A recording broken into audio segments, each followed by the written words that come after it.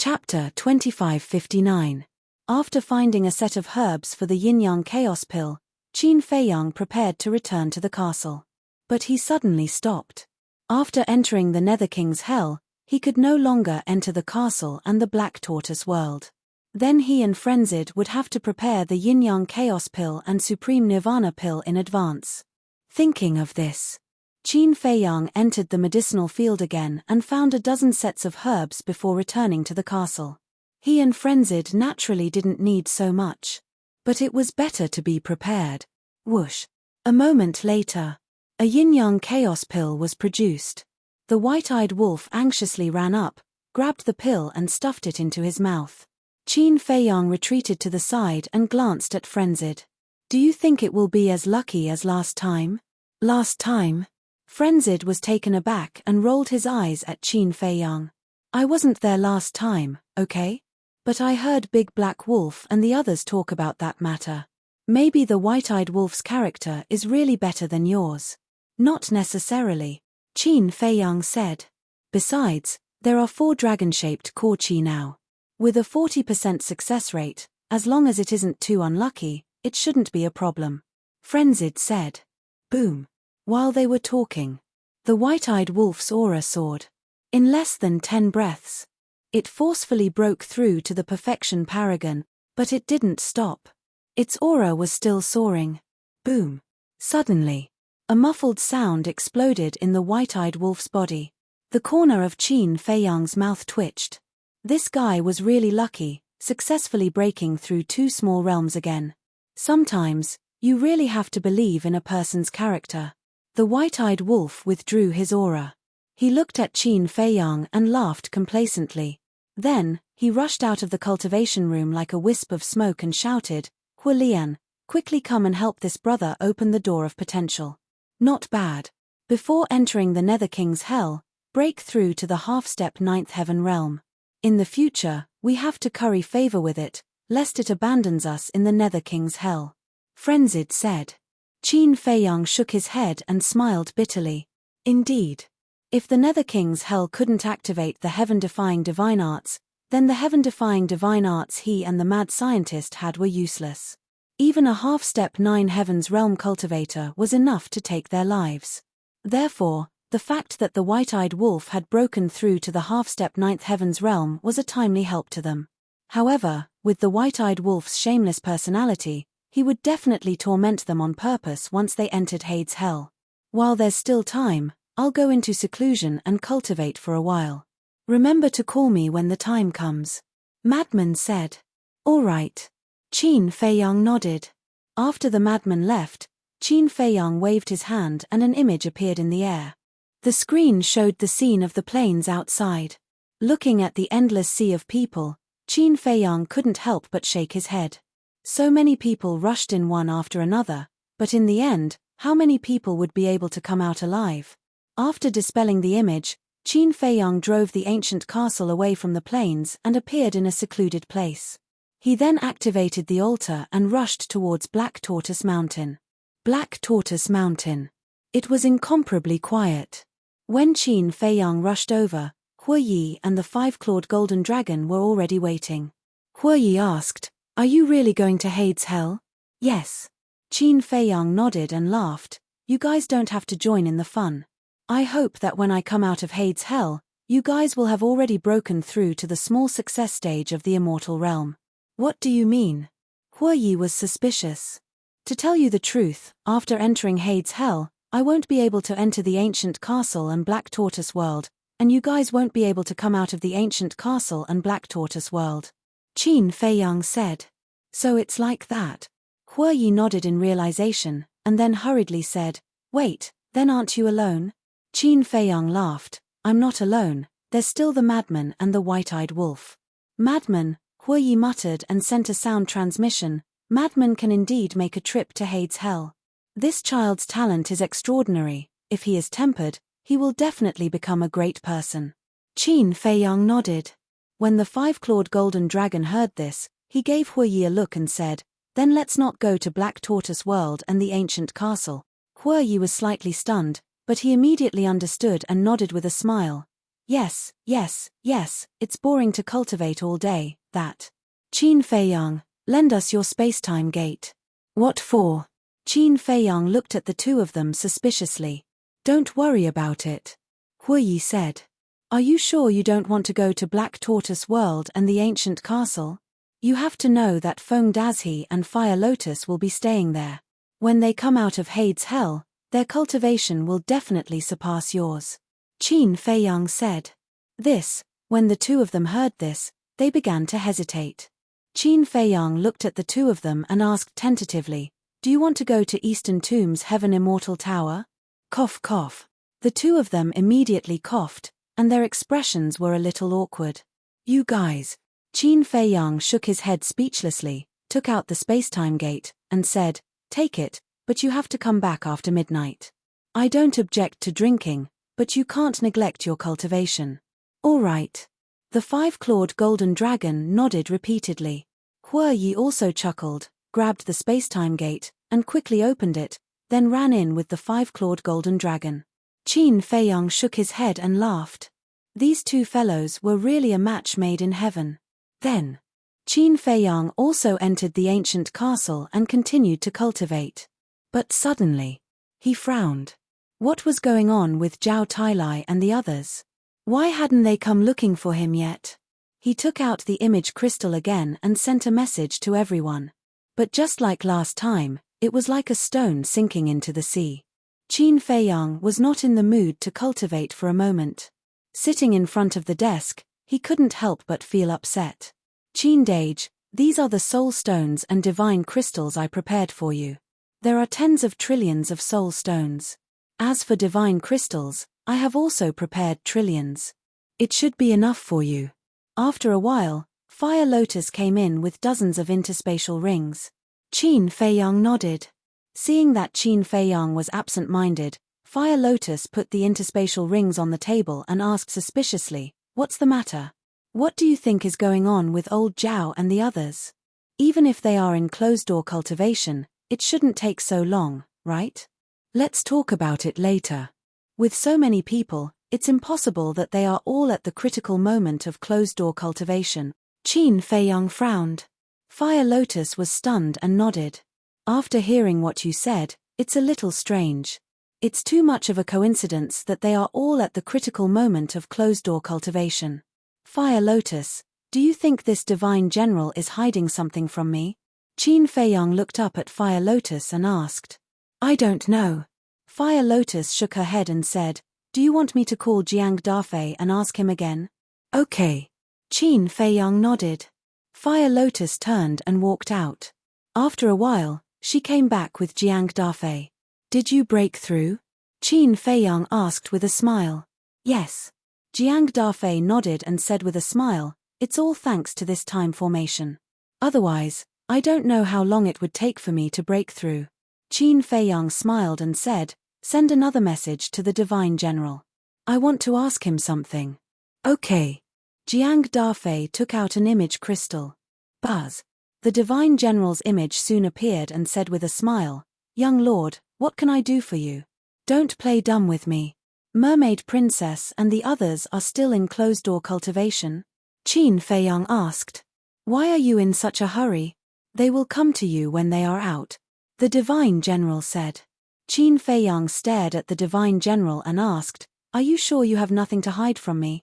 The Divine General panicked, but he immediately calmed down and said with a wry smile, if it were someone else, I might have the guts, but I don't dare to do that to you, young lord. You better not. Otherwise, you know the consequences. Help me hurry them up. The Hell of the Underworld King is about to open. They have to come here before the Hell of the Underworld King opens. Qin Feiyang said.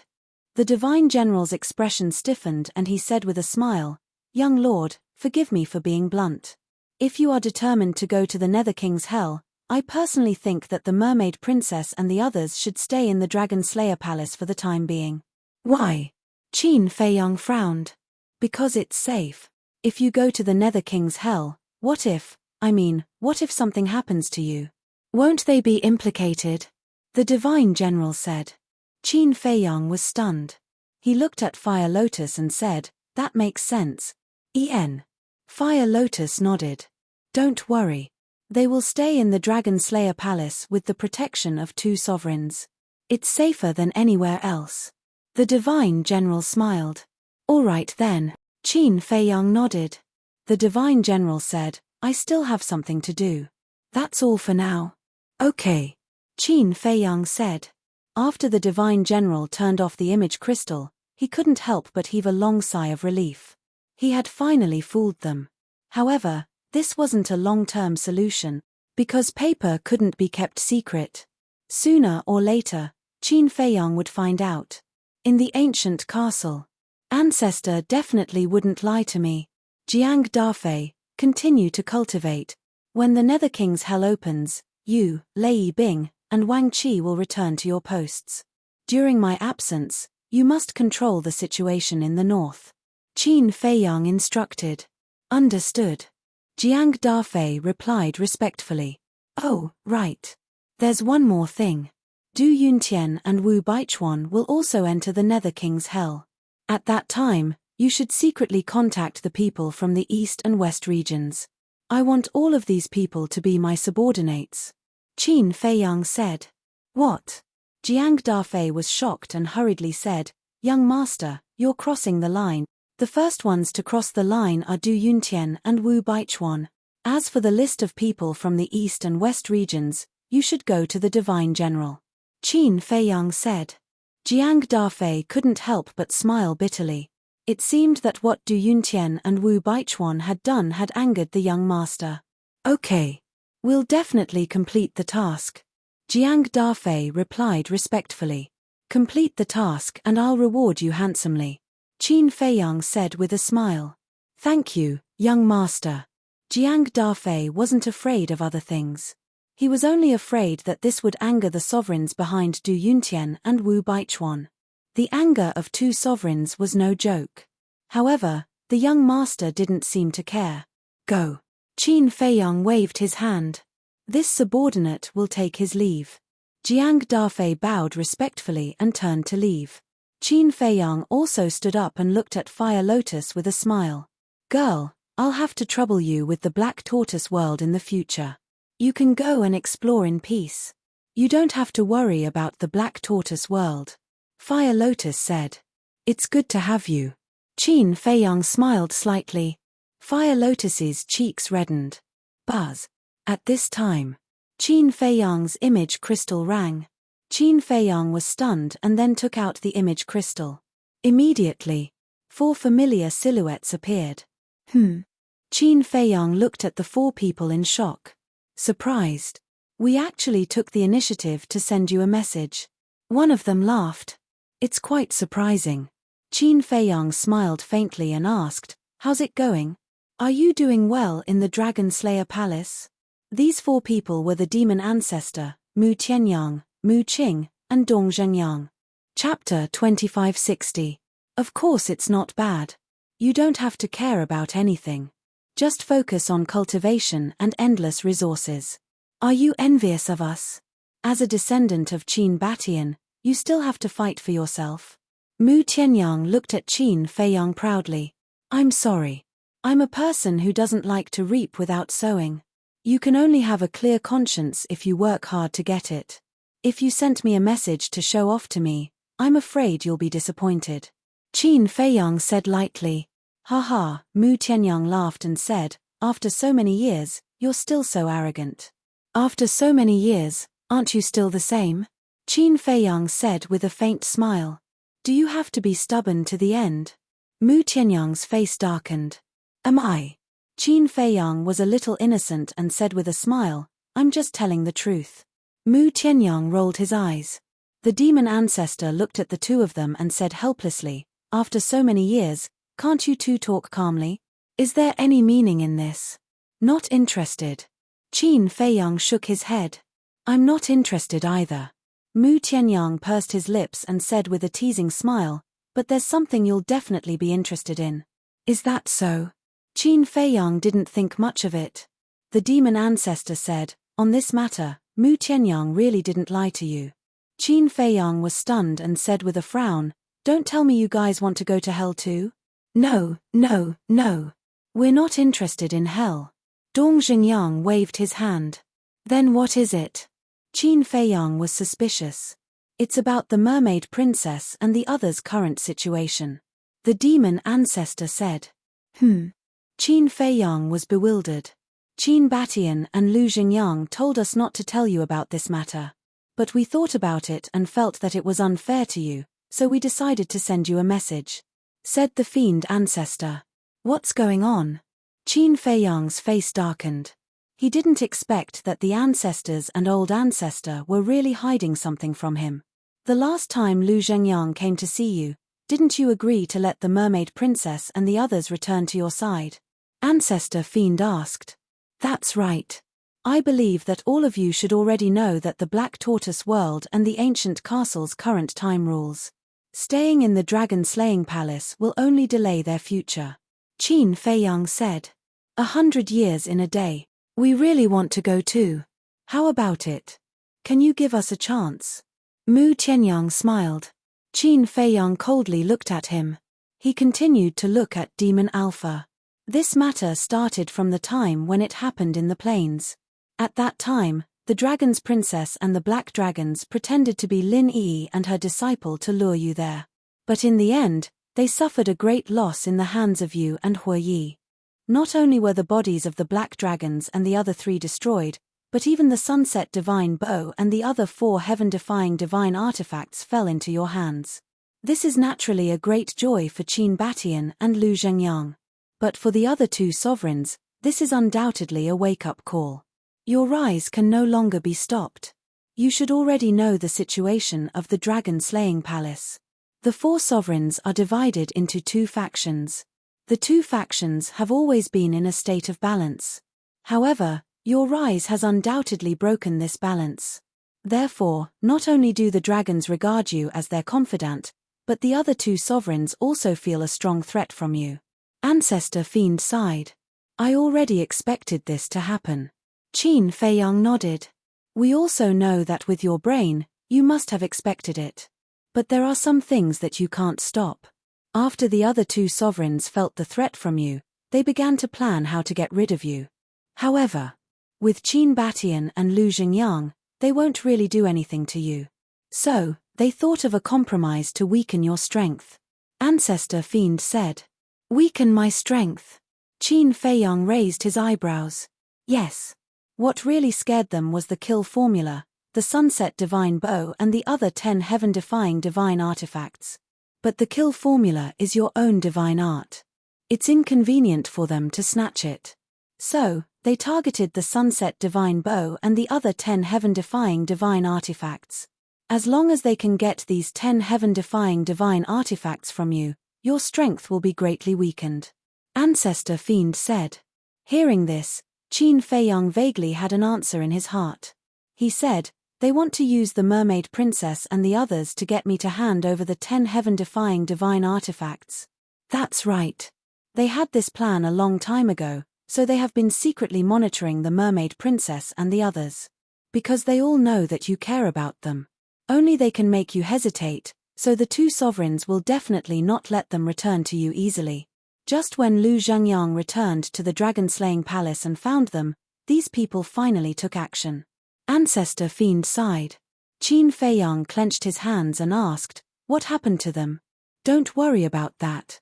With Qin Batian and Lu Zhengyang, even if they took action, they wouldn't dare to really hurt the mermaid princess and the others.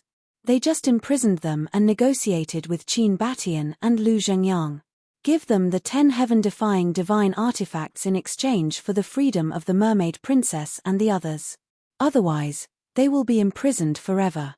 Qin Batian and Lu Zhengyang have been negotiating with the other 2 sovereigns for the past 2 years. But these 2 sovereigns have never relented. It seems that they are determined to drag this out with us. Ancestor Fiend said. These damn things. Qin Feiyang clenched his hands tightly, a cold light flashing in his eyes. Don't blame Qin Batian and Lu Zhengyang for this. They only knew about it when the 2 sovereigns took action. You know Qin Batian's character. He always looks at the big picture, so he didn't tell you. And he also knows your temper. Once you know about this, you will definitely make a scene. Ancestor Fiend said. Qin Feiyang said in a deep voice, "Where is the dragon-slaying palace?" Ancestor Fiend and the others looked at each other and shook their heads with bitter smiles. Sure enough. This matter couldn't be known to Qin Feiyang. "Tell me the location of the dragon-slaying palace, and I will let you enter the castle to cultivate," Qin Feiyang said. Mu Tianyang's heart skipped a beat. He turned to look at Ancestor Fiend and Dong Zhengyang. "Your offer is really tempting, but we can't tell you the location of the dragon-slaying palace. Because once you break into the dragon-slaying palace and have a falling out with the two sovereigns, you will definitely alarm the dragons. In this way, Qin Batian and Lu Zhengyang's efforts over the years may be destroyed." Ancestor Fiend shook his head. "You have really become a nice guy." Mu Tianyang stared at Ancestor Fiend with dissatisfaction. "We can't ruin the big picture." Ancestor Fiend smiled faintly. After pondering for a while, he looked at Qin Feiyang and said, "However, I can tell you the identities of the other two sovereigns." Ah! Mu Tianyang, Mu Qing, and Dong Zhengyang looked at Ancestor Fiend in shock. Didn't he just say that they couldn't ruin the big picture? Why did he tell Qin Feiyang the identities of the other two sovereigns in the blink of an eye? One had to know. The identities of these two sovereigns were more important than the location of the dragon-slaying palace. "Tell me." Qin Feiyang stared at Ancestor Fiend. Ancestor Fiend smiled and said, "Then, does your offer still count?" "Yes. As long as you tell me, I will immediately give you my current coordinates." Qin Feiyang nodded. Ancestor Fiend said, "You have already met one of these two sovereigns." "Met him?" Qin Feiyang was stunned. "Yes." Ancestor Fiend nodded. Qin Feiyang frowned. He had actually met him? The strength of the four sovereigns of the dragon-slaying palace was about the same as Ancestor Dragon. In his impression, there seemed to be no one else other than Yi Zhong. Could it be Yi Zhong? Qin Feiyang was surprised. But as soon as he said that, he began to regret it. If it was really Yi Zhong, then why did the ancestor give him the task to persuade Yi Zhong to join the dragon-slaying palace? Obviously. This person was not Yi Zhong. How could it be Yi Zhong? Ancestor Fiend smiled. Qin Feiyang frowned. If it was not Yi Zhong, then who else could be compared to Ancestor Dragon? Wait. Could it be him? The figure of a young man in a fiery robe appeared in Qin Feiyang's mind. The Beast Emperor of the Internal Sea. This person's cultivation was similar to Yi Zhong's, similar to Ancestor Dragon's. Moreover, the task given to him by the ancestor was only to persuade Yi Zhong to join the dragon-slaying palace, but not to persuade the Beast Emperor to join the dragon-slaying palace. From this, it could be seen. One of the four sovereigns of the dragon-slaying palace should be this Beast Emperor. It seems that you have already thought of it. That's right. This sovereign hidden in the dark is the Beast Emperor who rules the Internal Sea. Ancestor Fiend said. Qin Feiyang asked, "What about the other one?" Ancestor Fiend smiled faintly. "You may be unfamiliar with the other one, the Chief Pavilion Master of the Treasure Pavilion." "So it's him." Qin Feiyang's heart trembled. Ancestor Fiend said, "Don't underestimate her, she is still a woman. Whether she is a man or a woman, if she provokes me, she will become a dead person." Qin Feiyang sneered. "Haha, domineering." Ancestor Fiend laughed loudly. "I mean what I say. Right now, I am at the Black Tortoise Mountain outside the Holy Dragon City. Come and meet me." After Qin Feiyang finished speaking, he gave the four of them the coordinates. Ancestor Fiend smiled and said, "All right, we will go right away." Qin Feiyang was slightly taken aback and asked, "So fast, aren't you going to tell the ancestors? Is there a need for that?" Ancestor Fiend smiled slightly, and the shadows of the four people dissipated. Qin Feiyang also put away the image crystal, looked up at Fire Lotus, and asked, "What do you think of this?" Fire Lotus shook her head and said, "Ancestor Fiend has no need to lie to you about this." "That's what I think too." Qin Feiyang nodded. "Then what do you plan to do?" Fire Lotus asked. "Since they have done something wrong, they naturally have to pay the price." Qin Feiyang smiled coldly. Fire Lotus smiled. No matter what Qin Feiyang did, she would support him unconditionally. Qin Feiyang said, "Go clear a few courtyards and settle them down later." Okay. Speaking of which, it is also a great thing for us that these people have come to our side. Fire Lotus smiled. Indeed. Not to mention the ancestor fiend and Mu Tianyang's heaven-defying artifacts, even Mu Qing's all-seeing eye will be of great help to us. If Dong Zhengyang's eye of destiny can be opened, he will be invincible. Qin Feiyang said. Fire Lotus nodded. Chapter 2561. Qin Feiyang left the castle. After waiting for a while, the demon ancestor and the others arrived at Black Tortoise Mountain. You're here to welcome us personally. Mu Tianyang laughed. Are you trying to make your presence known all the time? Are you afraid that others won't notice you? Qin Feiyang frowned. Mu Tianyang's expression froze. What's wrong with this person? Did he eat gunpowder? He's insulting me the moment he sees me. Let me tell you, I can send you to the Black Tortoise world. But remember, if anyone dares to act recklessly, don't blame me for being ruthless. Qin Feiyang looked at the four of them and said. The demon ancestor smiled faintly. Don't worry about that. We're here purely to cultivate. That's good. Qin Feiyang nodded and asked suspiciously, did you bring the heaven-defying artifacts? Of course. How can we be at ease letting them stay in the dragon-slaying palace? The demon ancestor said. All right then. Qin Feiyang nodded and prepared to send the four of them to the Black Tortoise world. Wait a moment. The demon ancestor waved his hand and asked, how do you plan to solve this matter? Although I don't advocate violence, sometimes violence is the best way to solve a problem. Qin Feiyang said indifferently. The four of them looked at each other and couldn't help but laugh. It was indeed this guy's style. Qin Feiyang waved his hand and sent the four of them to the Black Tortoise world. Then, he flew to the top of a mountain and looked in the direction of the inland sea. Time passed by breath. After dawn. Clang. In the sky. With a loud sound, a stone door opened. Two silhouettes walked out cheerfully. It was Hu Yi and the five-clawed golden dragon. When they saw Qin Feiyang standing at the top of the mountain, the two of them couldn't help but be startled. Hu Yi kept the spatial gate and landed beside Qin Feiyang. He asked suspiciously, why are you standing here alone? You're back. Qin Feiyang came back to his senses and looked at the two of them. What's the situation? The opening of the space-time gate caused such a huge commotion, yet you didn't notice it. Hu Yi and the five-clawed golden dragon looked at Qin Feiyang in surprise. Why did it feel like this person had a lot on his mind? How much celestial immortal wine did you make? Qin Feiyang asked with a smile. Almost emptied the wine cellar of the Heaven Immortal Tower. Hu Yi chuckled. Qin Feiyang shook his head speechlessly. These two were really drunkards. You look so absent-minded. Did something happen? Hu Yi looked at him suspiciously. Yes. Qin Feiyang nodded.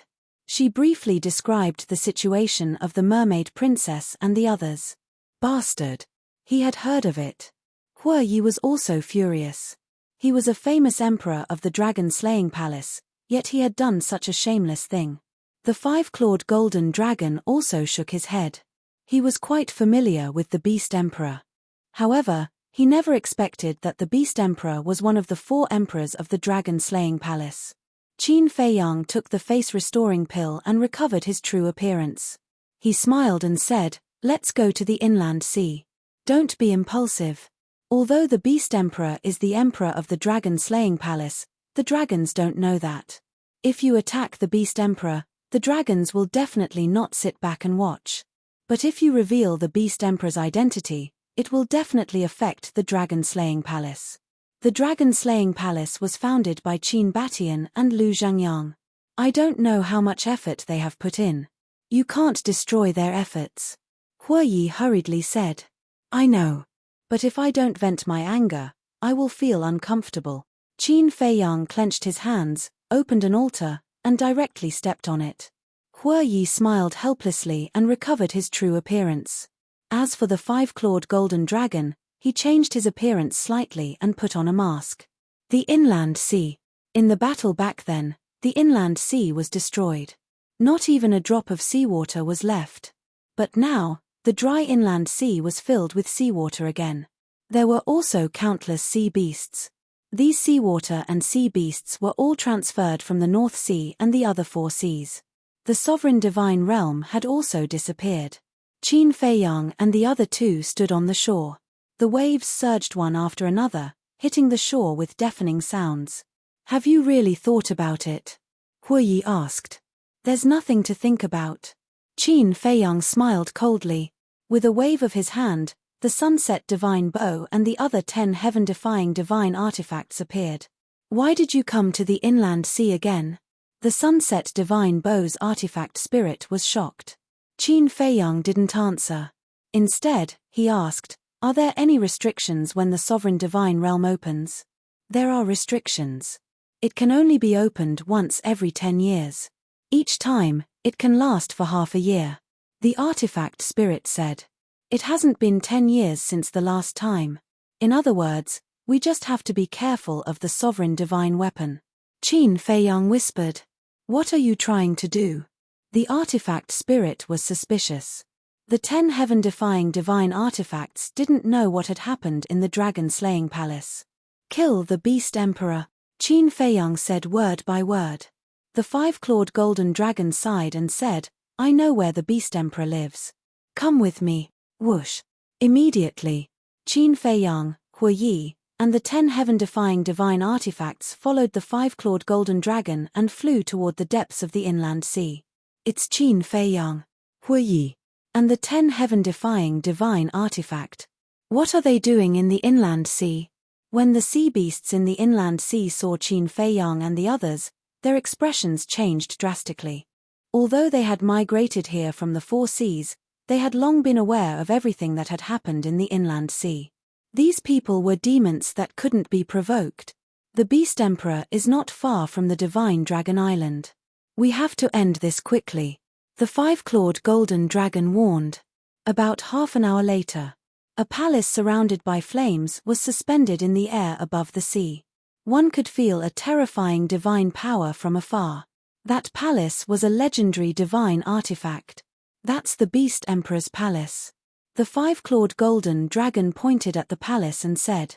Qin Feiyang's eyes were filled with murderous intent as he shouted, Sunset Divine Bow, destroy it.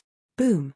The Sunset Divine Bow immediately released a world-destroying aura, followed by the appearance of an arrow, which rushed madly toward the palace. Inside the palace, a young man in a fiery robe was sitting on a chair with his eyes closed to recuperate. Just as the Sunset Divine Bow was released, the young man in a fiery robe suddenly opened his eyes and rushed out of the palace without hesitation. Boom! Just as the young man in a fiery robe left, the arrow bombarded the palace. Accompanied by an earth-shaking explosion, the palace was reduced to ashes on the spot. The young man in a fiery robe looked at the shattered palace and his face sank. He then looked at Qin Feiyang and the others and frowned. What are you doing? Don't you know what I want to do? Before the dragons come, I'll kindly advise you to keep a low profile and don't do anything that brings about your own destruction. Kill him. Qin Feiyang shouted. The young man in a fiery robe's pupils contracted. What did that mean? Could it be that this kid already knew his identity? Clang. But he didn't have time to think about it. The Sunset Divine Bow and the other divine artifacts were already rushing toward him. The young man in a fiery robe looked rather flustered. You have to know. These were the 10 great divine artifacts. Even with his cultivation, he would only lose his life. Stop it for this sovereign. But suddenly, a cold shout sounded. Then, a terrifying dragon aura surged toward them. Qin Feiyang raised his head to look and saw a hazy silhouette flying towards him at lightning speed. It was none other than Long Zun, but Qin Feiyang didn't stop him. The 10 great divine artifacts didn't stop and attacked the young man in a fiery robe. With a painful scream, the body of the young man in a fiery robe was immediately shattered in the void. Even his divine soul had been torn apart. That divine soul turned out to be a Qilin. In other words, the true body of the young man in a fiery robe was a fire Qilin. And next to the divine soul, there was a black ancient mirror suspended in the air. Fire Qilin, Huiyi was stunned. His aura is very unfamiliar to me. It should have nothing to do with the fire Qilin that I know. Qin Feiyang shook his head and looked at the black ancient mirror. That's his supreme artifact. The five-clawed golden dragon transmitted its voice. Supreme artifact. Huiyi's spirit shook and instantly rushed to the front of the divine soul, grabbing the black ancient mirror and the fiery robe young man's divine soul. I know, you must be like the other great ancestral dragons, splitting your divine soul in advance. I can't kill you. But it's good to collect some interest. Huiyi chuckled and suddenly clenched his 5 fingers. The divine soul was immediately annihilated. But the black ancient mirror in his hand was still struggling. Obviously, as Huiyi expected, the Beast Emperor didn't die. At this moment, it was activating the black ancient mirror, trying to break free from Huiyi's clutches.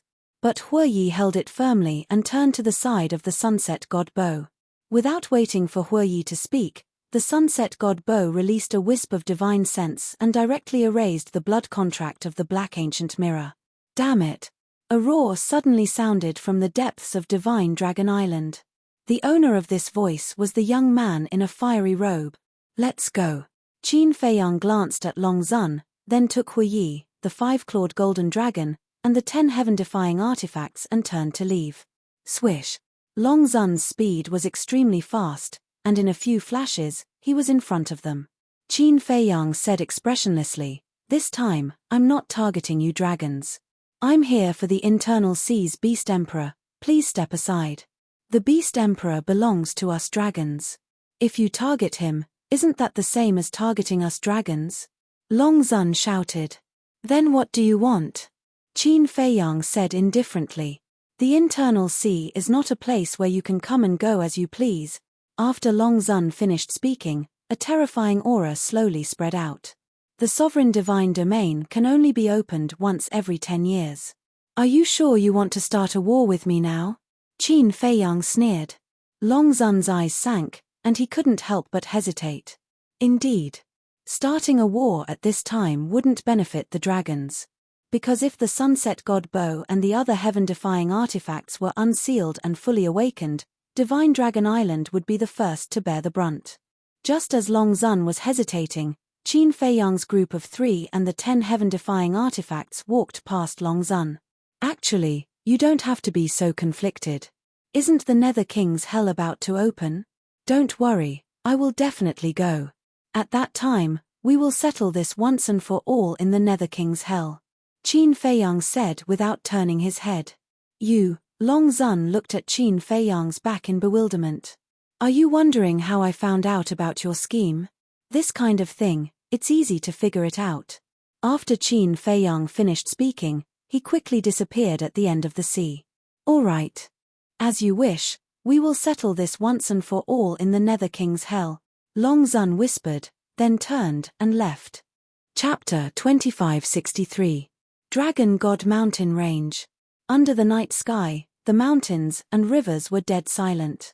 Qin Feiyang and the others flew out of the inland sea and stood above a mountain ridge. "What's next?" the 5-clawed golden dragon asked. Qin Feiyang waved his hand, and Feng Dazi appeared. After all these years, Feng Dazi's body had already been rebuilt. And he was still trying to reach the initial imperishable realm. Because he knew that Qin Feiyang's enemies would become more and more terrifying. A half-step imperishable realm cultivator would not be able to stand out in the near future. So if he didn't want to be eliminated, he had to work hard to become stronger. But this was only his one-sided thought. In fact, for Qin Feiyang, strength was not important. What was important was loyalty. As long as one was loyal, no matter who it was, he would not abandon them. Qin Feiyang looked at Feng Dazi and said, "You take 2 heaven-defying divine artifacts to the west. Huiyi, you and Little Gold go to the south and east respectively. Just in case, each of you take a heaven-defying divine artifact. Your target is the treasure pavilions in the south, west, and east. Destroy as many as you can as quickly as possible." Qin Feiyang's eyes flashed coldly. "Haha, interesting." Huiyi and the 5-clawed golden dragon suddenly laughed. Qin Feiyang said, "Before dawn, come to the treasure pavilion in Holy Dragon City and find me." "No problem." The five-clawed golden dragon nodded and looked at Feng Dazhi. Do you know the coordinates of the West? Of course. Feng Dazhi smiled. As a half-step imperishable realm expert, what place in the divine land had he not been to? He did not know the 4 major divisions like the back of his hand, but he also knew the distribution of the major cities. Let's go, Qin Feiyang said. Then do you want to take some treasures back? Huiyi smiled. Up to you. Qin Feiyang smiled. Ha ha. Huiyi laughed, grabbed the golden sword, and opened the altar to leave. The five-clawed golden dragon glanced at the remaining 9 divine weapons. Finally, his eyes locked onto the blood-red dagger. He smiled sinisterly and said, I like you better. I also admire you. The artifact spirit grinned ferociously. The five-clawed golden dragon grabbed the crimson dagger and started to leave the altar. Feng Dazhi looked at the bronze halberd and the black iron fan. He cupped his hands and said, Please take care of me. With a clanging sound, the 2 heaven-defying divine weapons disappeared into Feng Dazhi's chi-si. Young master, let's go. Feng Dazhi looked at Qin Feiyang and said. Qin Feiyang said, Do you know why I gave you 2 heaven-defying divine tools? I know. It's because my cultivation is weaker than Huiyi and the five-clawed golden dragon. Feng Dazhi said. Not bad. So you have to be careful. It's best if the treasure pavilion can be destroyed, but if not, don't force it. Your own life is the most important thing. If it reaches a point of no return, there's no harm in unlocking the seal on the heaven-defying divine artifact. Qin Feiyang said. Yes. Feng Dazhi respectfully replied, This subordinate will definitely not disappoint young master's expectations. With that, Feng Dazhi also opened an altar and disappeared from Qin Feiyang's sight. What about us? The sunset divine bow's artifact spirit asked. Don't be idle. Go to the treasure pavilions of the major cities in the north. As for me, I'll go to the treasure pavilion of the Holy Dragon City and have some tea. Qin Feiyang smiled. Understood. The sunset divine bow's artifact spirit smiled and said, Brothers, let's go. Clang. The 6 divine artifacts immediately turned into streams of light and disappeared into the horizon. Beast Emperor, Chief Pavilion Master, although I can't expose your identities, I have 10,000 ways to make you regret it. Qin Feiyang smiled coldly, opened an altar, and disappeared without a trace. Divine Dragon Island. Somewhere. The ancestral dragons surrounded the fire-clothed youth. But at this moment, the fire-clothed youth was just a wisp of divine consciousness. Why did he want to kill you? The ancestral dragons looked at the fire-clothed youth in puzzlement. How would I know why he went crazy? The fire-clothed youth said angrily. But in his heart, he was very clear. It was just that he couldn't figure out how Qin Feiyang knew. Could it be that Qin Batian and Lu Xingyang leaked the secret? But that couldn't be right. For the safety of the Dragon Slayer Palace, Qin Batian and Lu Xingyang couldn't have told Qin Feiyang. What was going on? Whoosh. At this moment, Longzuan came through the air and landed in front of the group. Sir, how's the situation? The ancestral dragons quickly surrounded him. He's already gone. But, there's a problem that I don't understand. Qin Feiyang said frankly that this time, he's not targeting us dragons, but the Beast Emperor. Beast Emperor, can you give me an explanation? Longzuan looked at the fire-clothed youth and asked. I don't know either. The fire-clothed youth looked aggrieved. The ancestral dragon of the Black Dragon clan asked, Did you offend him in any way? Offend him? Speaking of offending him, I haven't offended him. Maybe it's because I'm in the same group as you. The fire-clothed youth was helpless. Longzuan said unhappily, From your tone, it's us who implicated you. Isn't that the case? He came to kill me all of a sudden. He must have been implicated by you. Maybe, he knows our plan, so he wants to get rid of 1 or 2 of us before the Nether King's Hell opens. In this way, when he enters the Nether King's Hell, he will have 1 or 2 fewer opponents. The fire-clothed youth said. He knows our plan? That's impossible. The ancestral dragons shook their heads. No. He does know. He also said that he wants to settle things with us in the Nether King's Hell. Longzuan said. How did he know? Could it be Yi Zhong who leaked the secret? The ancestral dragons were bewildered. You guys are too imaginative. In order to deal with Qin Fei Yang, Yi Zhong put in a lot of effort. You guys actually suspect him. If he hears this, won't he be bitterly disappointed? This kind of thing, if you think about it a little, you will know that it must have been deduced by Qin Fei Yang. It's not like you guys haven't experienced Qin Fei Yang's cleverness. Let's talk about it later. Isn't there still Qin Batian and Lu Xingyang secretly helping him? The fire-clothed youth rolled his eyes. What a bunch of pigs. They actually suspected Yi Zhong. This plan was originally planned by Yi Zhong. How could he do something that would harm himself and benefit others? Longzuan also stared at the ancestral dragons and said indifferently, "All right, go and get ready." Yes. The ancestral dragons retreated respectfully. Longzuan looked at the fire-clothed youth and said, "Can you enter the Nether King's Hell tomorrow?" The fire-clothed youth hesitated. He had always planned to enter. But now, his physical body was destroyed, and only a wisp of his divine soul was left. With his cultivation, it would be difficult to condense a complete divine soul without tens of thousands of years. Not to mention, it would take a long time to reconstruct his physical body. In his current state, if he entered the Nether King's Hell, he would simply be courting death. Longzuan said, "Don't force yourself if you can't go. I want to go in. This Qin Fei Yang, I must kill him," the fire-clothed youth said in a deep voice. But you, Longzuan frowned. If he could use a spatial divine item, the fire-clothed youth could still go into seclusion to reconstruct his divine soul and physical body.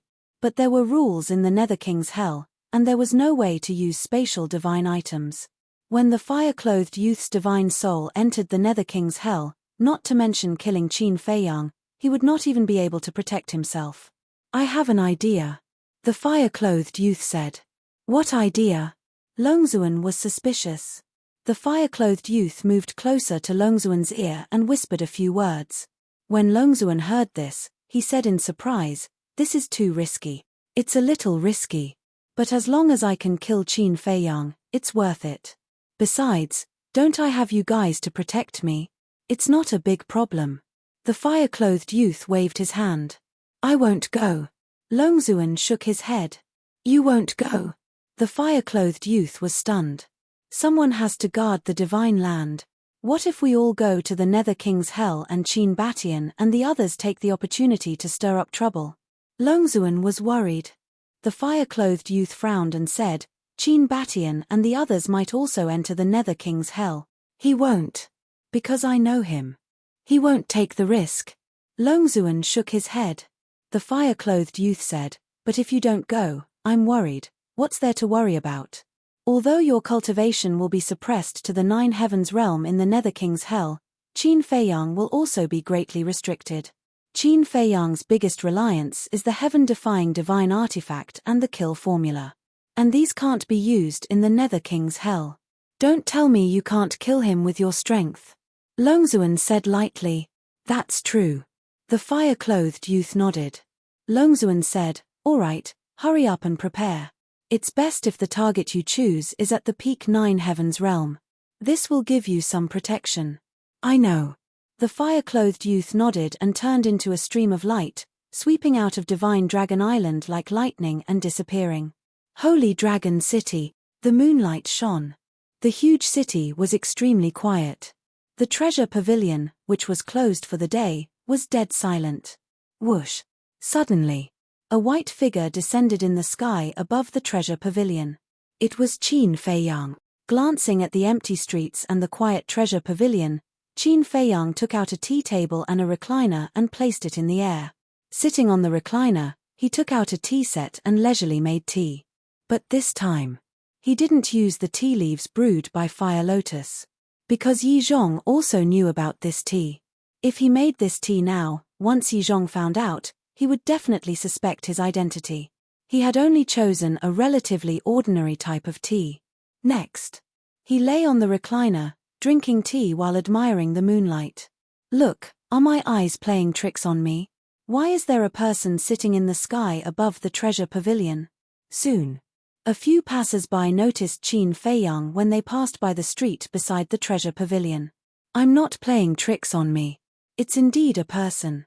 What is he doing? He's actually drinking tea in the sky above the treasure pavilion? No. Why do I feel that he looks familiar? It seems to be, it's Qin Feiyang. A few people stopped on the street with a suspicious look and looked up. When they saw Qin Feiyang's face, they couldn't help but change their expressions. That's right. It's him. Qin Feiyang, who snatched the 10 heaven-defying divine artifacts of the dragons, severely injured the ancestral dragons, and was not even afraid of Longzuan. Chapter 2564. I heard that he is the young lord of the Dragon Slayer Palace. Why is he sitting here so brazenly? What does he want to do? Isn't he afraid that the dragons will find trouble with him? The few of them were bewildered. Qin Feiyang lowered his head and looked at them. He smiled and said, "Do you want to come up? I'll treat you to some tea." "No need, no need." The few of them hurriedly waved their hands, and like frightened rabbits, they ran away like a wisp of smoke. Am I that scary? Qin Feiyang felt very helpless. Compared to the dragons, he was much kinder. What? Qin Feiyang has appeared. Where is he? It can't be. Has he eaten the guts of a leopard? He is actually sitting above the treasure pavilion and drinking tea openly. Hell is about to open. There must be something fishy about him appearing at this time. Let's go and take a look. Very soon, the quiet Holy Dragon City was in an uproar. Everyone walked out one after another, their hearts filled with curiosity as they rushed towards the treasure pavilion. In less than an hour, the streets near the treasure pavilion were crowded with people. The surrounding void was also packed with people, making it extremely crowded. It's really him. People mumbled. They could not help but admire him. In terms of courage, this man was really unparalleled in the world. This was because since ancient times, no one had dared to appear openly after offending the dragons.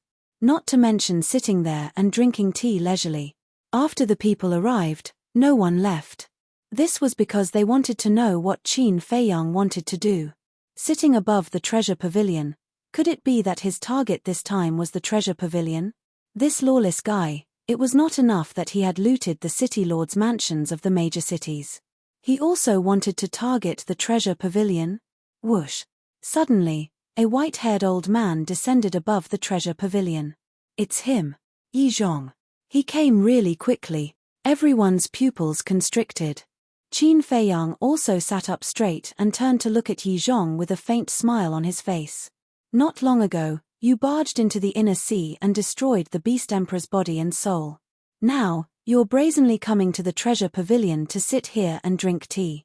You've got guts. Yi Zhong said angrily. What? Not long ago, he broke into the inland sea again. He even destroyed the Beast Emperor's body and divine soul.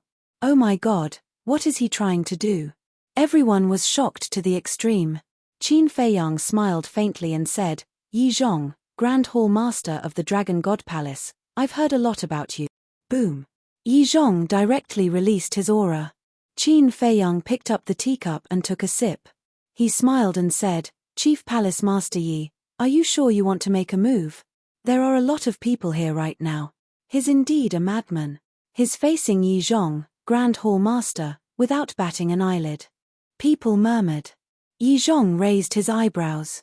I've never had a chat with Grand Hall Master over tea. Why don't we sit down and chat for a while? Qin Feiyang waved his hand and another recliner appeared. Yi Zhong looked at the recliner and frowned. What's this kid up to? Don't worry. The purpose of my appearance this time has nothing to do with the Dragon God Palace and the dragons. I'm not here to fight with you either. I'm just here to drink tea and enjoy the moonlight. Well, the moonlight in the Divine Land is pretty good. Qin Feiyang said with a smile. Yi Zhong was silent, as if he wanted to see through Qin Feiyang. However, in his eyes, Qin Feiyang was always covered with a veil, appearing mysterious and unfathomable. All right then, Grand Hall Master, you can just stand there. However, you have to stand steadily. After all, you're already so old. Don't sprain your back. Qin Feiyang smiled faintly, took out a teacup, brewed tea, and placed it opposite him. He had to be polite to others. As for Yi Zhong, it was Yi Zhong's business whether he wanted to sit down and drink this cup of tea. I'm not so old that I'll sprain my back. However, this old man really wants to see what kind of tricks you can play.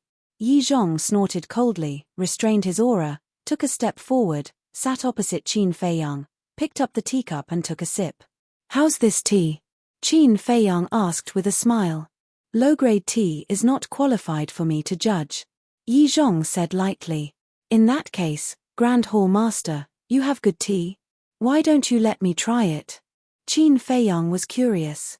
You're not qualified. Yi Zhong smiled proudly. Qin Feiyang couldn't help but laugh and said lightly, I think it's Grand Hall Master who can't afford it. What a joke. All right, since you insist on humiliating yourself, I'll fulfill your wish and let you see what a real top-grade tea is. Yi Zhong took out a teapot. As soon as he opened it, a strong tea fragrance immediately wafted out. Qin Feiyang was stunned. Wasn't this the tea that he gave to Yi Shui'er's great-grandfather? Why would it be with Yi Zhong? Wait a minute. He looked at the tea leaves in the teapot. It turned out that there was only a small pot. Obviously. This was what Yi Zhong had received from the old man. He didn't expect that Yi Zhong was also a tea lover. How is it? Yi Zhong personally brewed a pot of tea and looked at Qin Feiyang proudly. Qin Feiyang picked up the teacup, tasted it gently, and said with a smile, not bad, not bad. It's indeed a top-grade tea. This kid is really good at pretending. Yi Zhong is the Grand Hall Master of the Dragon God Palace. His status is comparable to the various ancestral dragons. How can someone with such a status not have good tea on him? Everyone shook their heads. However, they didn't know that although Yi Zhong's tea was good, it was also a gift from Qin Feiyang. Yi Zhong said, if you like it, I'll definitely give you some.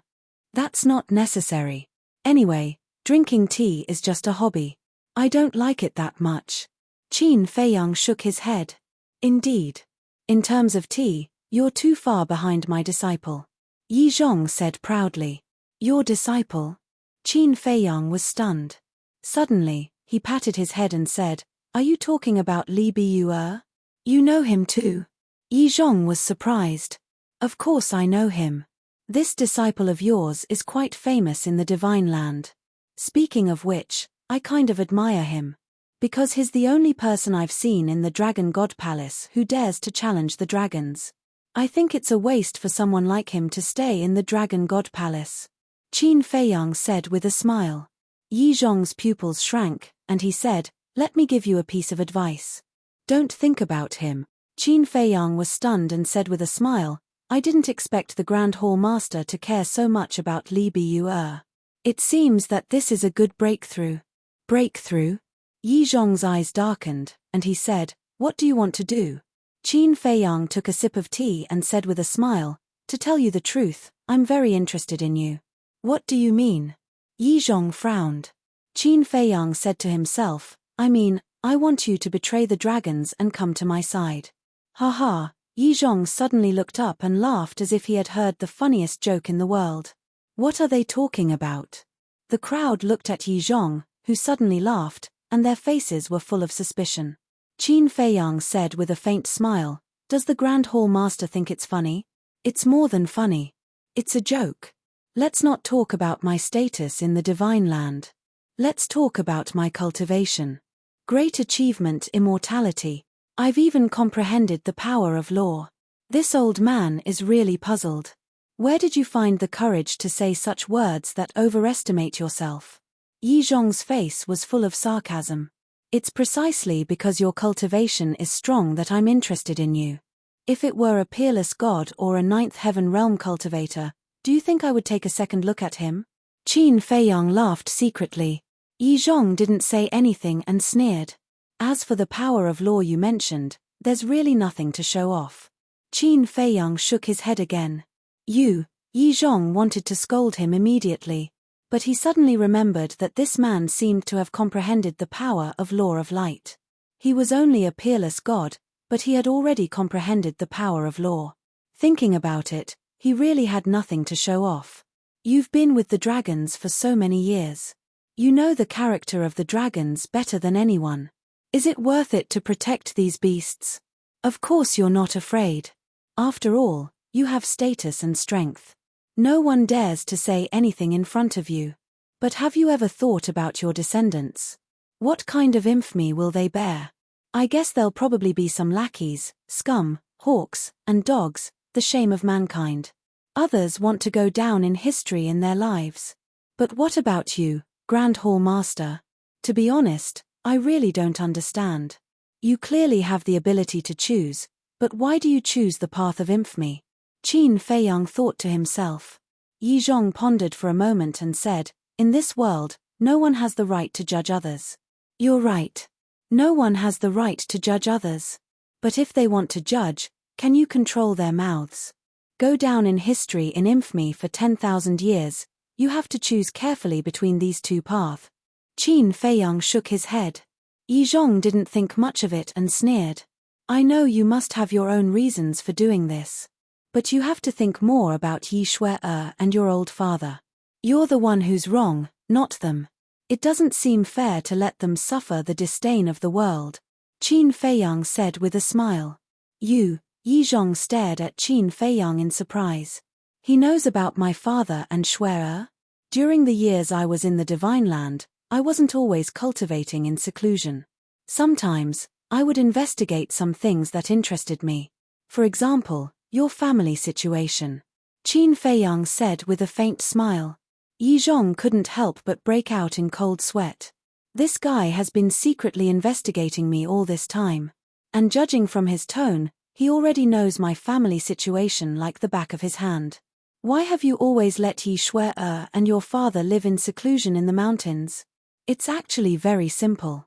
You also know that the world will curse them, so you don't want them to show their faces in public. But do you think that by doing this, they won't feel pressured? They actually feel pressured too.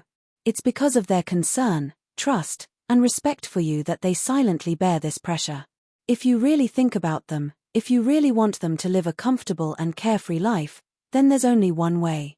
Leave the dragons and do what you should do. Qin Feiyang said with a voice transmission. Chapter 2565. As Qin Feiyang said these words, Yi Zhong couldn't help but retract his hands into his sleeves and clench them tightly. No matter how hard-hearted a person was, it was impossible to remain indifferent after hearing these words. Not to mention, Yi Zhong still cared about his family very much. These words made him fall into a dilemma. In his heart, there was also a sense of guilt and self-blame. Although everything you do can bring them a better life, in fact, you are increasing their burden. And this burden is not just a little bit. Think about yourself. You are not only Yi Shuai's grandfather, but also the son of the old master and Yi Cheng's elder brother. You are holding multiple positions. I want to ask, can you bear to do this? Qin Feiyang also noticed Yi Zhong's abnormality and continued to persuade him. Enough. Yi Zhong suddenly shouted and stood up, glaring at Qin Feiyang. What? Did I say something wrong? Qin Feiyang raised his head and looked straight at him. You're right. But since ancient times, loyalty and filial piety can't be combined. Yi Zhong said secretly. Then do you think loyalty to the dragons is really loyalty? Qin Feiyang asked secretly. Whether it is or not, I have my own judgment in my heart. Yi Zhong snorted coldly. Yes. In your opinion, loyalty to the dragons is also loyalty. But you don't know that in the eyes of the world, you are helping the Avilders. Are you worthy of the word loyalty? In my opinion, you are simply a disloyal, unfilial, heartless, and unrighteous person. Qin Feiyang shouted secretly. Every word was like a gem. What did you say? Yi Zhong stared at him fiercely. Because of you, your father has to bear the infamy. This is unfilial. You help the dragons and harm your own kind. This is heartless. You don't care about Yi Cheng and let him become the dragon's lackey with you. This is unrighteous. You have the power to save the world, but you don't know how to repent. You insist on being an accomplice to a villain. This is disloyalty, so disloyal, unfilial, heartless, and unjust. How can you still have the face to say that loyalty and filial piety cannot be fulfilled at the same time since ancient times? Have you asked your family if they really need the superior life that you've exchanged for with your pride and dignity? Qin Feiyang bellowed. Yi Zhong's eyes trembled, and his heart sank into an unprecedented panic. Think about it. What should a person do in life? Qin Feiyang shook his head and sighed. What should a person do in life? Yi Zhong mumbled. He was confused, hesitant, and at a loss. But suddenly, he took a deep breath and returned to his seat. He shook his head and said, "You're really powerful. You almost destroyed my mental state." Wrong. I'm not trying to destroy your state of mind. I'm trying to reason with you. Take your time to think about it. Qin Feiyang shook his head. Yi Zhong smiled coldly and then fell silent. Qin Feiyang did not say anything else. He lay on the chair and sipped his tea leisurely. This kind of thing could not be rushed. Because if he was too anxious, it would only backfire. And now, although Yi Zhong did not admit it, a seed had been planted in his heart. This seed would slowly germinate with the passage of time. After the germination, it would be the best time to persuade Yi Zhong. In other words, he was waiting for an opportunity now, an opportunity to completely change Yi Zhong. Qin Feiyang sat above the treasure pavilion in Holy Dragon City and drank tea. Now, almost everyone in the major cities in the north knew about it. Whoosh. Soon. A chubby fatso in luxurious clothes appeared. This person was the supervisor of the treasure pavilion. It's really Qin Feiyang. Looking at Qin Feiyang in the sky, the supervisor of the treasure pavilion trembled and hurriedly flew up. He frowned and said, "Qin Feiyang, why are you doing this?" Holy Dragon City was so big and there were so many places to drink tea. Why did he come to the treasure pavilion to drink tea? Those who did not know would think that the treasure pavilion had some relationship with Qin Feiyang. Qin Feiyang laughed and said, "The air here is good, and it happens to be in the center of Holy Dragon City. Drinking tea here, you can see the whole Holy Dragon City. The City Lord Mansion is the center of Holy Dragon City," the supervisor of the treasure pavilion said helplessly. "There are too many people in the City Lord Mansion. I don't like it. And I'm afraid that once I reach the City Lord Mansion, I won't be able to resist taking action on their treasure vault and herb farm." Qin Feiyang laughed. Hearing this, everyone looked at each other. Was there anyone more arrogant than this? It was as if the City Lord Mansion's herb farm and treasure vault were his back garden that he could take whenever he wanted. "Brother Qin, look, our treasure pavilion still needs to do business. Can you drink tea somewhere else? I have 10 billion divine crystals here. Take it as a treat." The supervisor of the treasure pavilion took out a cosmos bag and ran to Qin Feiyang with a flattering smile. 10 billion divine crystals for tea? This fatso is really generous. What do you know? This is called taking money to avoid disaster. As long as we can send this plague away, not to mention 10 billion divine crystals, even if it's 100 billion, the treasure pavilion will definitely pay. It's really infuriating to compare oneself to others. We can't even earn 1 billion divine crystals after working hard, but this guy just sits here and has 10 billion divine crystals delivered to him. When will I be as lucky as him? Everyone looked at the cosmos bag in the supervisor's hand with envy. However, Qin Feiyang did not even look at it and said indifferently, "Do you think I'm a beggar? Not enough. I have more. As long as you are magnanimous and leave the treasure pavilion." The supervisor hurriedly said. Qin Feiyang said, "I heard that you've been auctioning 3 divine life pills with dragon-shaped core chi recently." Yes. Everyone in the north knows about this." The supervisor nodded repeatedly. Qin Feiyang said with a smile, "Then your treasure pavilion must have made a lot of money." Not bad. The supervisor smiled flatteringly, but his expression suddenly changed and he asked, "Do you want the divine life pills? You should have said so earlier." "Wait a moment, I'll go get them for you." "Not interested." Qin Feiyang shook his head. "Not interested." The supervisor was stunned. He didn't want divine crystals or divine pills. What did he want? What a joke. Those divine pills were refined by Qin Feiyang. Why would he want them? "Sorry, I'm not interested no matter how many divine crystals or divine pills there are. If you really want to treat me to tea, then give me a few trillion divine crystals. Qin Feiyang chuckled. What? Divine crystals? A few trillion? This guy's appetite is too big. Everyone was dumbfounded. That was a few trillion soul stones. Even the steward couldn't take out that much. The treasure pavilion must have some. But with so many divine crystals, how could the supervisor dare to make the decision? The supervisor couldn't help but be stunned and said with a wry smile, Brother Qin, you're making things difficult for me. I won't make things difficult for you. But don't continue to be long-winded here. Qin Feiyang said lightly. The supervisor nodded repeatedly and said, I won't be long-winded or long-winded, but you have to tell me what you want, right? I'm just sitting here and drinking tea. Why do you have so many questions? Qin Feiyang raised his eyebrows. Is this just a cup of tea? The supervisor wanted to cry but had no tears. Go and ask the Divine Land if they don't know Qin Feiyang. Why would he come here to drink tea? What should he do? If this god of plagues didn't leave, something big would happen sooner or later. Buzz. All of a sudden. The sound of the image crystal sounded. The supervisor glanced at Qin Feiyang and Yi Zhong and took out the image crystal. A shadow appeared. Supervisor Wang, bad news. It was an old man in black. As soon as he saw the supervisor, he shouted.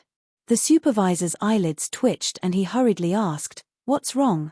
The old man in black said, The treasure pavilion of Snow Dragon City has been destroyed. What did you say? The supervisor was stunned and shouted, Say it again. The treasure pavilion of Snow Dragon City has been destroyed. The treasures in the treasure pavilion have also been taken away. The old man in black said. It can't be. Who destroyed the treasure pavilion of Snow Dragon City and took away all the treasures? Who is so bold? Wait. It can't be him, can it? Everyone was shocked and looked at Qin Feiyang. Damn it, who did it? The supervisor was furious. Yes, yes, yes. It's a heaven-defying divine artifact. It seems to be the sunset bow. The old man in black said in horror. The sunset bow. Everyone's heart trembled, and they immediately looked at Qin Feiyang. Everyone in the Divine Land knew that the sunset bow and other heaven-defying divine artifacts had submitted to Qin Feiyang. It was really him. Why did he do this? Did the treasure pavilion offend him? The manager was also dumbstruck as he looked at Qin Feiyang. The old man in black asked anxiously, Supervisor Wang, what should we do? I don't dare to report it to the chief pavilion master. How do I know what to do? The supervisor roared at the old man in black and turned off the image crystal. He looked at Qin Feiyang and said, Brother Qin, I don't think the treasure pavilion has offended you. Why did you do this? Qin Feiyang smiled and said nothing. Buzz. At this time, the supervisor's image crystal vibrated again. Everyone looked at the supervisor again.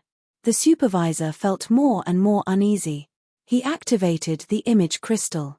A woman in black appeared. The woman in black immediately shouted, Supervisor Wang, bad news. The treasure pavilion of the Serpent City was destroyed by a heaven-defying divine artifact and all the treasures were taken away. The treasure pavilion of the Serpent City was also visited by a heaven-defying divine artifact. Everyone was shocked. The supervisor also came to his senses after a long while. He looked at the woman in black and asked, Is it the heaven-defying divine artifact of the dragons? Yes. A black iron fan. But I remember that this divine artifact has fallen into the hands of Qin Feiyang. The woman in black said. I know. Snow Dragon City was also destroyed by the sunset bow. Inform the chief pavilion master. It's not up to us to solve this problem. Tell the chief pavilion master that Qin Feiyang is in the treasure pavilion of the Holy Dragon City. The supervisor said helplessly. Qin Feiyang. The woman in black was shocked and immediately turned off the image crystal. But it was not over yet. Then, the supervisors of the treasure pavilions in other cities also sent messages one after another, saying that they had also been visited by a heaven-defying divine artifact. What is he going to do? Is he going to destroy all the treasure pavilions in the north? I don't remember him having a grudge against the treasure pavilion. The onlookers were discussing. They could not calm down. First, he looted the medicine fields and treasure vaults of the cities. Now, he attacked the treasure pavilion. How could there be such a crazy person in the world? Chapter 2566. Yi Zhong sat calmly opposite Qin Feiyang.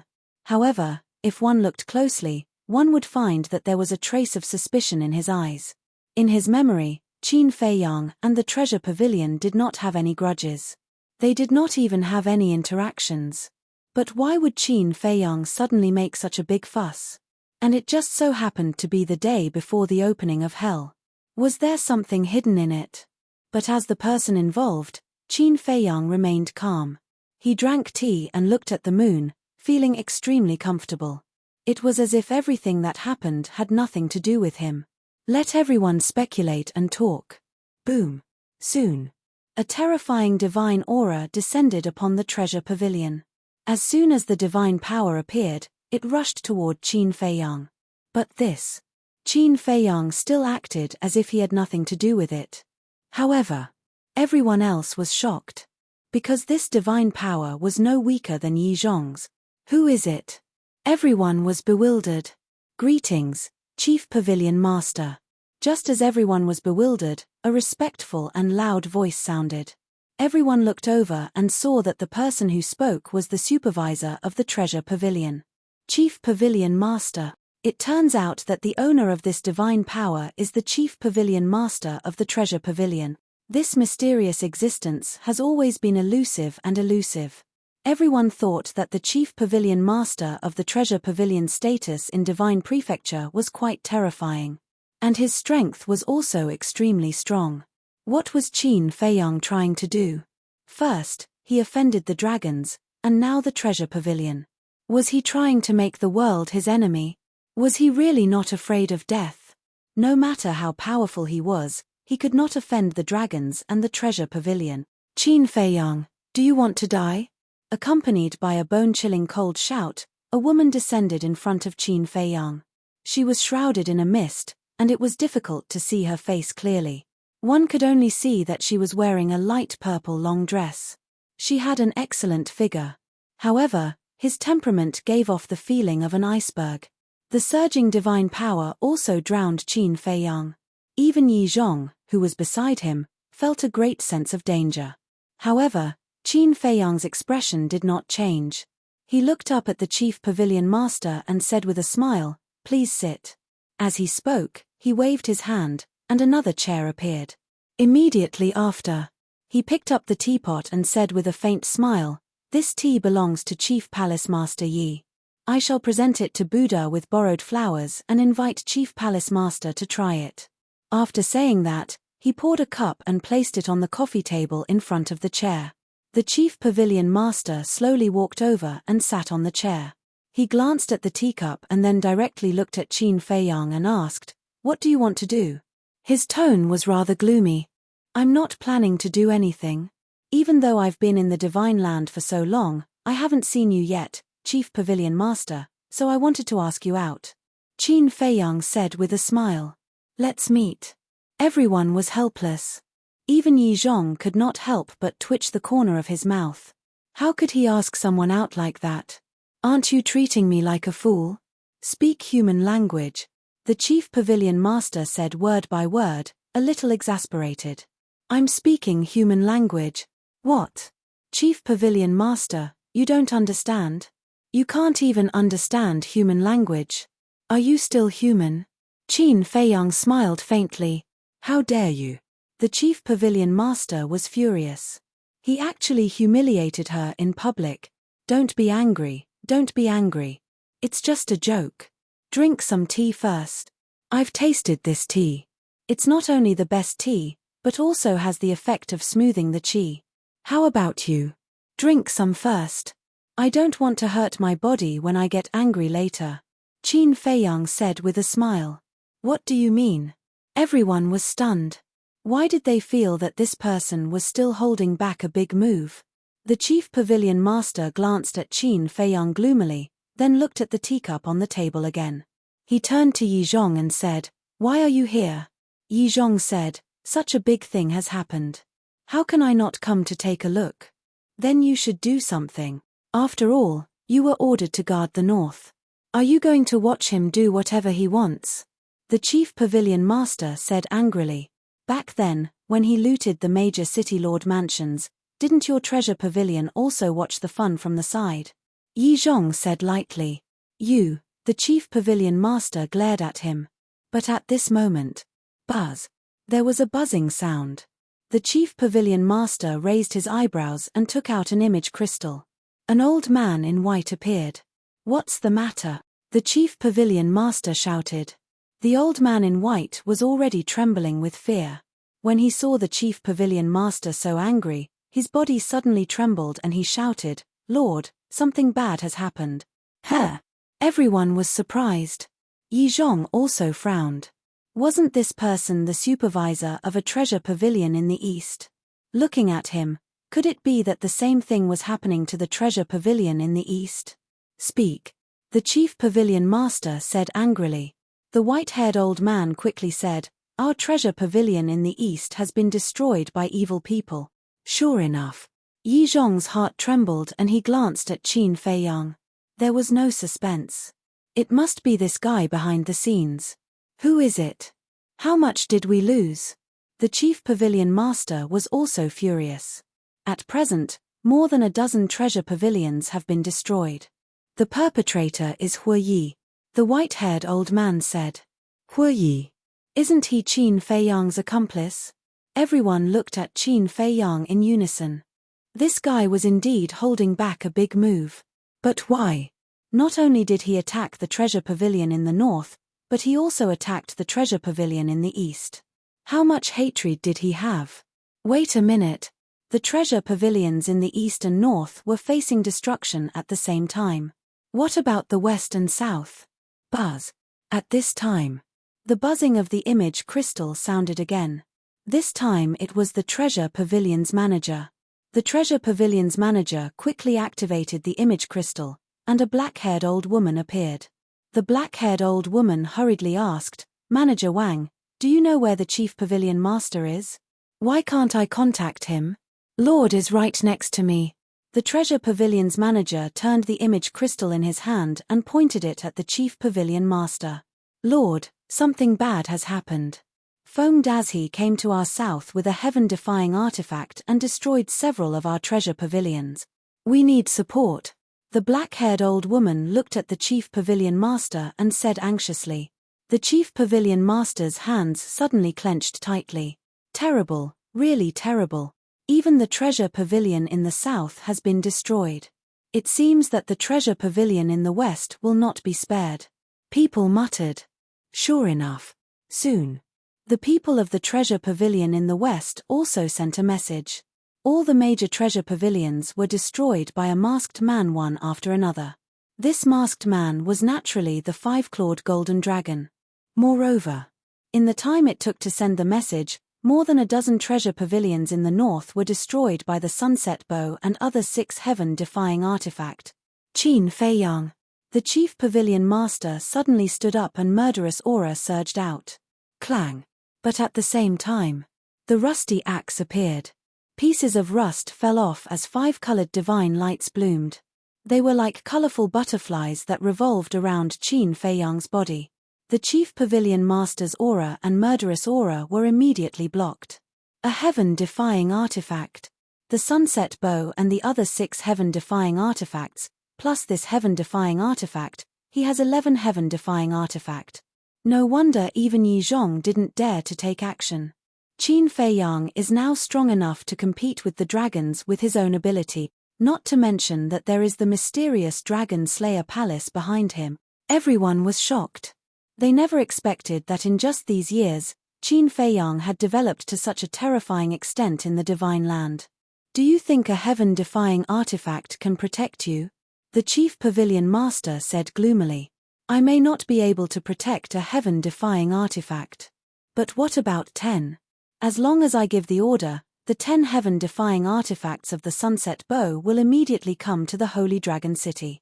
Do you think you will be a match for me then? Besides, isn't Chief Pavilion Master Yi still here? With him here, he won't allow us to unlock the seals of the heaven-defying artifact. Qin Feiyang said with a faint smile. The Chief Pavilion Master said angrily, "What do you want?" Qin Feiyang picked up the teacup, moistened his throat, and said with a smile, "Don't you know what I want?" A trace of surprise appeared in the Chief Pavilion Master's eyes. Qin Feiyang turned his gaze to Yi Zhong and asked with a smile, "Chief Pavilion Master Yi, how is the Beast Emperor now?" "Aren't you asking the obvious?" Yi Zhong snorted. "The Beast Emperor?" The Chief Pavilion Master was suspicious. She really didn't receive any news about the Beast Emperor. "Master, I heard from Yi Zhong that before Qin Feiyang came to the Treasure Pavilion, he went to the inland sea and destroyed the Beast Emperor's body and divine soul." The steward walked to the Chief Pavilion Master's ear and whispered. The Chief Pavilion Master's pupils suddenly shrank. Yi Zhong didn't know, but she immediately understood. Qin Feiyang was here for revenge. But how did Qin Feiyang know about the Mermaid Princess and the others? Did Qin Batian and Lu Xingyang tell him? But that couldn't be right. Qin Batian and Lu Xingyang were the most concerned about the overall situation, so they shouldn't have told Qin Feiyang. Damn it. Who was the one who told him? You should have guessed my purpose of destroying your treasure pavilion by now. I won't talk nonsense with you. I'll give you an hour. If I don't see what I want in an hour, then I promise you that your treasure pavilion will disappear from the Divine Land today. Qin Feiyang looked at the Chief Pavilion Master and said with a faint smile. How arrogant. How domineering. In this world, except for the dragons and the dragon-slaying palace, I'm afraid only this person dares to say such words in front of the Chief Pavilion Master. Everyone's eyes trembled. This person was indeed a descendant of Qin Batian. His style of doing things was unscrupulous. You want my treasure pavilion to disappear? The Chief Pavilion Master was also stunned and shouted angrily, You think too highly of yourself, don't you? Our treasure pavilion has been standing in the ancient world for so many years, and it's not just for show. Is that so? Then let's wait and see. Anyway, I have plenty of time. I can even play with you slowly without going to the Nether King's hell. Qin Feiyang chuckled. The Chief Pavilion Master's face darkened. It was already very obvious. This person would not give up until he achieved his goal today. What he wants. What does he want from the treasure pavilion? Yi Zhong looked at Qin Feiyang and the Chief Pavilion Master with a trace of suspicion in his old eyes. Also, why did Qin Feiyang deliberately mention the Beast Emperor? Could it be that the Beast Emperor had something to do with this? First, he tried to kill the Beast Emperor, then he attacked the treasure pavilion. What kind of unknown secret was hidden in this? Chapter 2567. Qin Feiyang looked at the silent Chief Pavilion Master and said with a faint smile, Hurry up and decide. Time waits for no one. If you're late for even a second, a pavilion will be destroyed. Do you have the heart to do that? You, the Chief Pavilion Master, trembled with anger. Don't be angry, don't be angry. Drink a cup of tea and calm down. Qin Feiyang chuckled. Everyone was speechless. Drinking tea could calm down? He was simply toying with the Chief Pavilion Master like a monkey. However, this person's courage and boldness were truly admirable. In fact, the student might even surpass the master. If Qin Batian were to compare with him, there was no comparison at all. Although Qin Batian founded the dragon-slaying palace, he had never brazenly sat here in front of Yi Zhong and the Chief Pavilion Master. Not to mention toying with the Chief Pavilion Master. The Chief Pavilion Master said, Aren't you afraid that I'll kill them? Afraid? Why should I be afraid? If you really dare to kill them, why did you imprison them? Believe it or not, if you dare to touch a single hair on them, not only me, but even the two ancestors won't let you go. Don't you have this bit of awareness? Qin Feiyang snickered. The Chief Pavilion Master was extremely angry, but there was nothing he could do. Although Qin Feiyang was the young master of the dragon-slaying palace and could be considered a member of the dragon-slaying palace, she, a dignified sovereign, seemed to be worthless in front of Qin Feiyang. The most hateful thing was, he actually sent people to destroy her treasure pavilion. Not to mention anything else, they were in the same camp after all. Couldn't they discuss things? Take your time to think about it. I'm not in a hurry. Qin Feiyang held the teacup and tasted the tea by himself. His face was full of enjoyment as he said with a smile, "Chief Pavilion Master, the taste of this tea is really amazing. I suddenly want some. Can you give it to me?" If Yi Zhong was willing to give him some, Qin Feiyang wouldn't have to worry so much about it in the future. When Yi Zhong asked, he would say that he gave it to him. "In your dreams?" Yi Zhong snorted coldly. Qin Feiyang shook his head helplessly and said, "Is your prejudice against me that big? This old man doesn't seem to be that close to you." Yi Zhong snorted through his nose. "That's sad. Looks like I really need to have a good chat with that disciple of yours. Not for anything else, but for this tea," Qin Feiyang said with a smile. "What do you mean?" Yi Zhong's gaze darkened. "Wasn't this tea given to you by your disciple? Something's not right. He gave it to your father, and he even gave him a whole jar. You got these tea leaves from your father. Am I right?" Qin Feiyang smiled faintly. "You're spying on me." Yi Zhong stood up and glared at Qin Feiyang. No. Spying on me doesn't sound good. You should understand that I'm concerned about you." Qin Feiyang waved his hand. "Concerned?" Yi Zhong was burning with anger. The Chief Pavilion Master rolled his eyes and looked at Yi Zhong. "Why don't we join forces and call Long Zun and the others over to kill him?" "Join forces?" Qin Feiyang laughed and said sarcastically, "Hell is about to open. Do you think Chief Pavilion Master Yi will do such a risky thing now?" Yi Zhong also looked at the Chief Pavilion Master coldly and pretended not to hear anything. The Chief Pavilion Master couldn't help but frown. Qin Feiyang said again, "But you're really ridiculous. You're the Supreme Sovereign of the Dragon Slayer Palace, but you actually want to join forces with the dragons. Kid, don't be too arrogant." The Chief Pavilion Master was so angry that he was about to go crazy. "You need to have the ability to be arrogant." "I do. But what about you? I'm afraid you don't even have a brain.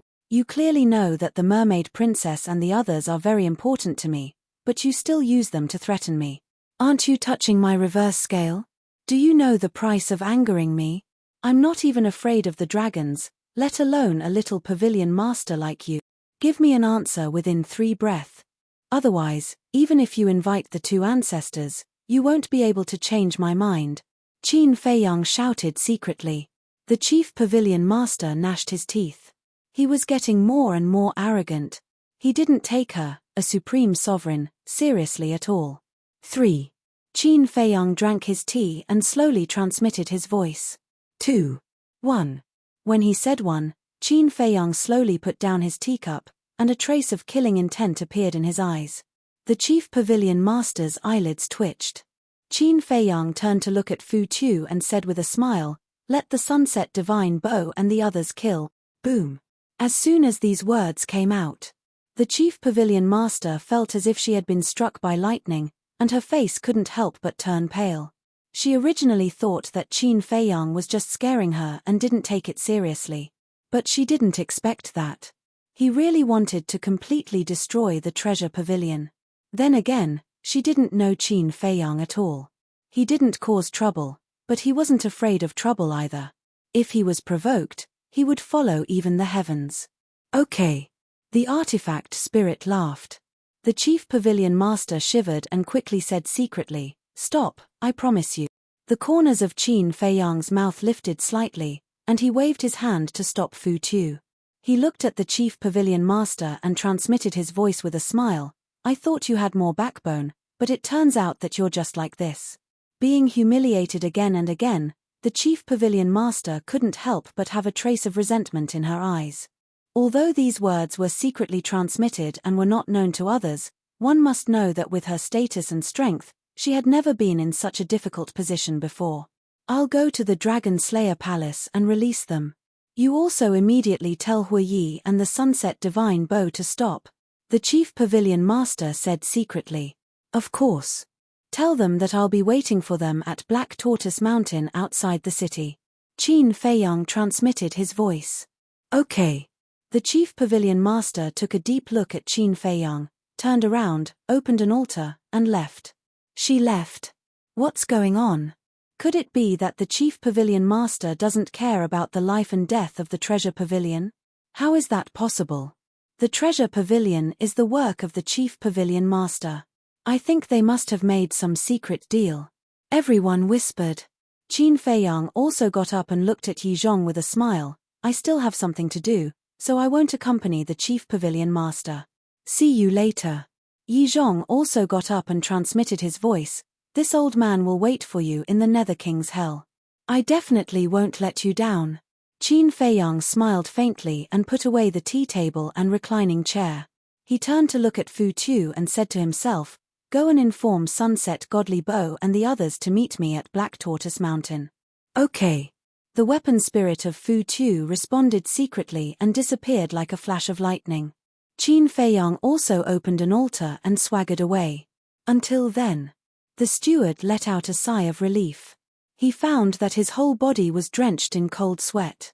Although Qin Feiyang didn't make a move from the beginning to the end, the invisible pressure emitted by his calmness made even him, a half-step invincible realm expert, a little overwhelmed. The rise of this man was unstoppable. Not even the dragons. He could even predict that the future of the ancient world would change greatly because of this man. After Qin Feiyang disappeared, Yi Zhong also left without saying a word. This little guy is really scary. Yeah. It's the first time I've seen such a terrifying young man. He didn't make a move, nor did he get angry. He just sat there calmly and planned his strategy. Who can compete with him? He's a rare talent. People muttered. Even though a world-shocking battle hadn't occurred, Qin Feiyang's godlike figure had already been imprinted in their hearts, and it was impossible to forget. Black Tortoise Mountain. Qin Feiyang took out an image crystal and notified Hu Yi, the five-clawed golden dragon, and Feng Dazhi. Then, he closed his eyes and waited silently. Whoosh. Soon. Hu Yi, Feng Dazhi, and the five-clawed golden dragon returned. How was it? The three of them asked with a smile. If the Chief Pavilion Master didn't compromise, would I have called you back? Qin Feiyang smiled faintly. Then what does she look like? Hu Yi was curious. What do you mean? You asked about her appearance as soon as you arrived. Qin Feiyang was stunned. I'm just curious. If she's a peerless beauty, then we have to be gentle. After all, we have to be gentle with her. Hu Yi chuckled. Qin Feiyang's face twitched. He turned to look at the five-clawed golden dragon and asked, Little Gold, did you see Shangguan Fenglan when you went to the northern region with him? Yes. He didn't let me go at first. But am I that obedient? Follow him stealthily. The five-clawed golden dragon glanced at Hu Yi and laughed. Then the next time you have the chance to see Shangguan Fenglan, tell her that someone is flirting with women in the Divine Land and is very dishonest. Qin Feiyang said. Understood. The five-clawed golden dragon laughed. Bastard. Hu Yi glared at the two of them. Feng Dazhi snickered. It turned out that Hu Yi also had a nemesis. Whoosh. After waiting for a while, the axe, the sunset bow, and the other 6 divine artifacts also returned. Next to the 6 divine artifacts, there were a large pile of interspatial rings and interspatial rings floating in the air, like a small hill. This is your harvest. Qin Feiyang was surprised. That's right. The sunset bow's artifact spirit said proudly. Qin Feiyang quickly asked, is there a 7th grade divine elixir fire? 7th grade divine elixir fire? I really didn't pay attention to this matter. The artifact spirit said. Qin Feiyang looked at Hu Yi and the other two. We didn't pay attention to it either. After we caught them all, we rushed to the next city. But I don't think there is a 7th grade elixir fire. Even if there is, it's with the Chief Pavilion Master. Feng Dazhi said. Qin Feiyang nodded. Last time, the Treasure Pavilion's manager said that the highest grade of elixir fire and elixir furnace was 8th grade divine elixir fire. And 7th grade divine elixir fire and elixir furnace were also considered top-notch. If it were anyone else, they wouldn't be at ease to leave such treasures elsewhere.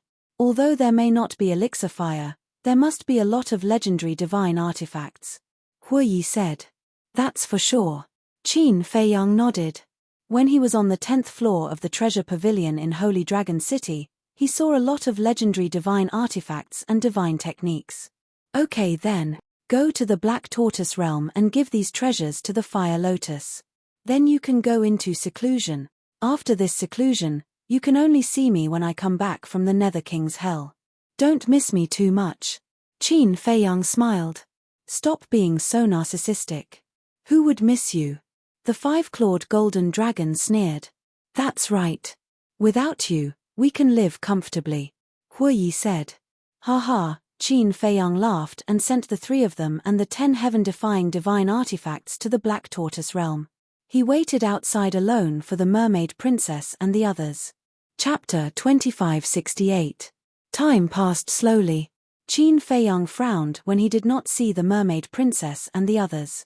Was the chief pavilion master playing tricks? But that did not make sense. Even the dragons did not dare to confront him, let alone a mere treasure pavilion. Besides, this was the chief pavilion master and the Beast Emperor's fault. There was no reason for them to go against him. Swoosh. Suddenly, silhouettes appeared above Black Tortoise Mountain. Qin Feiyang looked up, and his eyes were filled with excitement. Were they not the lovers and companions he had been thinking about day and night? Dan Wangcai, Zhao Tailai, Tang Hai, Kui Li, Willow Tree, Blood Chileen, Golden Leopard, Thunder Leopard, Yu Huang. There were also Tantai Li, Qin Rushuang, Mermaid Princess, Feiyang. Boss. Young Master. When everyone saw Qin Feiyang, their expressions were also incomparably excited and they immediately surrounded Qin Feiyang. Feiyang, I thought I would never see you again. The Mermaid Princess threw herself into Qin Feiyang's arms. I'll take care of everything. Don't be afraid. Qin Feiyang's heart ached. The Mermaid Princess nodded. Damn it. Supreme Cloud and Supreme Beast are inhumane. How dare they imprison us? Don't worry. Revenge is a dish best served cold. They'll fall into our hands sooner or later. That's right. We'll let them know why the flowers are so red. The Blood Chileen, Thunder Leopard, Golden Leopard, and Yu Huang gnashed their teeth. Qin Feiyang looked at the beasts and nodded. Don't worry. That day will come. Let's not talk about that first. Young Master, I heard that the castle and Black Tortoise realm have merged, and the time formation has become 100 years a day? Is that true? Zhao Tailai and the others looked at Qin Feiyang expectantly. Qin Feiyang smiled. Of course it's true. Why else would I ask you to come back? Haha, then hurry up and enter. I'm just about to break through to the half-step 9 heavens realm. The Blood Kirin said excitedly. Half-step 9th heavens realm? Qin Feiyang froze, and he looked at the Blood Kirin. This guy had actually broken through to the great circle of the paramount god level. Zhao Tailai and the others, as well as Yu Huang and the other beasts, were all perfected transcendent gods. It seems that you've gained quite a lot from the dragon-slaying palace over the years. Qin Feiyang smiled. That's a must. Ever since we separated in the heavenly dragon sea, we've been in seclusion every day, and we've never run around. We're just afraid of embarrassing you. Lei Bao and the other beasts chuckled. Qin Feiyang couldn't help but shake his head and laugh. Feiyang, I'm really sorry. I didn't protect them well. Tantai Li looked at Qin Feiyang with an apologetic expression. Great-grandmother, this has nothing to do with you. The fault lies with the chief pavilion master and the Beast Emperor. Selfishness and jealousy are too strong. Hold on, the Cloud Sovereign and the Beast Emperor you mentioned just now, could it be them? Qin Feiyang asked. Yes. Tantai Li nodded. Qin Feiyang snorted coldly. These two are not qualified to be on the same level as the two ancestors. But they are the sovereigns of the dragon-slaying palace after all. Both of your ancestors hoped that we could bury the hatchet and bury the hatchet. Don't affect the development of the dragon-slaying palace. Your two ancestors also asked me to apologize to you on their behalf for not telling you at the first moment. Tantai Li said. I'm not such a calculative person. As long as you're fine, anything can be discussed. Besides, they've paid a heavy price this time. Qin Feiyang smiled. Needless to say, the treasure pavilion's reputation was damaged, and they'd lost a lot of treasures. As for the Beast Emperor, his physical body was destroyed, and his soul was destroyed. For a supreme expert like the Beast Emperor, it wasn't just a great loss of vitality, but it was almost fatal. It would take tens of thousands of years just to rebuild his physical body and condense his soul. Tens of thousands of years was a long time for an imperishable realm expert. Tantai Li heaved a sigh of relief when she heard Qin Feiyang's reply. Qin Feiyang suddenly looked at Qin Rushuang and then at Tantai Li. He teased, "Great-grandmother, I'm surprised. Why are you and your mother here? Why? Can't we come?" Qin Rushuang raised her eyebrows. "Yes, of course you can. I'm just a little curious. Why don't you stay with your ancestors?" Qin Feiyang said. "This is why your ancestors asked us to come. After this incident, they realized that leaving us in the dragon-slaying palace wasn't the safest way. So they asked us to come to you. Actually, before entering the dragon-slaying palace, I didn't expect the situation to be so complicated."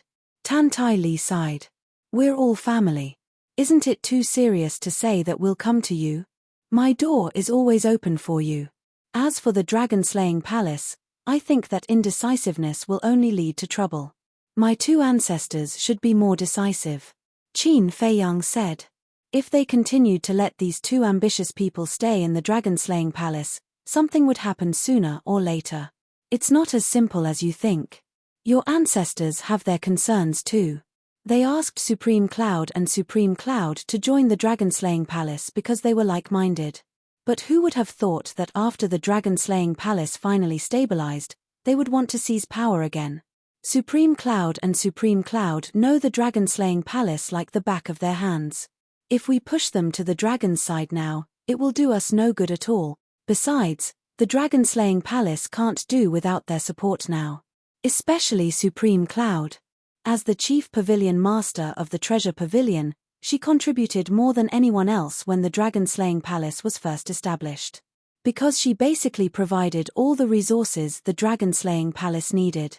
So what your two ancestors mean is to try to stabilize them and persuade them to truly be of one mind with us," Tantai Li said. "I'm afraid it'll be difficult." Qin Feiyang shook his head and sighed. "Where there's a will, there's a way," Tantai Li said with a smile. Qin Feiyang pondered for a while and said, "If my two ancestors really want to keep them, then there's only one choice, and that is to control them by force." "Control them?" Tantai Li was stunned for a moment, then shook her head and smiled bitterly. It was indeed this kid's style. "We'll talk about this later. Let's go. I'll bring you to see the current Black Tortoise world," Qin Feiyang smiled. Boom. However, before he finished speaking, a monstrous murderous aura suddenly surged in the sky above. Following closely, a world-destroying divine power descended from the sky and blasted toward Qin Feiyang and the others below. "Someone's there." Qin Feiyang and the others were shocked. At the same time, a wave of pressure surged over, and the group of people was immediately imprisoned in the void. "This pressure, it's a supreme expert." Qin Feiyang's expression changed. The sudden arrival of the pressure and the sudden appearance of the divine power, this was obviously a carefully planned murder. They wanted to kill all of them here. "Who is it?" Qin Feiyang roared in his heart. However, he was unable to break free from the confinement of the pressure, and he couldn't even enter the ancient castle or the Black Tortoise world. The divine power was aggressive, like the might of the heavens. Everyone couldn't help but feel despair. "I can't die. Everyone can't. Break for me." Qin Feiyang struggled frantically. However, the pressure was beyond his imagination. No matter how hard he tried, he couldn't break it. They could only watch helplessly as the divine power blasted toward them. "If you want to kill him, do you have my permission?" But suddenly, a tender voice sounded. Following closely, a little boy who looked like a porcelain doll appeared in front of Qin Feiyang. Qin Feiyang was overjoyed. "Wasn't this the little boy?" Clang. The little boy raised his hand and waved. The axe, the sunset bow, and other 11 heaven-defying divine weapons all appeared in an instant. At that moment, the 11 heaven-defying divine weapons released a destructive aura that surged toward the divine power. With a loud bang, the divine power immediately disintegrated. The pressure that imprisoned Qin Feiyang and the others also dissipated in an instant. Qin Feiyang's mind moved and immediately sent the mermaid princess and the others to the black tortoise world. Then, he grabbed the axe and soared into the sky. Immediately, he saw a black figure darting into the distant forest like lightning, disappearing without a trace. Where do you think you're going? Qin Feiyang immediately prepared to chase. Don't chase. The other party came prepared and won't give you a chance. The little boy said. Qin Feiyang clenched his hand and finally put away his killing intent. He lowered his head to look at the little boy and said, "Thank you." If the little boy hadn't appeared in time, he and the mermaid princess and the others would definitely not have been spared. The little boy waved his little hand and asked, "Do you know who it is? This aura is very unfamiliar." Qin Feiyang frowned and suddenly looked at the little boy and asked, "Wait, how did you come out?" "Nonsense. Even you can freely enter and exit the black tortoise world, let alone me." The little boy rolled his eyes. Qin Feiyang paused and frowned. What role do you play in the black tortoise world? He had always thought that he was the only one in the world who could freely enter and exit the black tortoise world. Me. It's a secret. The little boy grinned and disappeared without a trace. Qin Feiyang scratched his head and followed into the black tortoise world. He saw the mermaid princess and the others gathered in front of the castle gate with lingering fear. "Feiyang, are you okay?" Tantai Li asked with concern. "I'm fine." Qin Feiyang shook his head and scanned everyone. Seeing that everyone was fine, he let out a sigh of relief and asked, "Did you see that divine power just now?" "No." The group shook their heads. Since it was a premeditated sneak attack, he definitely wouldn't have given you the chance to see through his identity. But it's not hard to guess. Who knows that we're in the Black Tortoise Mountain? At this time, Hue Yi, the five-clawed golden dragon, Feng Dazhi, and Fire Lotus walked over. Who knows that we're in the Black Tortoise Mountain? Qin Feiyang whispered. Suddenly, a cold light flashed in his eyes. He raised his head and looked at Hue Yi and the others, Chief Pavilion Master, because at that time, he only told the Chief Pavilion Master that he would meet up with the Mermaid Princess and the others at the Black Tortoise Mountain. That's right. This woman is not ordinary vicious. In the blink of an eye, she planned such a terrifying murder. Fortunately, that little brat can also leave the Black Tortoise world. Otherwise, you would have been doomed this time. Hue Yi said.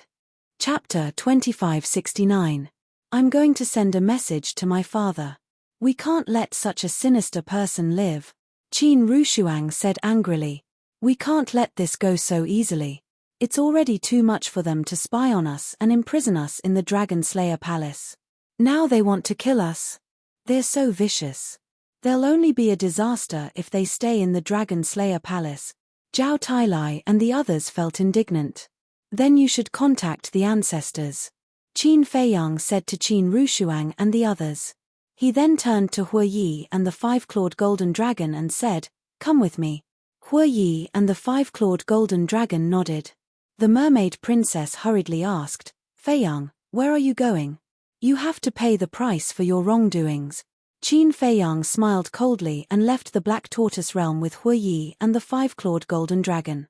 He opened the altar and descended above the treasure pavilion in the Holy Dragon City. The sky was still dark. However, the onlookers had dispersed not long ago. Boom. Qin Feiyang released his aura and shocked everyone. This seems to be Qin Feiyang's aura. He's back again. I think he's still in the treasure pavilion. Let's go take a look. Everyone rushed to the sky and looked above the treasure pavilion. It was indeed Qin Feiyang. Whoosh. At the same time, a figure flew out from the treasure pavilion. It was the manager of the treasure pavilion. When he saw Qin Feiyang and the other two, the manager's expression changed. He smiled obsequiously and said, "May I know why you've come to my treasure pavilion again?" Qin Feiyang glanced at the manager and said, "Raise this place to the ground." What? The manager's expression changed. The five-clawed golden dragon immediately attacked. Get out of the treasure pavilion. The manager quickly retreated to the side and shouted at the treasure pavilion below. Although the treasure pavilion was closed, there were guards guarding it at all times. If he didn't warn them, these guards would definitely die. Whoosh. As soon as the manager finished speaking, more than a dozen guards rushed out of the treasure pavilion. Boom! As soon as the guards left, the treasure pavilion collapsed. Qin Feiyang, don't go too far. Seeing this scene, the manager of the treasure pavilion roared furiously. The one who has gone too far is your chief pavilion master. Today, I will make the treasure pavilion disappear from the divine prefecture. Let's go to the next place. Qin Feiyang's eyes darkened. He opened the altar and brought Huiyi and the five-clawed golden dragon away.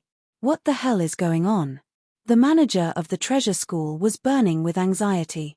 He took out an image crystal and sent a message to the chief pavilion master. What? His back. The chief pavilion master was enraged when he heard this. Yes. I wonder which city they went to.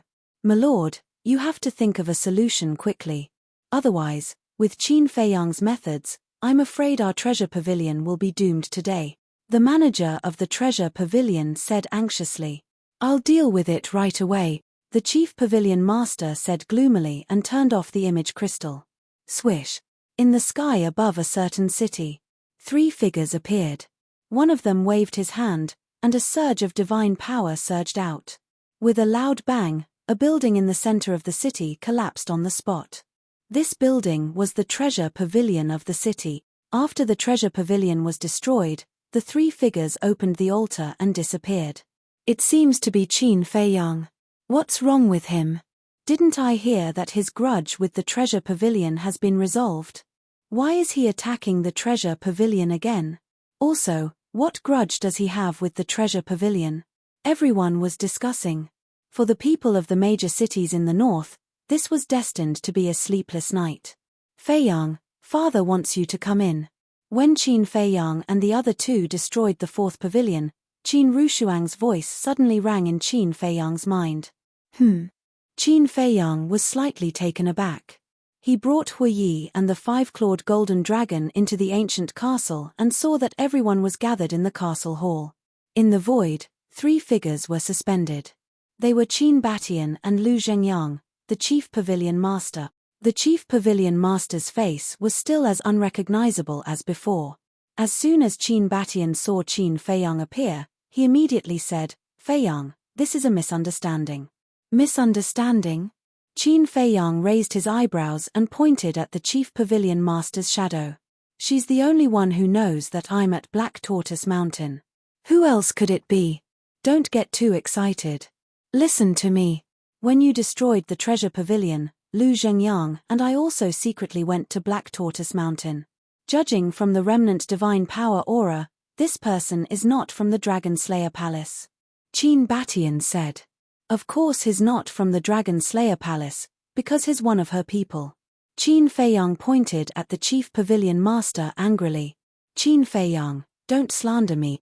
Although I do hate you, I won't resort to such despicable tricks. The chief pavilion master said angrily. You even spied on Zhao Tailai and the others. What else can't you do? Qin Feiyang sneered. I didn't do it, so I didn't do it. The chief pavilion master said. Feiyang, calm down first. This person is indeed not Supreme Cloud subordinate, because I know all of Supreme Cloud subordinates. Qin Batian shook his head. What if this person has changed her appearance? Maybe it's even her. Because we haven't seen this person's true face. Qin Feiyang said.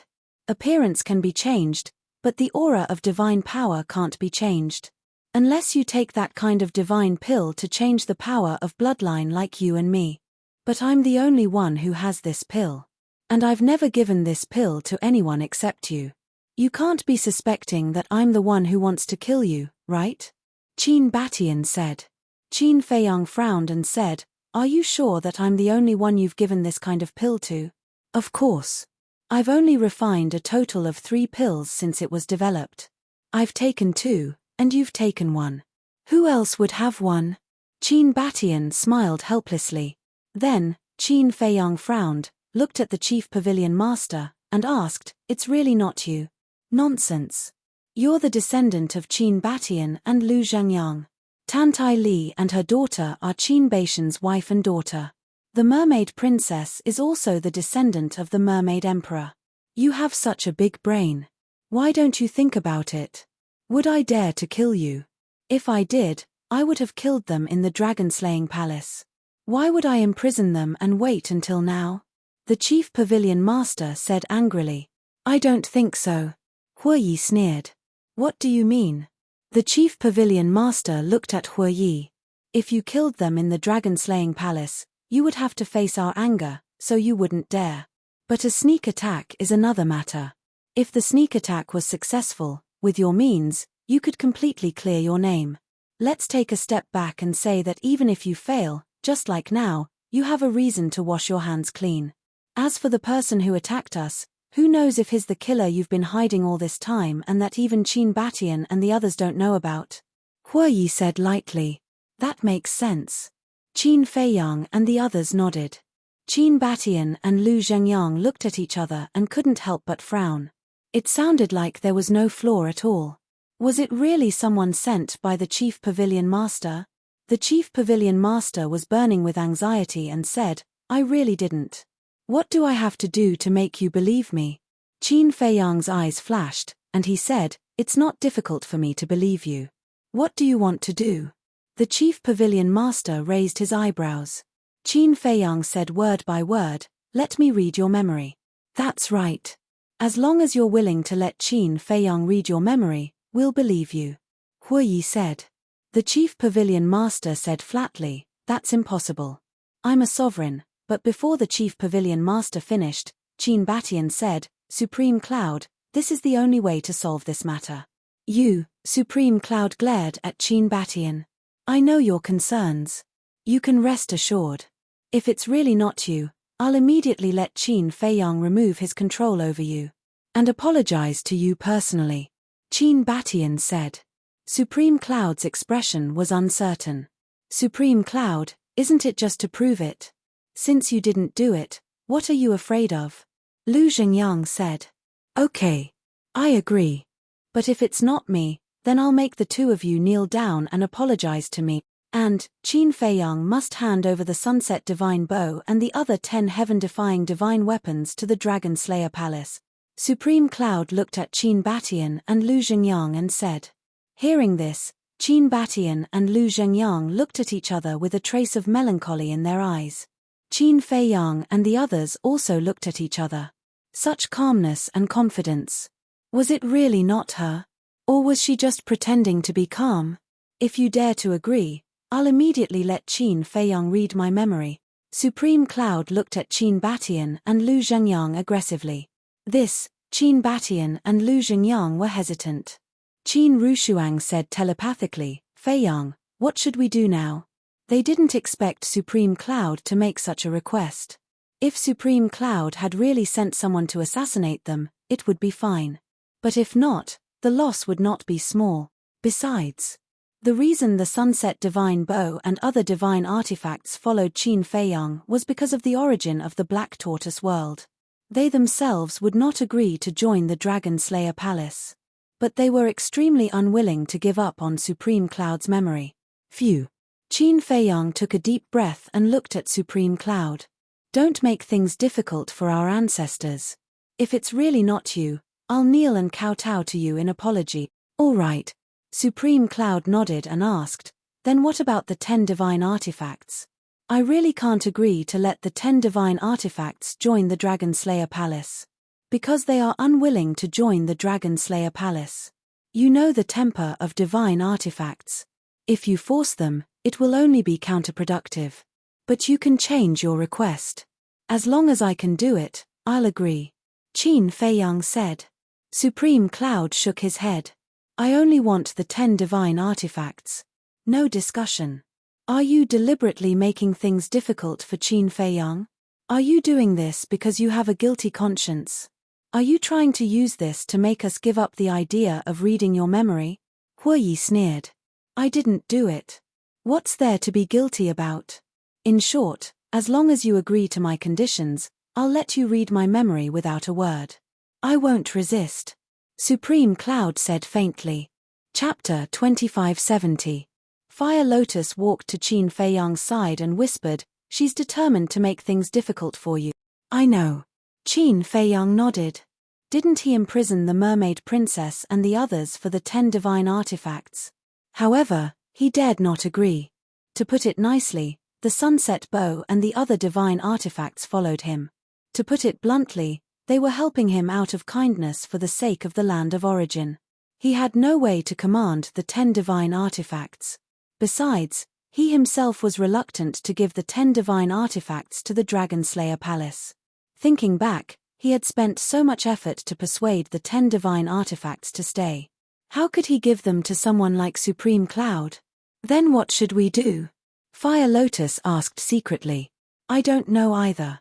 Qin Feiyang shook his head. Qin Batian sighed.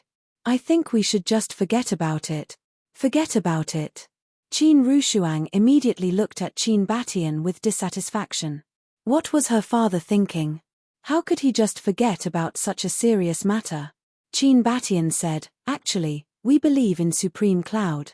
After all, we're in the same boat. That's right.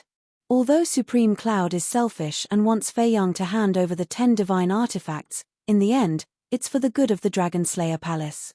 Lu Zhengyang nodded as well. So be it then, Qin Batian said and turned off the image crystal. In the hall. The group of people looked at each other. Wasn't this too much of a joke? Tan Tai Li sighed. Perhaps, this is the best solution. Mother. Qin Rushuang looked at Tan Tai Li unhappily. This is obviously a problem Supreme Cloud deliberately set up. What if it's really not Supreme Cloud? Then, not only will Feiyang have to kneel and apologize, but he will also have to hand over the 10 divine artifacts. When has Feiyang ever kneeled to others? We can't let him suffer this grievance. Tan Tai Li said. I'm not afraid of being wronged, but I'm afraid of the Sunset Divine Bow and the others, because I don't have the right to order them around. Qin Feiyang shook his head, feeling aggrieved. He really wanted to vent. Wang. At this moment, Qin Rushuang's image crystal rang again. Qin Rushuang looked at the image crystal suspiciously. As it recovered, 2 shadows appeared. Father. Uncle Lu? Qin Rushuang was stunned. The 2 were none other than Qin Batian and Lu Zhengyang. Qin Batian glanced at the crowd, then focused on Qin Feiyang. Supreme Cloud has left. There are some things that we would like to discuss with all of you in private. Please speak. Qin Feiyang said. Qin Batian laughed and said, Is there a fire in your heart that you have nowhere to vent? Yes. Qin Feiyang nodded. This is reality. Actually, we also know that this was most likely done by Supreme Cloud. But what can we do? First of all, the dragon-slaying palace cannot do without the support of the treasure school. Because over the years, the resources of the dragon-slaying palace have basically been provided by the treasure school. Secondly, Supreme Cloud and Supreme Beast have always been on good terms. If we attack Supreme Cloud, Supreme Beast will definitely not sit back and watch. At that time, the dragon-slaying palace will definitely face a situation of collapse. The most important thing is, Supreme Cloud and Supreme Beast are very powerful. Even if Supreme Dragon finds out that they were the 2 Supreme Emperors of the dragon-slaying palace, Supreme Dragon will not accept them. As long as they sincerely submit to the dragons, Supreme Dragon will definitely accept them. At that time, the situation of the dragon-slaying palace will be even worse. We may even face destruction. Qin Batian shook his head, his face full of helplessness. Qin Feiyang asked, So you have been holding back? Otherwise? Qin Batian asked. Qin Feiyang was silent. Feiyang, this is a dispute between forces. No matter where it is, no power can avoid these disputes. As the leaders of the dragon-slaying palace, we must consider the overall situation. After all, we are not like you. We are not willful, nor do we have the capital to act recklessly. Lu Zhengyang said. Qin Feiyang sighed and nodded. All right, let's put this matter aside for now. No need to put it aside. Lu Zhengyang shook his head. Qin Feiyang looked at Lu Zhengyang in surprise. We are us, and you are you. Don't worry about us. Do what you have to do. Your ancestors and I know that you are determined to enter the hell of the Nether King. It's useless for us to stop you. As far as we know, Supreme Cloud and Supreme Beast will also enter the Hell of the Nether King. At that time, no one will care what you do in the Hell of the Nether King. You can do whatever you want, Lu Zhengyang said with a smile. I see. Qin Feiyang nodded and said with a smile, so the two of you are also scheming. Brat, how can you say that? What are we scheming? Qin Batian and Lu Zhengyang glared at Qin Feiyang. No, no. As long as I understand. Qin Feiyang waved his hand. All right then. Be careful. Qin Batian warned. Qin Feiyang said with a smile, don't worry, I will not let anything happen to great-grandmother. You are getting more and more improper. Qin Batian rolled his eyes at Qin Feiyang and then looked at Tan Tai Li as an elder. Sometimes you should discipline him. Don't be too indulgent. Tan Tai Li shook her head and laughed. All right then, take care. After Qin Batian finished speaking, he decisively switched off the image crystal without the slightest hesitation. Zhao Tailai retracted his gaze and looked at Qin Feiyang, asking suspiciously, Young lord, what do the two of them mean? You still don't understand. They mean to let Supreme Beast and Supreme Cloud stay in the Hell of the Nether King forever. Qin Feiyang said. This. Zhao Tailai was dumbfounded. How is it? The means of these two ancestors are quite terrifying, Qin Feiyang said with a smile. But is there a difference? Zhao Tailai was doubtful. Of course there is a difference. Our ancestors' biggest concern is the resources provided by the treasure pavilion. If Supreme Cloud and Supreme Beast die outside, the people of the treasure pavilion will definitely hate us. Let's talk about it later. Killing those two will not be an easy task. But it's different in the Hell of the Nether King. Supreme Cloud won't be able to control the treasure pavilion in the Hell of the Nether King.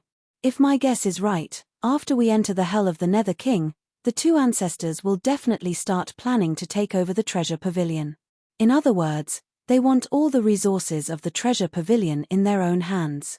In this way, even if Supreme Cloud comes back alive from the Hell of the Nether King, her position as the chief pavilion master of the treasure pavilion will only be in name.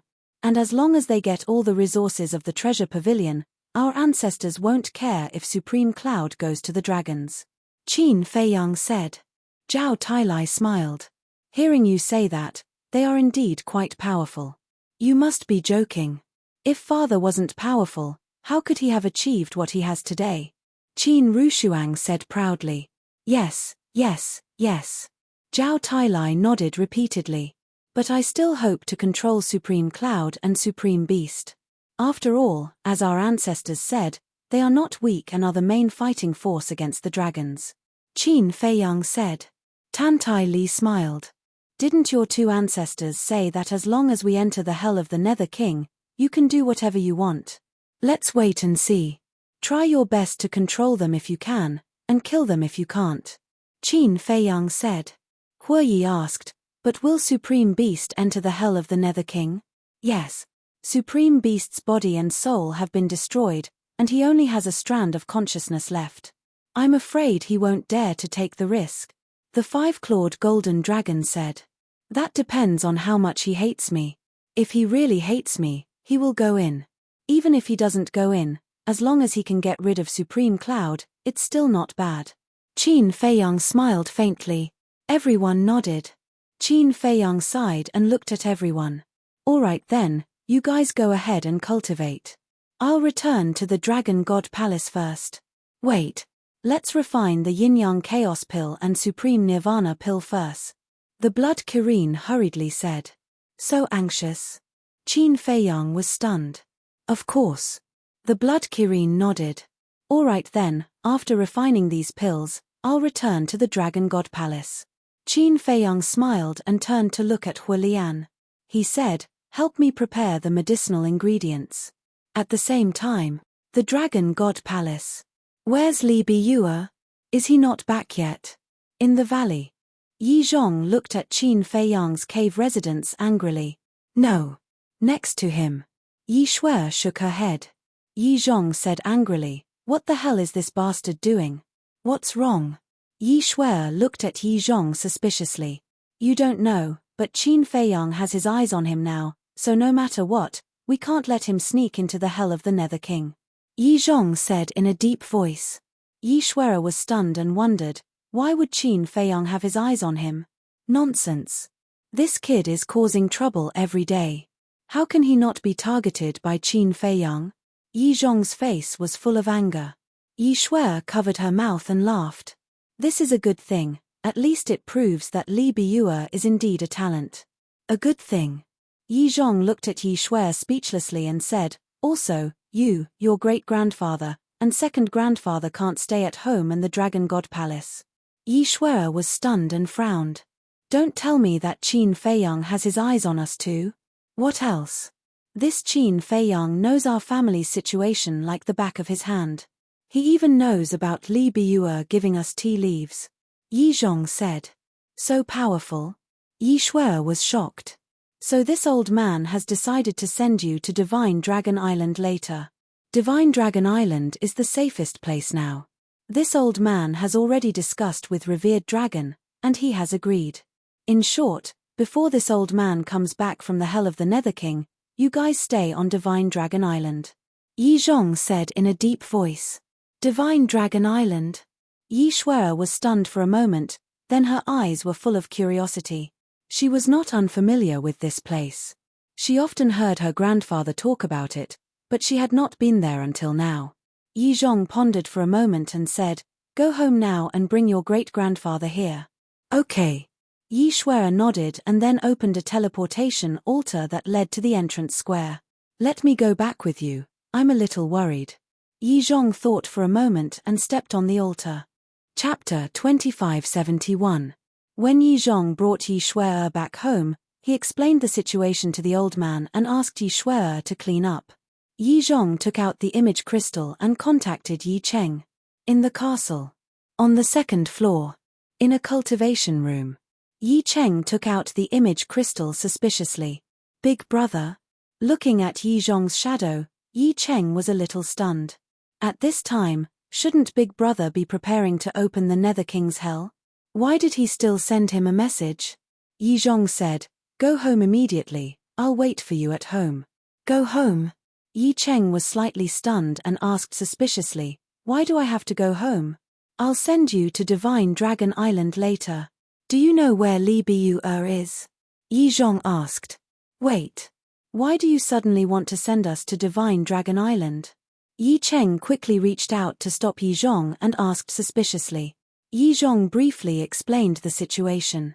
When Yi Cheng heard this, he couldn't help but smile bitterly in his heart. He didn't expect that Qin Feiyang's words would make Big Brother so anxious. He wanted to tell Yi Zhong that there was no need to go to Divine Dragon Island. Because Qin Feiyang wouldn't hurt them. But, he didn't dare to say it. Yi Cheng smiled and said, then wait for a while, I'll contact Li Biyue. Hurry up. Yi Zhong urged. Yi Cheng nodded and turned off the image crystal. He got up and walked out of the cultivation room and towards the first floor. Done. In the cultivation room. Qin Feiyang waved his hand and thousands of pills flew in front of Fire Lotus. There's no need for so many. Fire Lotus was stunned. It's better to be prepared. Qin Feiyang smiled and looked at the Blood Kirin, Zhao Tailai and the others who were surrounding him, and said, if you need it, you can get it from Fire Lotus. Okay. Everyone nodded excitedly. Young master, at this time. Yi Cheng ran in and whispered a few words into Qin Feiyang's ear. No way. Qin Feiyang looked at Yi Cheng in astonishment. Why not? Big Brother wants us to meet him immediately. Yi Cheng said. What is it?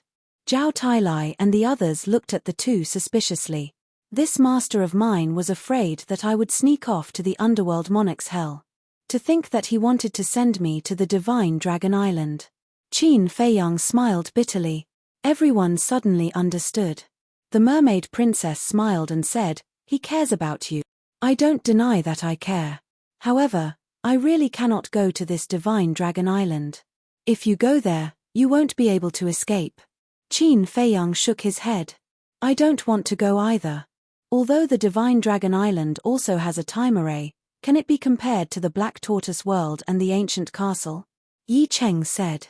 Qin Feiyang looked at Yi Cheng and said with a sneaky smile, Then why don't we go missing? Yi Cheng was taken aback. He said hesitantly, "That's not a good idea." Qin Feiyang said, "Otherwise, what are you going to say to him?" This, Yi Cheng frowned. He really couldn't think of a better idea. "Let's go missing.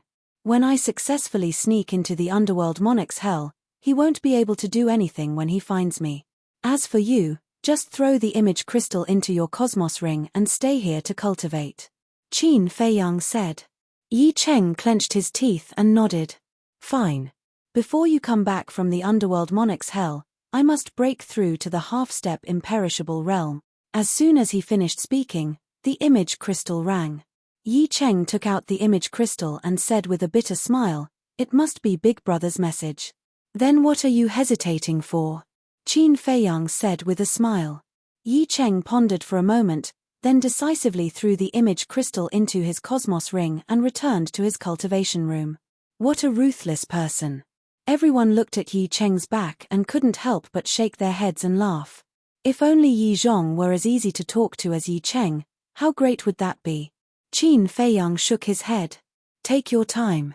There's no rush," Fire Lotus said with a smile. "Okay. It seems that I can't go back to the Dragon God Palace now." Qin Feiyang pondered for a moment, then looked at everyone and said, "I'll refine some more life-saving pills. You can go out." Then he looked at Fire Lotus and said with a smile, "Help me prepare the herbs for the divine life pill." Everyone turned and left the cultivation room. Fire Lotus quickly took out a cosmos bag and handed it to Qin Feiyang. Next, Qin Feiyang focused on refining pills. "Grandpa, we're done." Yi Shui-er and the linen-clothed old man came out of the wooden building and smiled at Yi Zhong, who was standing in the courtyard. But Yi Zhong didn't seem to hear it. "Grandpa." Yi Shui-er walked forward and looked at Yi Zhong suspiciously. "Ah." Yi Zhong came back to his senses and looked at the two of them. "Are you done?" "Yes." Yi Shui-er nodded. The linen-clothed old man looked at Yi Zhong and asked, "You look uneasy. Did something happen?" "No." Yi Zhong shook his head and frowned. "It's Yi Cheng and Li Bu-er. What the hell are they doing? How did second grandpa offend you again?" Yi Shui-er said. "I just sent him a message and he said that he would be back immediately. But in the blink of an eye, he ignored me." Yi Zhong said. "How is that possible? Let me try." Yi Shui-er didn't believe it and took out the image crystal. But after a while, Yi Cheng didn't respond. This, Yi Shui-er couldn't be stunned. The linen-clothed old man said worriedly, "Could something have happened? How is that possible? He was fine just now. I think Yi Cheng must have been led astray by Li Bu-er and teamed up to fool me." Yi Zhong said angrily. "Cough, cough. Grandpa, don't always say that about him. Li Bu-er is actually quite good. Let's talk about it later. Second grandpa is already so old. Does he need Li Bu-er to lead him astray?" Yi Shui-er was speechless. Now, she felt that in her grandfather's eyes, Li Bu-er could lead everyone astray. "You're still speaking up for him?" Yi Zhong glared at Yi Shui-er.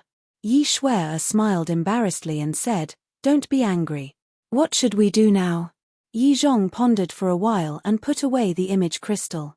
He said helplessly, "I'll send you guys to Divine Dragon Island first." "What about Li Bu-er and second grandpa?"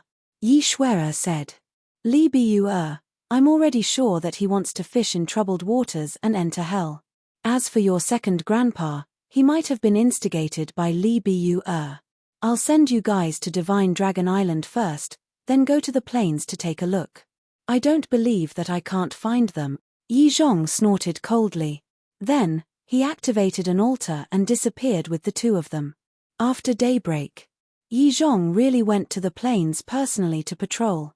Outside the plains, there was a sea of people. But because there were too many people, he couldn't confirm them one by one. Soon, he turned around and left with a stomach full of anger. Another day passed. Early in the morning, there were even more people gathered outside the plains.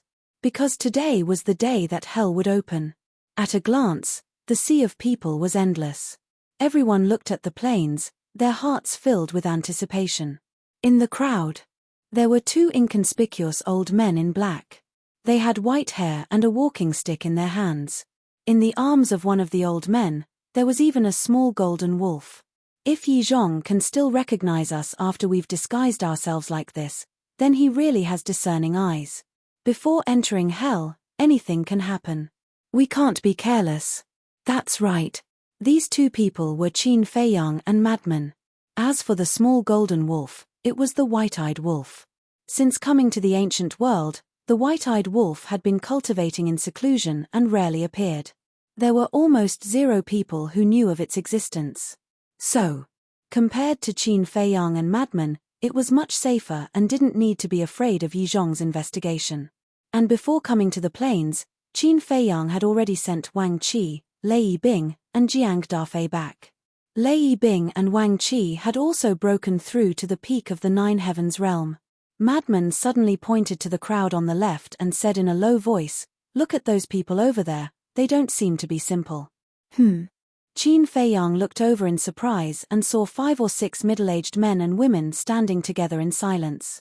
And their auras were all concealed, making it difficult for people to see through them.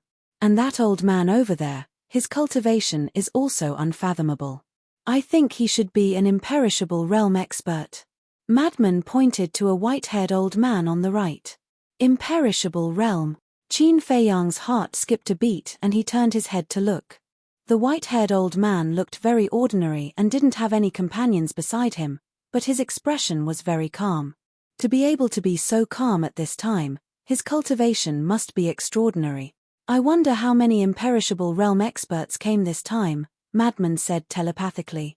Then why are they hiding their cultivation? The white-eyed wolf was suspicious. Nonsense. Of course they are hiding their cultivation. That's because not everyone is related to the dragon race. They are also afraid of being targeted by the dragons. In short, their purpose of going to the Nether King's hell is to find opportunities, and they don't want to have anything to do with anyone. They don't want to participate in any disputes. Especially the dispute between the dragons and the dragon-slaying palace. Madman thought. If they want to be alone, then why are they going to the Nether King's hell? The white-eyed wolf snorted. Qin Feiyang said, "Everyone has their own aspirations, we shouldn't force some things." That's right. This time when we enter the Nether King's hell, we mustn't show off. We will hide under the umbrella of the dragons and slowly look for opportunities. Madman nodded. Whoosh. Suddenly, a group of people came from the Dragon God mountain range. These people were all wearing the clothes of the Dragon God Palace. Qin Feiyang even had an impression of some of their faces. They were the disciples of the Dragon God Palace and were also going to the Nether King's hell. Of course. This was voluntary. As long as you are not afraid of death, it's up to you. Qin Feiyang glanced over and found that there were no less than 100,000 people. This number is just a drop in the ocean for the Dragon God Palace. It seems that most of the people in the Dragon God Palace are quite rational. Madman whispered. Qin Feiyang nodded. Whoosh. Not long after, another 3 groups of people arrived in a grandiose manner. Each side had no less than 100,000 people.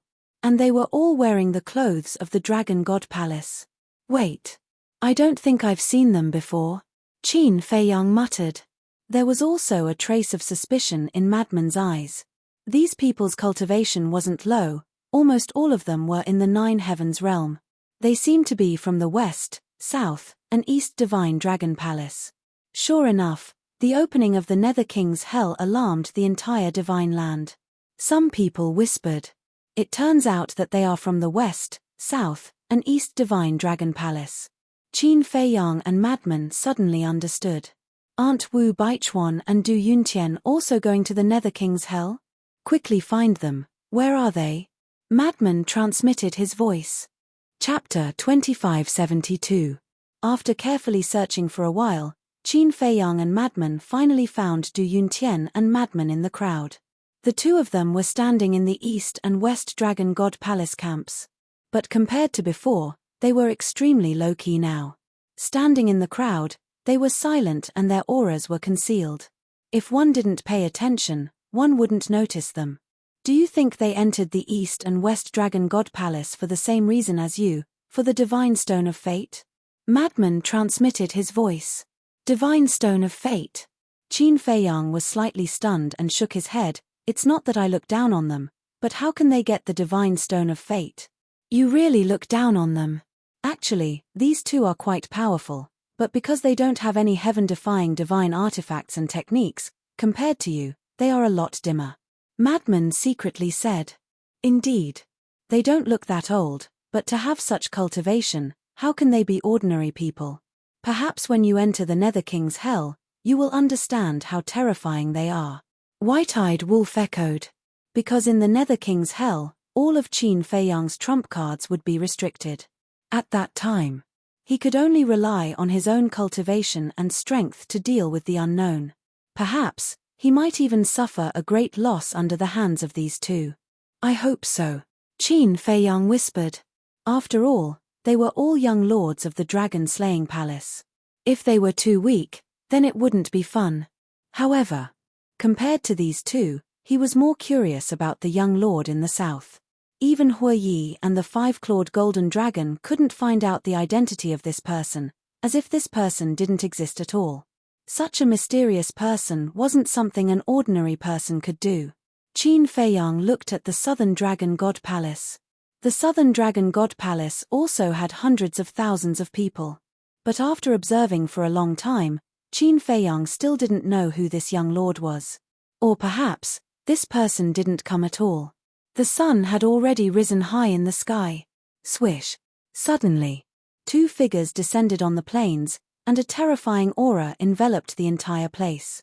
It was Yi Zhong and the young man. The young man yawned, looking dispirited. The snow python turned into the size of a palm and laid on the young man's shoulder. It seemed to be affected by the young man as it also looked drowsy. He also wants to enter the hell of the Underworld King? Madman looked at the young man in shock. Everything is within my expectations. Qin Feiyang transmitted his voice. What do you mean? Madman was taken aback and asked. This young man's background is unknown, and his strength is unfathomable. Yi Zhong will definitely not be at ease leaving him in the Dragon God Palace. Qin Feiyang transmitted his voice. That's true. Madman nodded. Greetings, Grand Hall Master. The people of the East, South, West, and Dragon God Palace all half-knelt in the air to welcome him. As the Grand Hall Master of the Dragon God Palace, he was naturally famous in the Divine Land. Other than the people from the Dragon God's Palace, everyone else also bowed. Quick, pay your respects. Qin Feiyang dragged the madman and quickly bent down. Why should I bow? Madman looked at him with displeasure. If everyone salutes, but we don't, wouldn't that attract Yi Zhong's attention? Qin Feiyang secretly said. Madman nodded in realization. Indeed, they couldn't attract too much attention. Actually. Fortunately, Qin Feiyang thought of this, otherwise they would definitely be discovered by Yi Zhong. Because while everyone was bowing, Yi Zhong's eyes were like torches, sweeping across everyone. Obviously, he was looking for Qin Feiyang. Because according to Qin Feiyang's usual performance in the Dragon God Palace, he would definitely stand with his back straight. However, the result disappointed him. Did he not come? Yi Zhong frowned. Impossible. This brat definitely wouldn't miss this opportunity. He must be hiding in the crowd. He actually bowed along with everyone else. How wronged. Then this old man wants to see how long you can endure. Yi Zhong rolled his eyes and shouted, Everyone, kneel down for this old man. What? Kneel down.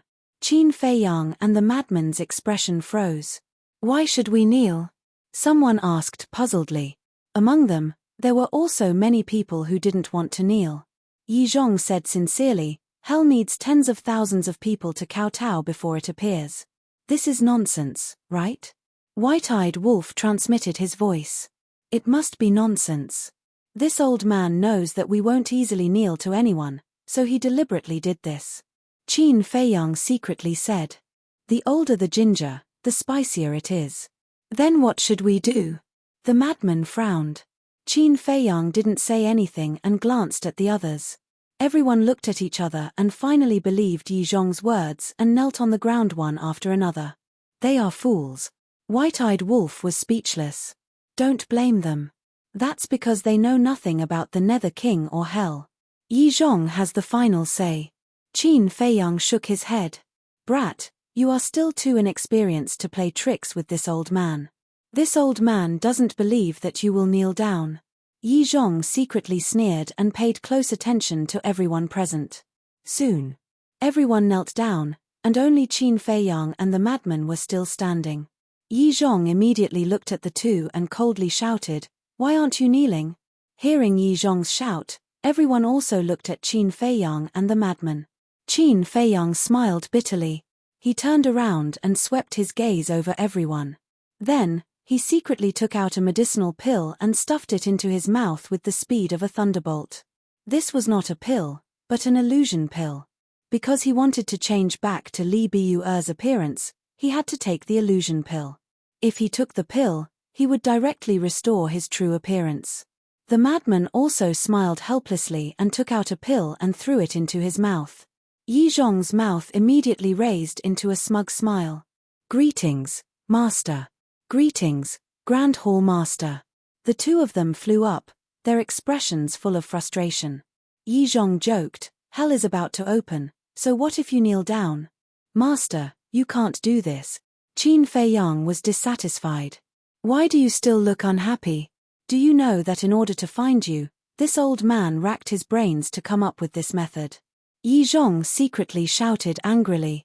Qin Feiyang quickly said, I'm sorry, it's this disciple's fault, but this disciple really wants to go to hell." "No." Yi Zhong decisively shook his head and secretly said, "Go to Divine Dragon Island immediately." "Madman, you go too." "Not going." The two of them shook their heads.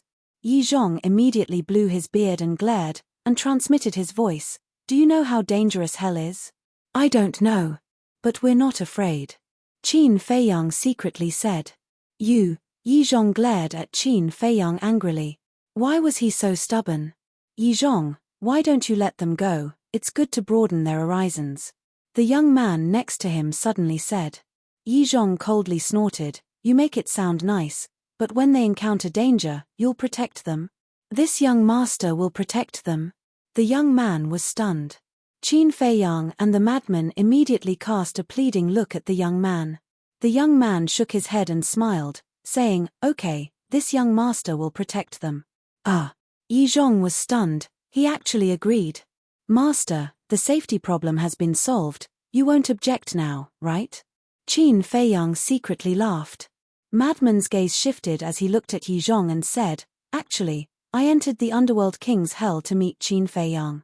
Qin Feiyang was slightly stunned, glanced at the madman, and hurriedly nodded.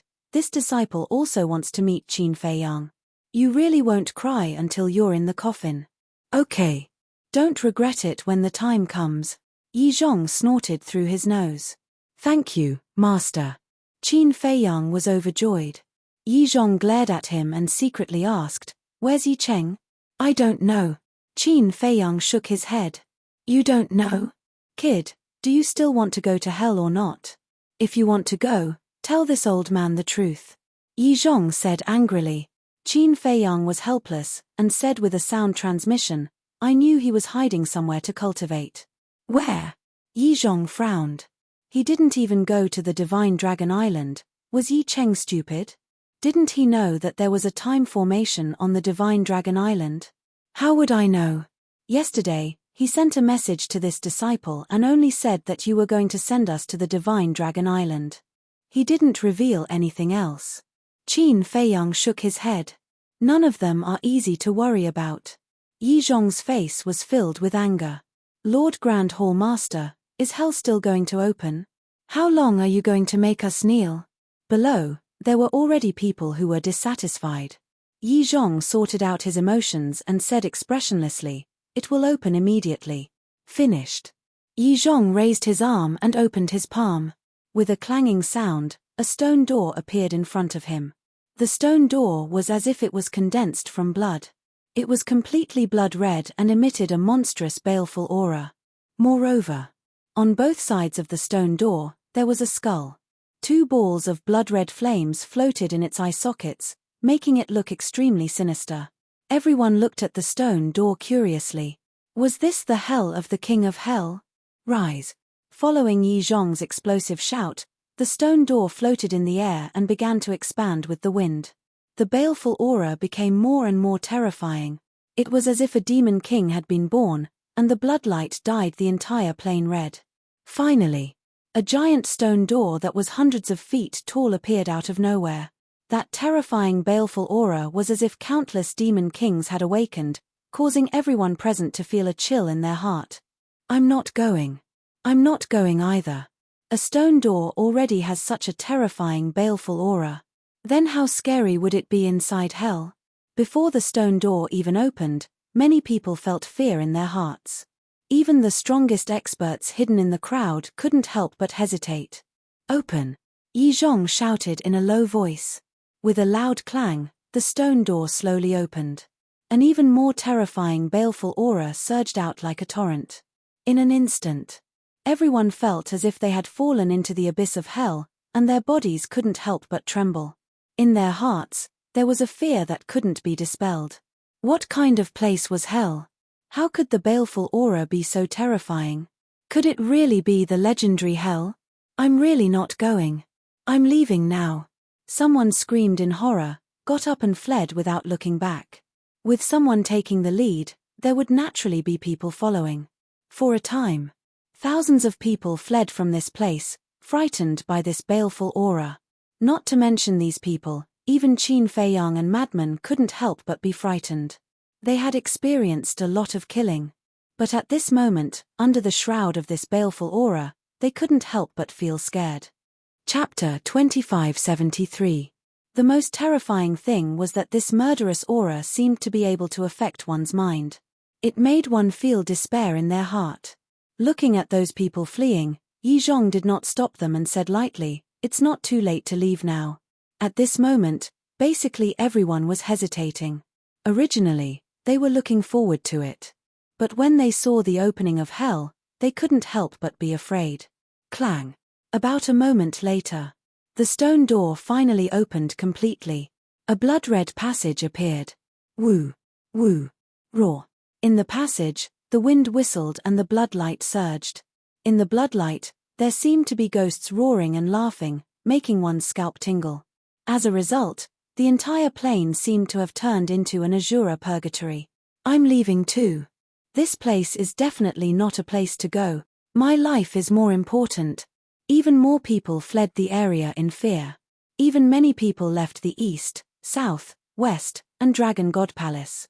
But only a small part of them left. Most people still wanted to go in. Because the more dangerous the place, the greater the opportunity.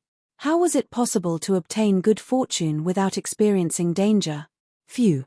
Qin Feiyang took a deep breath and turned to look at Frenzy. He found that Frenzy was staring at the blood-red passage in the stone door with a hint of excitement in his eyes.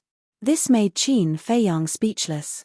Frenzy was indeed worthy of being called Frenzy to be excited. In half an hour, the stone door will automatically close. Those who want to go in should do it early. Yi Zhong shouted. It will close in half an hour? Everyone was shocked. Qin Feiyang glanced at the crowd with a trace of suspicion in his eyes. Why didn't he see anyone from the dragons? Chief Pavilion Master and Beast Emperor were nowhere to be seen.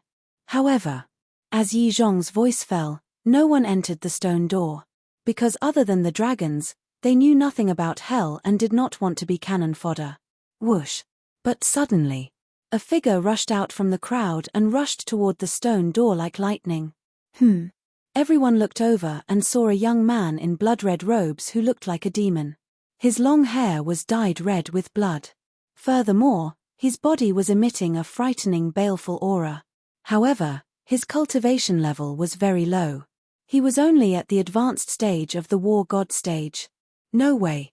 You dare to enter the underworld king's hell with only the cultivation of a great success war god. Everyone was bewildered. Was this kid looking for death? Yi Zhong also looked at the blood-red clothed youth in surprise. Who would have thought that the first person to fly towards the stone door would be a great success war god? How could it be him? At the same time, Qin Feiyang murmured as he stared at the young man's back. You know him? Madman asked. Yes. He is from Yunshan village. His name is Li Feng. Qin Feiyang transmitted his voice. That was right. This young man in blood-red clothes was none other than Li Feng, who had left without saying a word. Li Feng, stop. Qin Feiyang murmured. However, Li Feng turned a deaf ear to him. He rushed into the stone door without looking back and disappeared into the tunnel. He is indeed different from before. Qin Feiyang murmured. He glanced at Madman and said, "Let's go." The two of them rushed into the stone door while Yi Zhong was not paying attention. Bastard! Yi Zhong was stunned for a moment, then he started to curse in exasperation. Don't worry. This young master will protect them well. The young man smiled faintly and walked toward the stone door. What do you know? The Nether King's hell is random. Yi Zhong murmured. What? Random? The young man was stunned. That's right. After entering, everyone will appear in different places. The Nether King's hell is not smaller than the Divine Land. If we don't tell them the rendezvous point in advance, we won't be able to find them. Yi Zhong was furious. Then let's not find them. Let's meet again. Hearing this, the young man yawned and disappeared into the stone door. Not find them? Yi Zhong's expression stiffened and he became more and more angry. What kind of people are these? Do they know how terrifying the Nether King's hell is? Back to Qin Feiyang.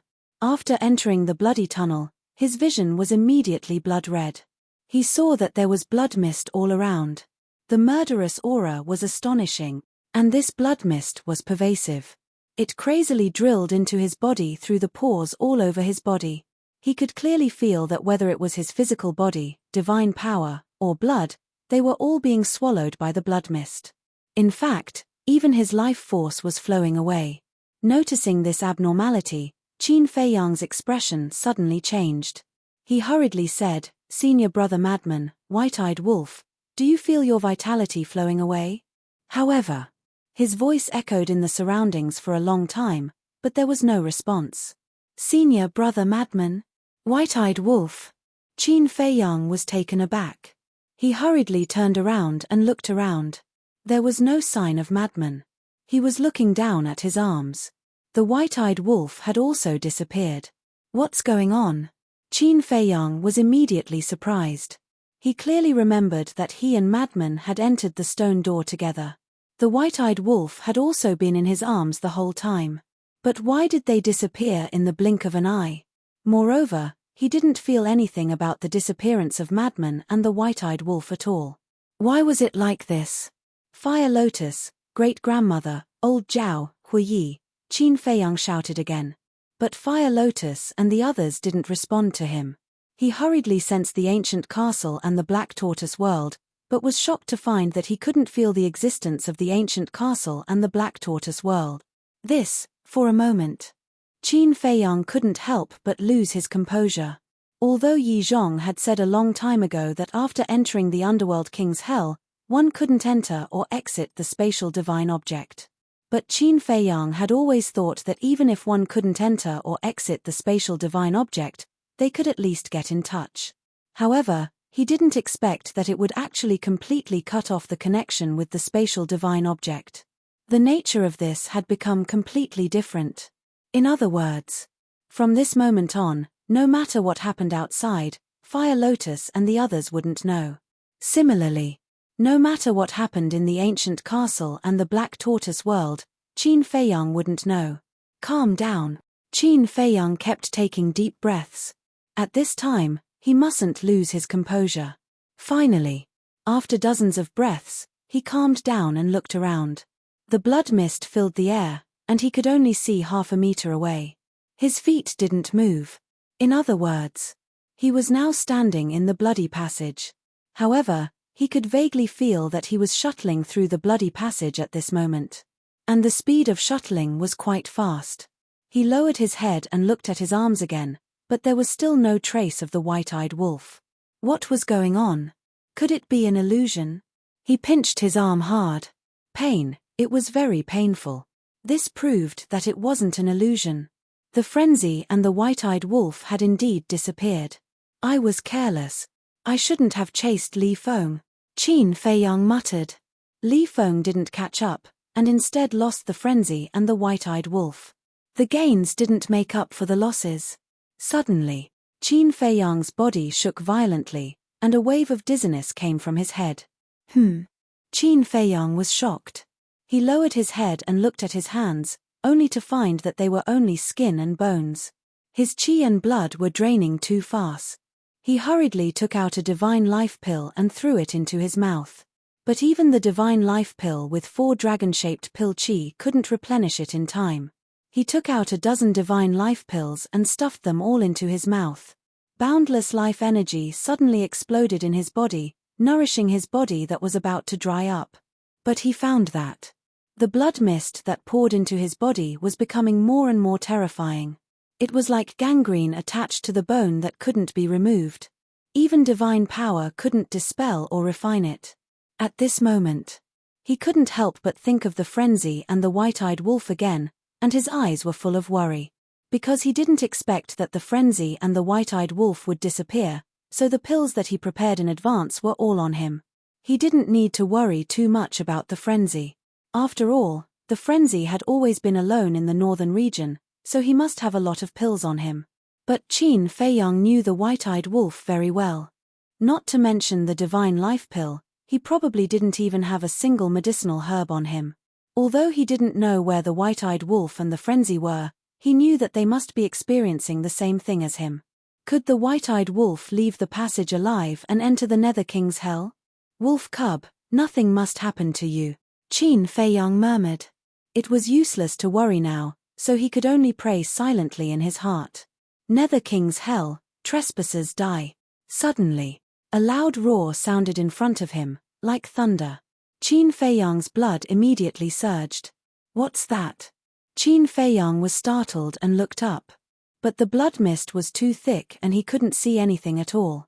Moreover, except for the roar, he didn't sense any terrifying aura. However, Qin Feiyang could feel that a fatal crisis was rapidly approaching. So, Qin Feiyang closed his eyes and paid attention to the movements around him. Suddenly, Qin Feiyang's body and mind tightened, and he took a step to the side without hesitation. Just as he moved away, a fist the size of a millstone appeared from the blood mist. Although this fist didn't hit Qin Feiyang, the whistling wind blew Qin Feiyang away, and blood gushed out of his mouth. Qin Feiyang immediately opened his eyes, and his face was full of horror. Just the wind brought by the fist seriously injured him? How strong was the owner of this fist? His first thought was to activate the kill formula, but he suddenly thought of the rule force mentioned by Yi Zhong and decisively gave up this idea. How dare you dodge? The fist was hidden in the blood mist. The roar sounded again, and it was right next to Qin Feiyang's ear. That fist appeared once again. Humph! Qin Feiyang snorted coldly, took out the coiling dragon staff, and instantly recovered, and smashed it with the staff. Boom!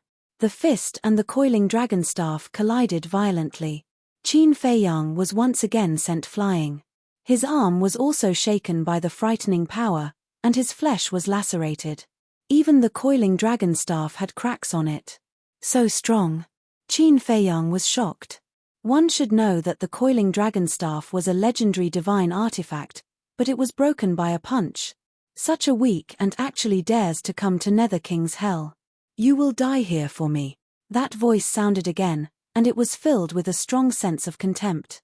Chapter 2574. The mysterious enemy once again tried to kill Qin Feiyang. But this time, it wasn't a fist, but a giant hand the size of a dustpan. Those 5 fingers were like iron rods, fiercely swinging at Qin Feiyang. Boom! Qin Feiyang was sent flying on the spot, blood gushing out of his body. The coiling dragon staff was also torn to pieces. After Qin Feiyang stabilized his body, he quickly put away the coiling dragon staff, took out dozens of life divine pills, and stuffed them into his mouth. Not dead. The mysterious enemy was surprised, his voice drifting. Qin Feiyang glanced at the blood mist around and shouted, "Come out if you have the ability, don't hide. You are not qualified to see my real face. This time, you will die without a doubt." The mysterious enemy was extremely disdainful. A terrifying divine power, like a tide, broke through the layers of blood mist and surged towards Qin Feiyang. "Do you really think I am made of mud?" Qin Feiyang shouted angrily, raised his hand and pointed in the air. An invisible energy, like a volcanic eruption, surged out from the tip of his finger. Soul destruction technique. It wasn't difficult to judge the opponent's cultivation level, it must be at the paragon god level.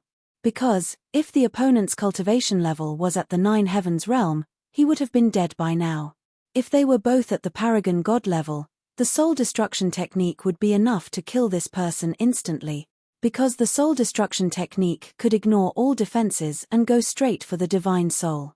"This is," the mysterious enemy exclaimed. The next moment. A painful scream sounded in the void to the left. Immediately after, this place quieted down. "If a tiger doesn't show its power, you think I'm a sick cat." Qin Feiyang snorted coldly. "Haha, you can't even be considered a sick cat, you're at most a small and pitiful worm." The mysterious enemy's laughter suddenly sounded. "What? Not dead?" Qin Feiyang was shocked. A killing technique that can kill one's divine soul is indeed powerful. "Unfortunately, I am immortal and indestructible." The mysterious enemy laughed madly. A huge hand suddenly appeared behind Qin Feiyang and grabbed Qin Feiyang, roaring, "Go to hell." Those 5 fingers exerted a crazy amount of force. Qin Feiyang was grabbed by the giant hand, and he was as small as an ant. Blood was gushing out from his pores, and his mortal body was deformed. The severe pain made Qin Feiyang's face contort. "Haha, it must be very painful, right? It must be very desperate. I haven't even entered the hell of the King of Hell, and I'm going to die here." The mysterious enemy laughed loudly. "You're courting death." Qin Feiyang enunciated each word clearly, and his body suddenly emitted a pure white light. Clang. Following closely, a white battle armor appeared. It flickered with divine light, untainted by a speck of dust, appearing incomparably divine. Sovereign tier divine art, heavenly deity armor. As soon as the heavenly deity armor appeared, the pain on Qin Feiyang's face disappeared. In the next moment, a wave of fire and thunder roared out, and a destructive aura enveloped all directions. Sovereign tier divine art, fire thunder divine art. What? Sovereign tier divine art. The mysterious enemy was shocked. Fire thunder divine art, fully activate. Qin Feiyang roared. Boom. Catcher. Kai Kai. A huge pool of lightning rose into the sky, and the fiery red power of thunder and lightning enveloped all directions. The mysterious enemy screamed again. The giant hand that grabbed Qin Feiyang also quickly let go and retracted back into the blood mist. But this time, Qin Feiyang clearly captured the position of the mysterious enemy. With a wave of his hand, the pool of lightning immediately turned into a torrent, surging towards the mysterious enemy. "We will meet again. Next time, you won't be so lucky. Ha ha." After a presumptuous laugh, the mysterious enemy finally disappeared, and everything slowly returned to normal. However, Qin Feiyang wasn't happy at all. "We will meet again next time?" That meant that this person was not dead. It was too strange that he was not dead. Wait. Suddenly, Qin Feiyang's eyes had a trace of surprise. He did not notice it before, but now that the crisis was over, he immediately realized that the voice of this mysterious enemy seemed to be somewhat familiar. He seemed to have seen it before. But for a moment, he could not find any relevant information in his memory. He should have seen it many years ago. But that was not right. Many years ago, he was either in Great Qin, Forgotten Continent, or in the Miracle. Wait. It was a miracle. He seemed to have heard this voice in the miracle. It was Fire Dragon. Qin Feiyang's eyes suddenly trembled. That's right, it was the Fire Dragon's voice. That was the Fire Dragon who guarded the entrance to the Black Tortoise world and killed the Fire Python's father. Wait a minute. Qin Feiyang clearly remembered that this Fire Dragon had gone to the 3rd level of the miracle, but why would he appear in the Hell of the Nether King? Could it be that it was just their voices that were similar, and it was not the Fire Dragon? But similar, it could not be to this extent. The voice of the mysterious enemy and the Fire Dragon were exactly the same. What was going on? Could it be that this hell of the Nether King was the third level of the miracle? Was that really the case? Qin Feiyang was very surprised. To be honest, he really hoped that was the case. Because this way, he could enter the third level of the miracle and find the inner demons and big cousin. Before seeing their corpses, he was not willing to believe that they were really dead. Even if they were really dead, he would find their corpses and send them back to their homeland. Hell of the Nether King, the third level of the miracle, don't let me down, Qin Feiyang muttered. From the previous situation, the fire dragon did not recognize him. After all, he was Li Biyue now. And he did not use the previous divine arts, such as the Guyuan sword technique, the ruins of End technique, or the eclipse of sun and moon. The next time they met, the fire dragon must die. Because he had promised the fire python that he would help kill the fire dragon. Next, Qin Feiyang did not encounter any more danger. But the horror of the blood mist also made him very anxious. His vitality, blood, and divine power were all being crazily devoured by the blood mist. Even his divine soul gradually began to be threatened. His divine soul had been protected by the soul-stabilizing pearl. The only function of the soul-stabilizing pearl was to protect the divine soul. At first, under the protection of the soul-stabilizing pearl, the blood mist could not get close to the divine soul. But slowly, as the blood mist in the sea of consciousness increased, the soul-stabilizing pearl gradually began to become more and more strenuous. At this rate, the soul-stabilizing pearl's defense would be destroyed by the blood mist sooner or later. How long will it take to enter the hell of the Nether King? Qin Feiyang frowned, constantly taking life pills to replenish his blood and vitality. And he also began to take divine power pills to replenish his divine power. He was also very glad. Fortunately, he had the foresight to refine a large number of pills in advance, otherwise he would definitely be finished now. In the beginning, he had refined more than 100,000 life pills, plus other pills. He estimated that there would be at least 200,000 pills. Before the hell of the Nether King opened, he refined another batch of pills. Now, he had at least 500,000 pills on him. Most of them were life pills, followed by divine power pills. The reason why there were fewer divine power pills was because divine crystals could also replenish divine power. For example, Qin Feiyang had refined thousands of heavenly dust pills. In short, in order to survive in the hell of the Nether King, he had made comprehensive preparations. It was just that the madman and the white-eyed wolf, he was now more and more worried. Before entering the hell of the Nether King, he should have given the madman and the white-eyed wolf some pills. The irritation in his heart appeared again. He couldn't suppress it. But at this moment, Qin Feiyang was suddenly taken aback. There seemed to be a wind. He closed his eyes and after careful observation, he found that there was indeed a wind blowing. It was just that this wind was very weak. If he didn't sense it carefully, he wouldn't have noticed it. Immediately, he opened his eyes, and a trace of joy crept into his eyes. Since there was wind, it meant that the exit was not far away.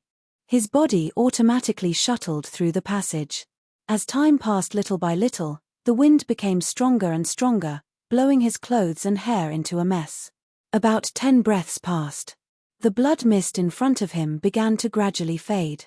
As the blood mist became thinner and thinner, Qin Feiyang finally saw a light spot in front of him. "Is that the exit?" Qin Feiyang murmured. Now that there was a light spot, he could clearly see that his body was shuttling toward the light spot at lightning speed. The light spot was getting bigger and bigger, and slowly became clearer. It was a huge circle of light, like a full moon, exuding the aura of the saint god. Through the circle of light, one could already vaguely see the scenery outside. Outside the circle of light, there was a vast land, which seemed a little dim. The void also seemed to be filled with wisps of blood mist. And there were mountains, water, and also grass and trees. But now, what Qin Feiyang could see was only the tip of the iceberg. Boom! Seeing that the exit was getting closer and closer, at this moment, a terrifying aura suddenly emerged. Qin Feiyang thought it was an enemy, and immediately instinctively glanced around, but in the end, he found that the aura came from outside the circle of light. He raised his head and stared outside the circle of light. Suddenly, a behemoth appeared in his line of sight. It was actually a giant that was more than 10 meters tall. And it looked exactly like a human. It had a nose, eyes, mouth, and limbs. It looked like a middle-aged man. His body was extremely tall and sturdy. His upper body was exposed, and his muscles were filled with an explosive divine power. His 2 eyes were as big as millstones. But the strange thing was that his 2 eyes seemed to be condensed out of blood, like 2 blood moons, and the aura it exuded was extremely terrifying. There are indigenous people in hell? Looking at the blood-eyed giant, Qin Feiyang couldn't help but feel a chill in his heart. This head was too big, wasn't it? Judging from the aura that the blood-eyed giant exuded, it was at least a half step to the 9th heaven state. Boom! Crack!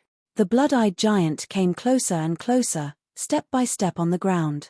Every step it took, the mountains and rivers would collapse, as if there was an earthquake. Wait! Qin Feiyang gradually realized that the blood-eyed giant seemed to be coming for the circle of light. This was because the blood-eyed giant's gaze was fixed on the circle of light, and its large blood-red eyes were filled with curiosity. It seems that the circle of light has attracted him. This is not good. Qin Feiyang smiled bitterly. As soon as he went out, he would have to face such a behemoth, and its cultivation was not weak. Chapter 2575. The blood-eyed giant stopped in front of the light circle and looked at it suspiciously. It seemed that it couldn't see Qin Feiyang inside. Suddenly, the blood-eyed giant raised its hand, which was bigger than a dustpan, and approached the light circle. At this moment, Qin Feiyang was also approaching the light circle. Seeing the giant hand, his expression changed slightly and he instinctively wanted to stop. But his body was moving automatically and he couldn't control it at all. If he was caught by the blood-eyed giant, he might be crushed into minced meat. Boom! Qin Feiyang released his divine power and was about to attack. But at this moment, the light circle suddenly emitted a dazzling divine light. The blood-eyed giant's hand was blocked outside. Moreover, a strong rebounding force appeared and sent the blood-eyed giant flying. With a loud bang, the blood-eyed giant smashed into the ground in the distance.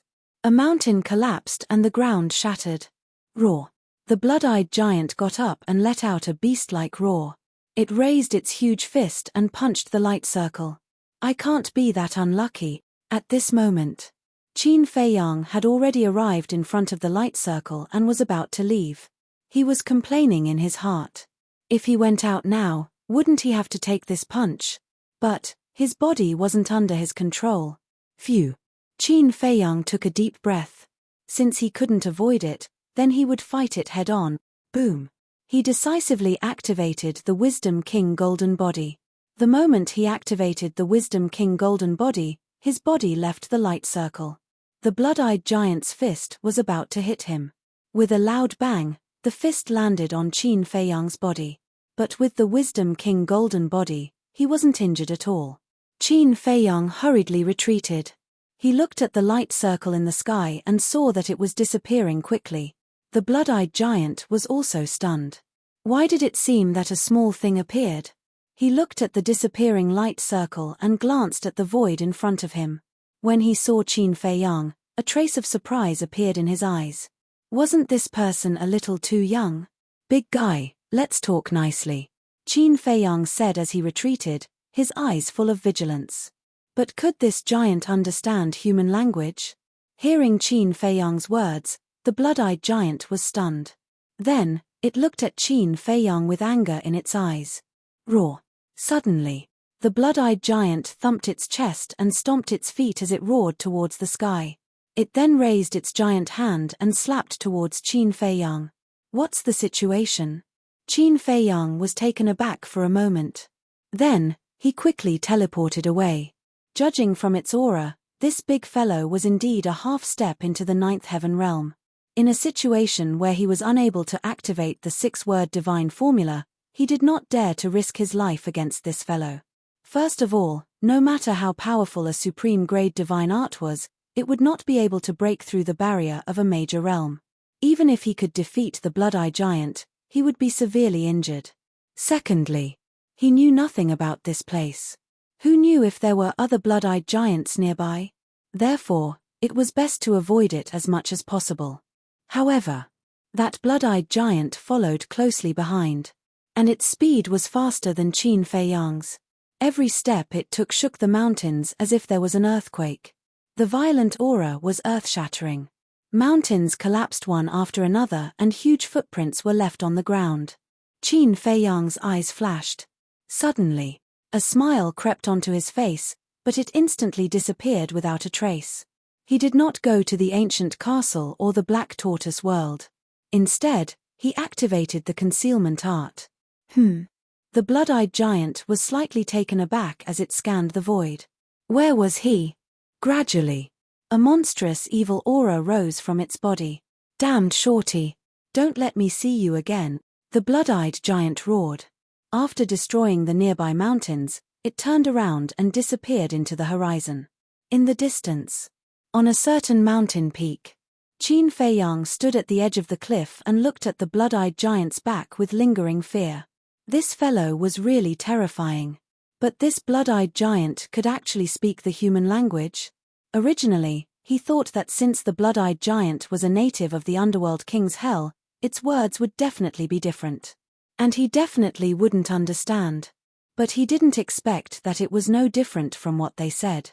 But why did this big guy hate him so much? "Damned dwarfs! Don't let me see you again." These words seemed to have some deep hatred. But this was his first time in the underworld king's hell. What deep hatred could he have with this blood-eyed giant? Forget it. Qin Fei Yang shook his head. He would slowly understand it in the future. He began to curiously scan the world. This world was very strange. A blood-red sun hung in the sky. Even the clouds were blood-red. It looked extremely demonic. The ground was no different from the outside world. The mountains rose and fell, the peaks stacked on top of each other, emitting a majestic aura. Moreover, there were also extremely lush plants growing in the mountains. It was just that he didn't recognize any of these plants. Moreover, whether it was the trees or the grass, they were all suffused with traces of blood-red light. Qin Fei Yang withdrew his gaze and looked at the surrounding mountain peaks. On the mountain peaks, there were many weeds and shrubs, all suffused with wisps of blood-red light. "What's different about this?" Qin Fei Yang muttered, squatting on the ground, found a green foxtail grass and looked at it suspiciously. This green foxtail grass was actually not much different from the one outside. The only difference was that its leaves were a little red, giving people the feeling that it had grown by absorbing blood. But suddenly, Qin Fei Yang's eyes trembled. He actually felt as if something had drilled into his palm and surged into his body. What's going on? He hurriedly looked into his body and found that it was actually wisps of blood-red energy. This energy came from the green foxtail grass in his hand. And he also found that the blood-red energy emitted by the green foxtail grass was actually the same as the blood fog in the passage. It had the ability to rob blood, devour divine power, and erode the divine soul. Could it be? Qin Fei Yang looked up at the blood-red sun in the sky. Could it be that all this had something to do with the sun? Suddenly, Qin Fei Yang's body shook, and the dizziness in his mind came again. He hurriedly threw away the green foxtail grass in his hand, found a stone, and sat on it with his legs crossed. This dizziness was actually not caused by the green foxtail grass. The energy contained in the green foxtail grass was not enough to pose a threat to the divine soul. The truth was, the blood fog that had drilled into his body in the bloody passage had not dissipated. At this time, it was constantly disintegrating the protective film of the soul-settling divine pearl. If this blood fog was not quickly refined or expelled, it would inevitably bring a great threat to him. However, after waiting for an hour, the concealment spell had disappeared, but this blood fog had only been refined a little. He also tried to expel this blood fog from his body, but it was impossible. This blood fog seemed to have taken root in his body. It can't go on like this. Qin Fei Yang got up and glanced around. He had to find a hidden place to refine this blood fog first. Otherwise, before he could find the madman and the white-eyed wolf, he would have been eroded by the blood fog first. Nothing must happen to you. Qin Feiyang murmured, opened up a cave residence on the giant peak under his feet, and then sealed the cave residence with divine power. Then, he sat cross-legged in the cave residence, took out a life divine pill, and recovered the lost qi and blood while refining the blood fog in his body. What the hell is this place? At the same time, in the sky above a certain barren forest, a small golden wolf stood in the air and scanned its surroundings. Its face was filled with confusion. That's right. It was the white-eyed wolf. Die. Suddenly, a violent roar sounded. A giant rushed out of the barren forest below. It was also a blood-eyed giant, but different from the giant Qin Feiyang encountered, it was a woman. Her body was extremely burly. Her height was also more than 10 meters. She was wearing a black armor and had a fierce aura. Furthermore, her cultivation had reached the initial 9 heavens realm. The white-eyed wolf was startled, and he turned to look at the blood-eyed giant. What the hell is this? While the white-eyed wolf was still in a daze, the giant arrived. His fist, the size of a dustpan, smashed towards the white-eyed wolf like a meteor. The white-eyed wolf took a step back and dodged the fist. He raised his eyebrows and said, "Hey, hey, hey, can you not fight as soon as you see me? After all, I'm a pacifist. You foreign bandits, you all deserve to die." The blood-eyed giant roared and spread out its 5 fingers. Its huge hand carried an ear-piercing sound of wind and thunder as it slapped towards the white-eyed wolf. Bandits? Foreign ones? The white-eyed wolf paused and asked, "So, you're a native of the Underworld King's Hell?" But the blood-eyed giant ignored him, and his blood-red eyes flashed fiercely like a beast's. "Looks like you're really a native of this place. I was worried that no one could answer my questions. You came at the right time." The white-eyed wolf grinned. Boom. A monstrous aura appeared. It was a half-step 9th heaven state. After eating the yin-yang chaos pill, it successfully broke through 2 stages and stepped into the half-step 9th heaven state. Then, the white-eyed wolf raised his claw and slammed it at the blood-eyed giant. From afar, it looked like a small mosquito had collided with an elephant. But a shocking scene appeared. Although the blood-eyed giant's cultivation was 1 stage higher than the white-eyed wolf, the white-eyed wolf sent the blood-eyed giant flying with a single claw. How can this be? The blood-eyed giant kept retreating, his face filled with shock. "I'll give you a chance. Tell me everything, or I'll eat you alive." The ingrate walked towards the blood-eyed giant with a look of disdain on its face. At the same time, in the sky above a valley, a black-clothed youth was running for his life, his body covered in blood. This youth was Madman. Behind the madman was a black leopard. The leopard was several hundred meters long. Its eyes seemed to be made of blood. Its cultivation had also reached the half-step 9th heaven state. Why is the person who came this time so weak? A puny paramount god dares to come to the Underworld King's Hell? Aren't you courting death? Stop running. It's useless. The blood-eyed black leopard leisurely followed behind Madman and laughed. It looked like it was teasing Madman. "Fuck you. If you have the ability, wait for me to break through to the 9th heaven state and see how I'll beat you to death." Madman was furious.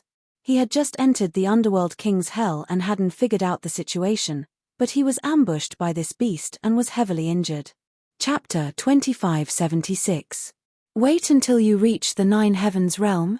Why don't you say wait until you reach the imperishable realm? The blood-eyed leopard sneered. Imperishable realm? The madman's heart shook as he said in surprise, "Is there an imperishable realm expert here? I was just joking. Did you really take it seriously? How can there be an imperishable realm expert in the Nether King Hell?" The blood-eyed leopard sneered. "Damn you, is there any point in playing with me?" The madman was instantly enraged as a wave of blood energy rolled out. In the blink of an eye, a blood-colored domain appeared and covered the entire area. Blood Demon Domain. The Blood Demon Domain could cause the opponent's cultivation to drop by 4 minor realms. However, the blood-eyed leopard's cultivation showed no signs of dropping at all. "What are you doing?" The blood-eyed leopard glanced at the Blood Demon Domain and looked suspiciously at the madman. The madman couldn't help but smile bitterly. As expected. No matter how powerful a deity technique was, As long as it wasn't at the heaven-defying level, it couldn't break through the barrier of major realms. Right now, he was a great success paragon god and was just a little bit away from perfection paragon god. But even so, the blood demon domain was useless against a half-step 9 heavens realm blood-eyed leopard. How frustrating. If he could use a heaven-defying technique, a mere half-step imperishable realm beast could be killed with a wave of his hand. Seems like that's all you've got. Boring. This emperor will reward you. Become this emperor's food. The blood-eyed leopard snarled and pounced at the madman. This is the Nether King Hell. The madman couldn't help but feel despair. Beast, die. But at this moment, an old voice sounded. A black-robed old man came from the left like lightning. It's him. The madman turned around and was shocked. The black-robed old man came aggressively and slapped at the blood-eyed leopard. Roar. The blood-eyed leopard howled as blood splashed across the sky. Strong. The madman muttered. This black-robed old man was at the great perfection 9th heaven realm. The black-robed old man stopped and looked at the madman. You're the madman? Yes. Madman nodded and bowed. Greetings, Lord Ancestral Dragon. That was right. This black-robed old man was the ancestral dragon of the Black Dragon clan. Madman never expected that the first person he would meet in the Underworld King's Hell would be Black Dragon Ancestral Dragon. Why are you running around? If I hadn't coincidentally met you, you would already be a corpse. Ancestral Dragon Black Dragon said furiously. What do you mean? Madman was stunned. Why was this old fellow concerned about him? All right. From now on, you will follow me. With your level of cultivation, if no one protects you, you'll definitely die. After Ancestral Dragon Black Dragon finished speaking, he turned around and flew towards the west. Madman glanced at Black Dragon Ancestral Dragon's back and quickly chased after him. He asked suspiciously, "How do you know me?" It was Yi Zhong who said that. Ancestral Dragon Black Dragon said. Grand Hall Master. Madman was stunned. That's right. Before entering Hades' Hell, he told us dragons to bring you and Li Bur with us if we meet you. Ancestral Dragon Black Dragon said indifferently. I see. Madman nodded in realization. Look at you guys, you didn't even inquire about the situation in Hades' Hell before coming in. Aren't you courting death? If it wasn't for Yi Zhong's face, I wouldn't bother with idiots like you. What about Li Bur? Ancestral Dragon Black Dragon asked. I don't know. I'm also puzzled. Madman shook his head. What's there to be puzzled about? The teleportation in Hades' Hell is random. Even if you are tied together, you will be separated once you reach Hades' Hell. Ancestral Dragon Black Dragon said. I see. Madman muttered and asked, then where are we going now? Ancestral Dragon Black Dragon said, to the gathering place. Gathering place? Madman was stunned. That's right. We dragons have been to Hades' Hell many times. And after exploring it time and time again, although we don't know this place like the back of our hand, we still know the basic situation. Therefore, every time before entering Hades' Hell, we would first set a gathering place. Everyone, after entering the Hell of the King of Hell, we will gather here. Ancestral Dragon Black Dragon said. I see. Madman nodded in realization. Ancestral Dragon Black Dragon glanced at him and said, quickly refine the evil force in your body, otherwise it will corrode your soul sooner or later. Evil force? Madman was stunned. It's the blood mist in your body. This blood mist, whether it's us or the natives of Hades' Hell, we all call it evil force. And this is one of the biggest threats of Hades' Hell. Ancestral Dragon Black Dragon said. The biggest threat. Madman was stunned and frowned. It can't be. Why do I feel like it doesn't affect me? What? Ancestral Dragon Black Dragon immediately stopped in the void and turned around to look at Madman in shock. He wasn't affected. How was that possible? One had to know that this evil force could even corrode an expert like him if he wasn't careful. I feel, what is this evil force? Not only did it not affect me at all, it even gave me an inexplicable sense of intimacy.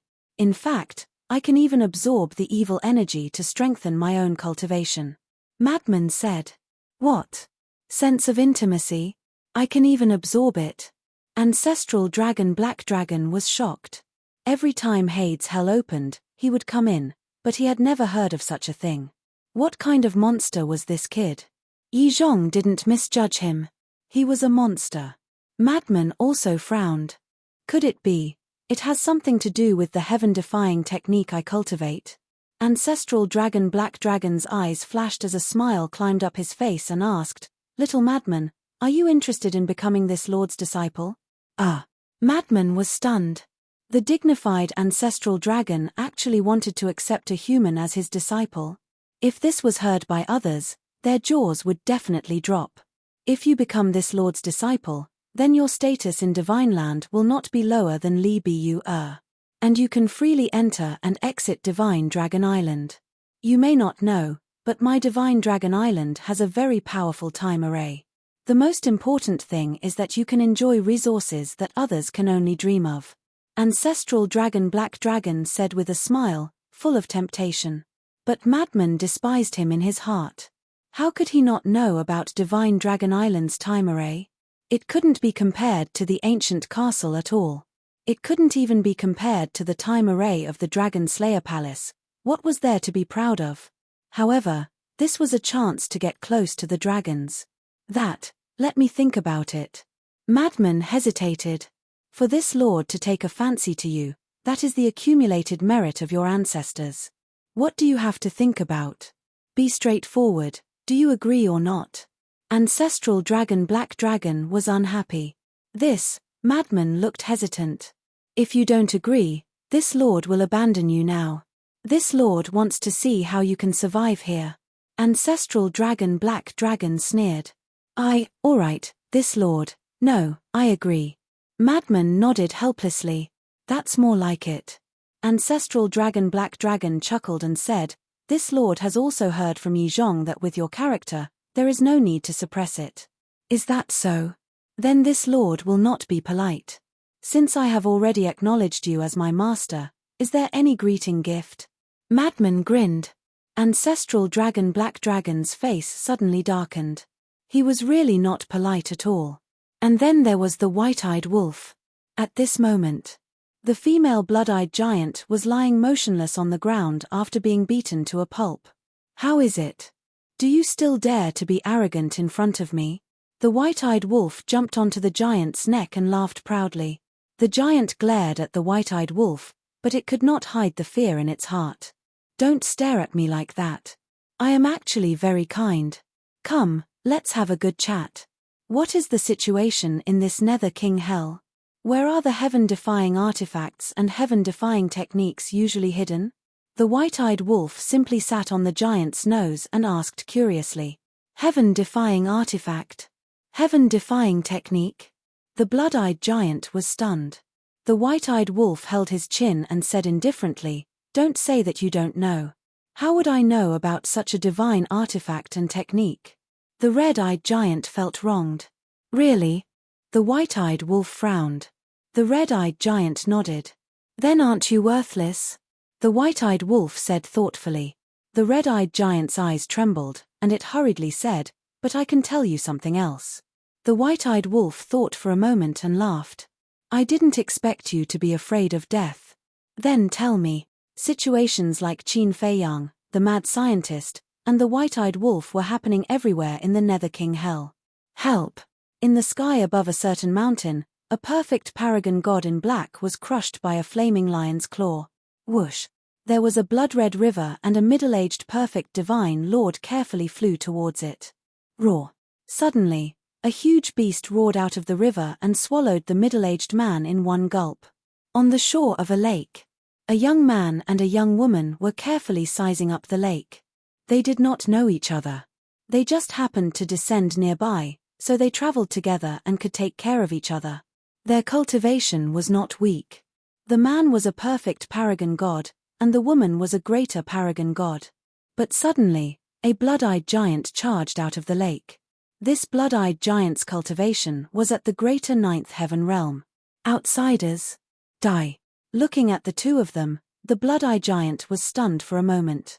Then, it went berserk and stomped at the two of them. Go to the spatial divine item, the woman shouted. The man grabbed the woman, but found that he could not enter the spatial divine item. How could this be? At this moment, the blood-eyed giant's foot landed, and the two were stomped into meat paste. In the sky above a lake, a human at the lesser ninth heaven realm was fighting with a blood-eyed giant who was also at the lesser ninth heaven realm. This person had mastered a pinnacle-level deity skill and a pinnacle-level deity weapon. He was very confident. However, the blood-eyed giant suddenly took out a giant axe that was dozens of meters long and chopped him into pieces with a single swing of the axe. Both his body and soul were destroyed. Chapter 2577. In short, too many people had died. Many people didn't even have the chance to see the Nether King's hell before they died at the hands of the blood-eyed giants and the beasts. Those who had the power to protect themselves were at least in the nine heavens realm. Those paragon gods, monarchs, and war gods could only wait for death. But if they encountered the blood-eyed giants and beasts in the nine heavens realm, then even the humans in the nine heavens realm would be doomed. Moreover, not being able to enter the space divine item was also a fatal blow. Many people didn't know this before they came in. Therefore, life-saving things like elixirs were all placed in the space divine item. There were even some people who placed their divine artifacts in spatial divine items. And before entering the Nether King's hell, they had a plan. For example, the man and woman. So what if they were in danger? As long as they entered the space divine item, it would be no problem to hide. But the reality was cruel.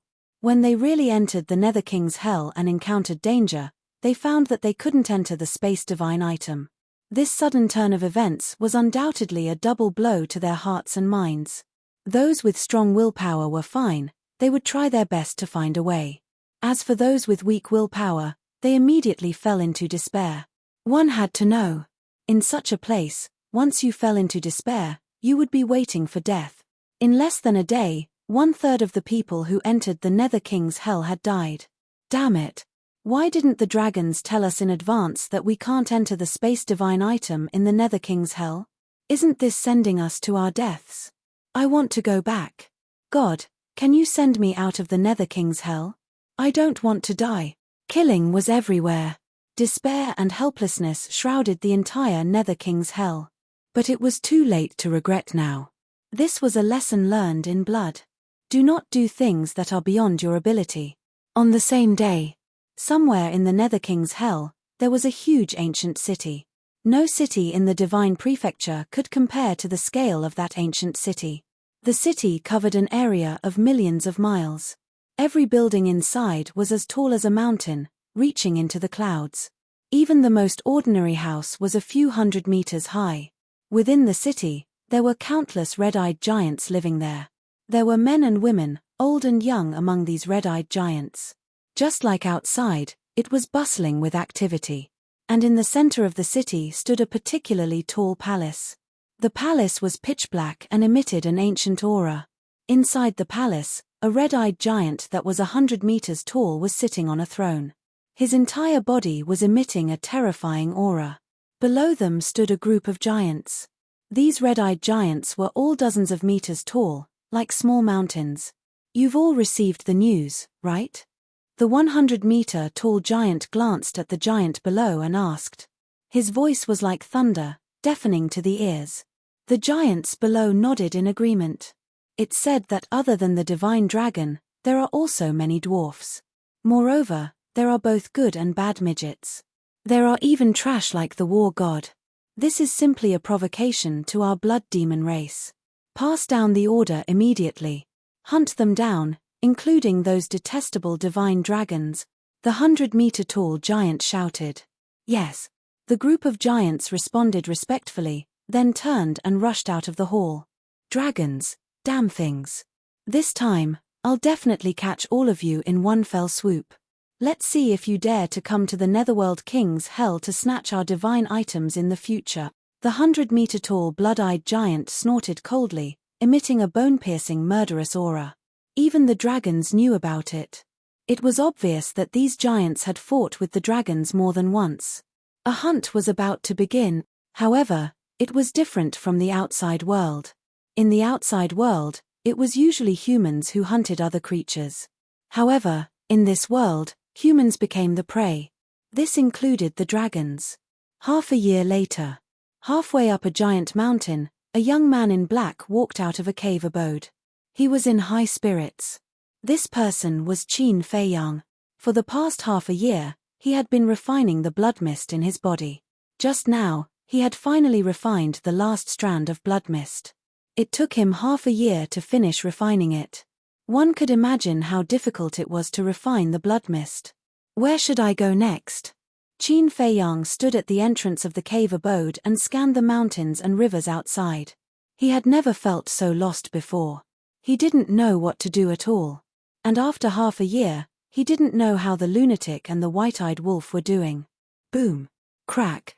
Suddenly, waves of battle waves came from afar. There's a battle. Qin Feiyang was slightly stunned. He quickly rose into the air and scanned the surroundings.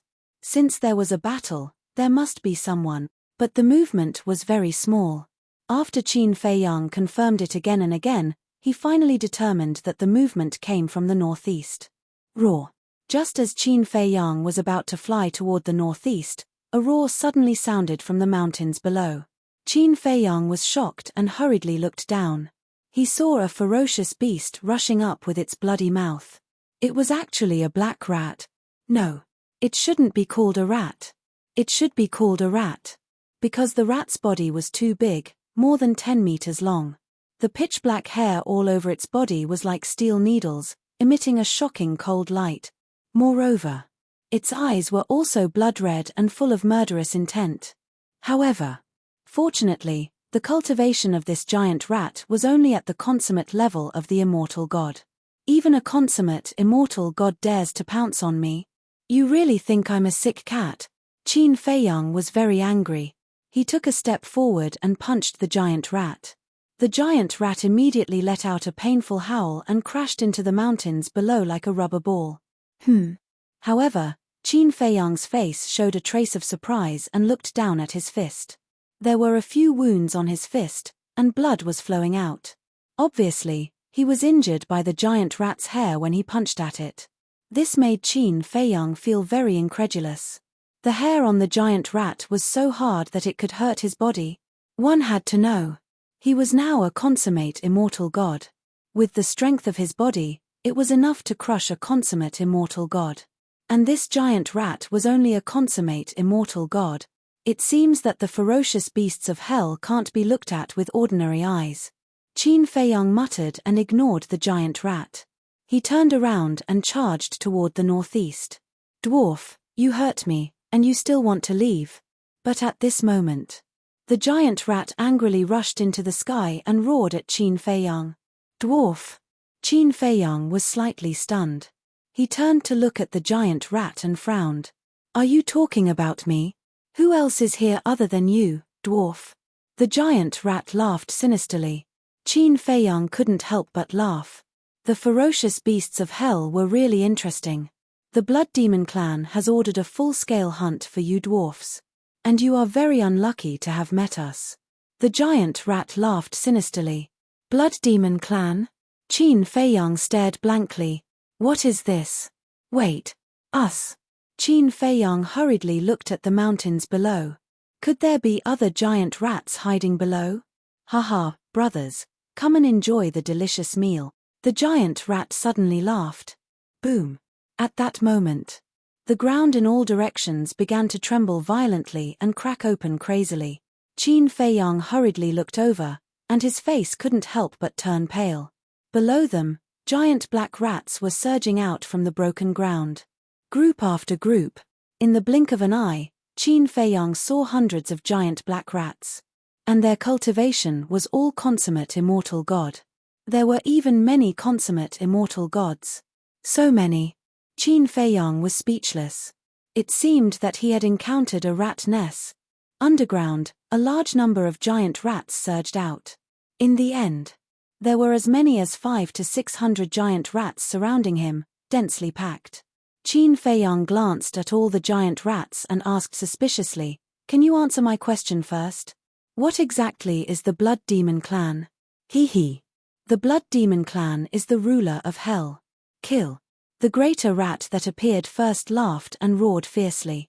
A group of giant rats immediately pounced on Qin Feiyang, their bloody eyes emitting a bloodthirsty light.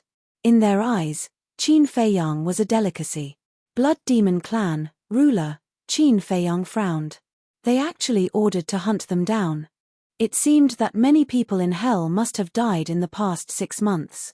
This made him more and more worried about the madman and the white-eyed wolf. Hehe, aren't you going to resist? But it's useless to resist. The giant rats around were like a tide, incomparably ferocious, and were about to drown Qin Feiyang. Suddenly, a strange invisible force, with Qin Feiyang as the center, rolled out in all directions. Soul destruction technique. It ignored all defenses and directly wiped out the soul. At that moment, the greater rats in all directions fell stiffly to the ground. In just an instant, all the giant rats were wiped out. Qin Feiyang confirmed that the souls of these giant rats had indeed been wiped out, and then he dispersed the soul destruction technique. Immediately, he looked up at the blood-colored sun in the sky. Was hell the third level of the miracle? Where was the fire dragon now? Boom. The battle fluctuations coming from the distance were getting more and more obvious. Obviously, the battle over there was moving towards here. Qin Feiyang collected his thoughts, turned into a stream of light, and rushed over like lightning. Look, it's a human dwarf. Kill him. But on the way, he kept being attacked by beasts. These beasts, without exception, were extremely large in size, their eyes were blood-red, and their killing intent was monstrous. Qin Feiyang killed some, but he didn't continue to fight. Because he found that the number of beasts in hell was beyond his imagination, and he couldn't kill them all. But he was lucky that he didn't encounter any beasts in the 9th heaven realm. Finally, he saw the battlefield in front of him. It was a blood-eyed giant. And when he saw the blood-eyed giant's face, his face suddenly froze. It was really a narrow road for enemies. That's right. That was the blood-eyed giant that chased after him half a year ago. Its cultivation was at the half-step 9th heaven realm. Qin Feiyang restrained his aura to the extreme, landed on a mountain peak, stood behind a huge rock, and looked at the opponent of the blood-eyed giant. Immediately, Qin Feiyang's eyes revealed a trace of surprise. This was really a coincidence. The person fighting with the blood-eyed giant was actually Wu Baichuan. But that wasn't right. He remembered that Wu Baichuan's cultivation seemed to be at the peak 9th heaven realm. Why couldn't he take down a blood-eyed giant that was at the half-step 9th heaven realm? Chapter 2578. Not only did he meet the blood-eyed giant, but he also met Wu Baichuan. Qin Feiyang didn't show himself. Because he wasn't a match for either the blood-eyed giant or Wu Baichuan. The laws of the Nether King's hell made him very passive. But the opportunity was in his hands. Even though Wu Baichuan's cultivation was much higher than his, it wasn't hard to kill him as long as he grasped the right timing. Boom. Crack. The battle between the two was terrifying. Mountains shattered and the ground caved in. None of the nearby beasts dared to get close. Wu Baichuan's cultivation was suppressed to the half-step 9 heavens realm. He could have ended the battle quickly, but he suppressed his strength. What was he trying to do? Qin Feiyang was confused. Wu Baichuan also seemed to be in a bad state. He even seemed to be at a disadvantage. Could it be that he's plotting something? Otherwise, why would he suppress his cultivation? He even pretended to be weak. Qin Feiyang didn't dare to act rashly. Just as the mad scientist and the white-eyed wolf had said, although Wu Baichuan was weak in front of him, they were in the Nether King's hell now. Therefore, he couldn't underestimate this person. Roar. The blood-eyed giant kept roaring as blood-red divine power surged around his body. The power of one punch was enough to destroy the earth. Wait. A trace of bewilderment crept onto Qin Feiyang's face. The space around them didn't shatter in such an intense battle. That didn't make sense. One had to know that a battle between experts of this level could easily destroy the earth. Could it be that the space in the Nether King's hell was stronger than the space in the ancient world? Human dwarf, go to hell. At this moment, the Crimson Eye giant threw its head back and roared as it swung its millstone-sized fist towards Wu Baichuan with a destructive aura. Wu Baichuan didn't dodge. He raised his fist and smashed it back. Boom. Two fists, one big and one small, collided with a loud bang. A wave of destructive energy surged out in all directions like a tidal wave. Qin Feiyang saw that the situation was not good. He decisively activated the concealment technique and left the mountain peak. Right after he retreated, the enormous mountain he was on shattered on the spot. Puff. Meanwhile, Wu Baichuan spat out a mouthful of blood and was sent flying like a bomb. Why are you still hiding your cultivation? Qin Feiyang stood in the void and looked at Wu Baichuan, who was flying away, his brows tightly knitted together. Bang! In the end, Wu Baichuan smashed into a mountain in the distance, and several huge peaks were flattened one after another. The blood-eyed giant stood proudly in the air, its violent aura sweeping across the sky. It glanced at the mountains from afar, then turned and left. In his opinion, Wu Baichuan was already dead. Ha! But suddenly, a burst of laughter rang out. The blood-eyed giant was taken aback. It stopped and turned to look at the mountain again. Swoosh! A bloody figure rushed into the sky. Who else could it be but Wu Baichuan? He's not dead. The blood-eyed giant was instantly filled with rage. Its huge body turned into a stream of light and charged towards Wu Baichuan. You want to kill me? Wu Baichuan smiled in disdain. Wisps of lightning energy emerged from his body. Qin Feiyang was shocked. The lightning energy was black in color and it was like black snakes slithering in the void. Each wisp contained an aura that could destroy the world. The blood-eyed giant also stopped in the void and stared at the black lightning. There seemed to be a trace of seriousness in his eyes.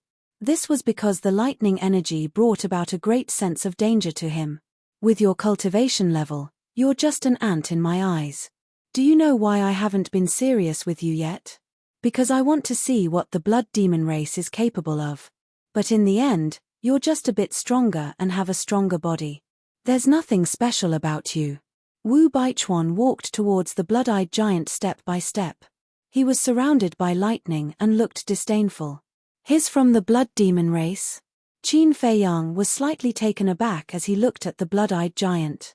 He finally understood that Wu Baichuan was testing the blood-eyed giant's strength. After all, the blood demon race was an unknown being. And the blood demon race was the ruler of hell. They would definitely have to fight more blood-eyed giants in the future. There was a saying that was very good. Know yourself and know your enemy, and you'll win every battle. This was why Wu Baichuan suppressed his cultivation level to the half-step 9th heaven realm and fought with the blood-eyed giant. Because they were at the same level, they could clearly test each other's strength. One had to admit that Wu Baichuan was indeed a very smart person. Qin Feiyang couldn't help but smile wryly as he thought about his suspicions. He thought that Wu Baichuan was planning something. He had to change his suspicions. Sometimes, he could even scare himself to death. The blood-eyed giant suddenly turned around and flew away. Although it was huge, it was extremely fast. Wu Baichuan was taken aback. Qin Feiyang was also taken aback. This big guy knew how to run. Now you want to run? Wu Baichuan smiled coldly. As he waved his arm, the power of lightning immediately turned into a black wave and rushed towards the blood-eyed giant. Roar! The blood-eyed giant immediately howled as it was drowned by the power of lightning. Every bolt of lightning was like a sharp blade that pierced the bones. Wounds kept appearing on its huge body. Some were so deep that the bones could be seen. For a moment, flesh and blood splattered everywhere in the void. Blood dyed the surroundings red. Black lightning, Qin Feiyang muttered. This lightning was formed by Wu Baichuan's divine power. In other words, Wu Baichuan's divine power was the power of lightning. This was quite rare. Furthermore, he discovered that the power of the black lightning seemed to be even more powerful than the other types of lightning. It seemed that this person could not be underestimated. Roar! The blood-eyed giant roared in pain. Its flesh and blood had almost been crushed by the power of lightning. Even its bones were exposed. Qin Feiyang looked at the bones of the blood-eyed giant and found that the bones all over its body were blood red.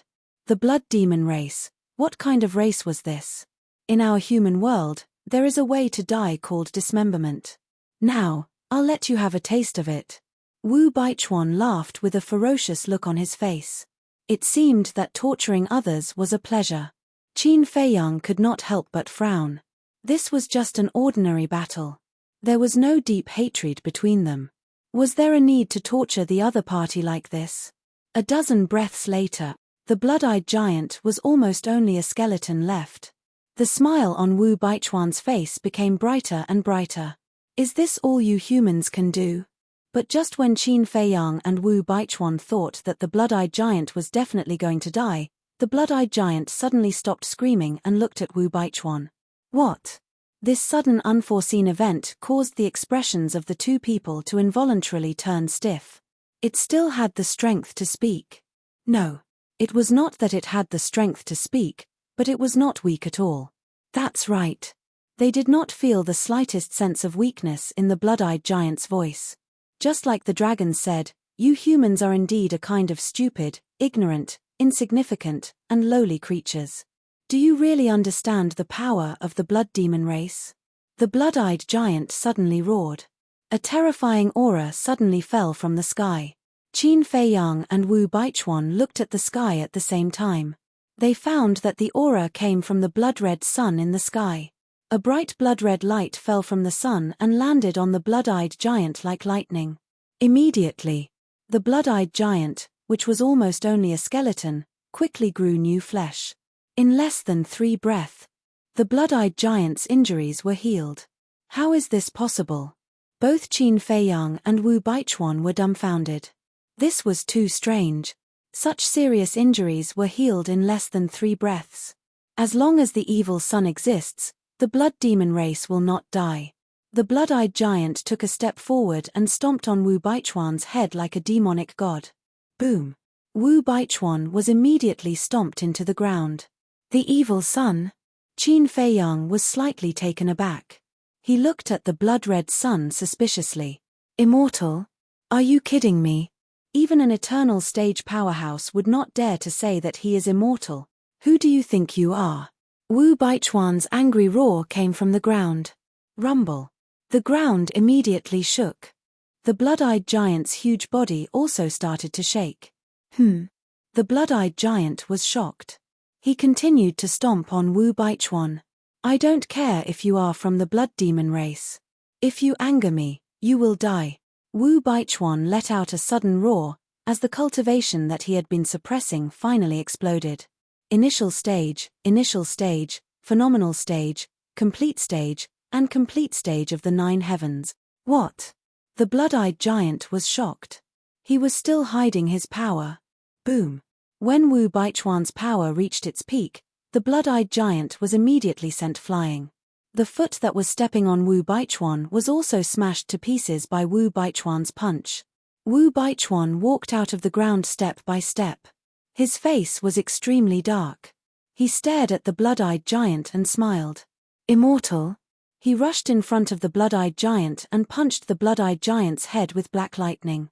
With a loud crack, the blood-eyed giant's head was immediately smashed. Blood splattered everywhere. Roar! The blood-eyed giant was sent flying again and crashed into a mountain. He held his broken head and howled in pain. Since you can't die, then I will let you have a taste of what it feels like to live a life worse than death. Wu Baichuan laughed sinisterly. He took another step and arrived above the blood-eyed giant. He immediately activated the black lightning and bombarded the blood-eyed giant. The blood-eyed giant howled in pain. He didn't expect Wu Baichuan to still be hiding his power. Does it feel good? Wu Baichuan laughed. Roar! The blood-eyed giant roared again. The evil sun in the sky sent down another beam of blood-red light. Wu Baichuan smiled coldly. The black lightning turned into a waterfall and shot toward the beam of blood-red light. However, the beam of blood-red light penetrated the black lightning and entered the blood-eyed giant's body. What? Wu Baichuan was stunned. Qin Feiyang was also stunned. The black lightning was formed by divine power.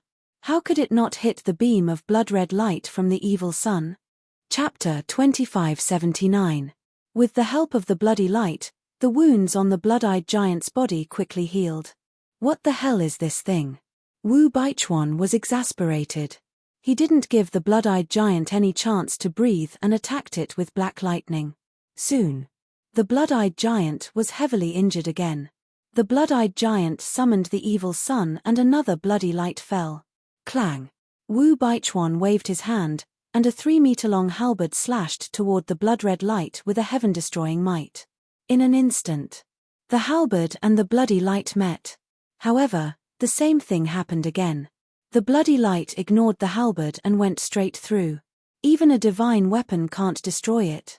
Wu Baichuan's expression froze. He jumped up and punched at the bloody light angrily. But it was still the same. The bloody light went through his body and merged with the blood-eyed giant's body. Why is this happening? Wu Baichuan stood in the air in a daze, his eyes filled with disbelief. Divine power and divine weapons couldn't destroy the bloody light. Even his body couldn't block the bloody light. No. To be exact, the bloody light couldn't be touched. And it was something that nothing could touch. How could such a thing exist in the world? Haha, do you believe me now? You can't kill me. The blood-eyed giant got up from the ground and looked at Wu Baichuan in the sky and laughed. Can't kill you, Wu Baichuan murmured and looked down at the blood-eyed giant. His eyes suddenly flashed with a cold light. There's no living thing in this world that can't be killed. Boom! Wu Baichuan attacked with all his might. The space within a 10,000-mile radius twisted. If I can't kill you, it means that I'm not using enough strength. As Wu Baichuan's words left his mouth, the black lightning energy roared out of his body like a torrent. The blood-eyed giant's pupils constricted and it turned around to escape. Qin Feiyang glanced at Wu Baichuan and then at the blood-eyed giant. Escaping meant that the blood-eyed giant was also afraid. Since it was afraid, there was nothing that couldn't be killed. As Wu Baichuan said, he couldn't kill it because he wasn't using enough strength. Once he used all his strength and crushed the blood-eyed giant, no matter how powerful the evil sun was, it wouldn't be able to bring it back to life. Go to hell! Wu Baichuan laughed sinisterly. The black lightning energy immediately covered the sky as it charged towards the blood-eyed giant. The blood-eyed giant was even more panicked. He repeatedly emphasized that he wouldn't die because he wanted to scare Wu Baichuan away. Because when Wu Baichuan revealed his true cultivation, he knew that he was not Wu Baichuan's opponent. Moreover, it was impossible for him to escape from Wu Baichuan's hands. After all, the difference of their strength level. But he didn't think giant had the giant had the giant had. Die! That was simply impossible. The evil Sun Chen's giants. If the other party instantly destroyed his soul and body, then even the gods wouldn't be able to save him. The blood-eyed giant tried to escape. But he couldn't escape. He was drowned by the power of lightning and screamed in pain. How dare you hurt the blood demons? Human, you're asking for death. But at this moment, a thunderous roar came from the void in the distance. Wu Baichuan and Qin Feiyang were shocked and hurriedly raised their heads to look. They saw an even taller blood-eyed giant charging towards them like lightning. The blood-eyed giant was a middle-aged man. He was more than 20 meters tall and had a strong body. One could feel his intimidating aura from afar. Most importantly, the aura he emitted was extremely powerful. He was at the perfection 9 heavens realm. Damn it, why is there another one? Wu Baichuan cursed in exasperation. He grabbed the halberd, turned around, and flew away without looking back. A half-9th heaven state blood-eyed giant was already so difficult to deal with, let alone a peak of the 9th heaven state blood-eyed giant. He wasn't afraid of a real battle. He was confident that he could kill him. But who knew if there were other blood-eyed giants nearby? So he couldn't fight. The giant rushed over and slammed its palm towards the black lightning. Boom! The black lightning was destroyed. The blood-eyed giant that was drowned by the lightning also appeared. Only his divine soul was left. His divine soul was much smaller than the blood-eyed giant's body, but it was still comparable to an adult's. Damn you, human! I won't let you go! The blood-eyed giant's divine soul roared and summoned another beam of crimson light. Qin Feiyang stood in the distance and didn't leave. Luckily, he didn't leave.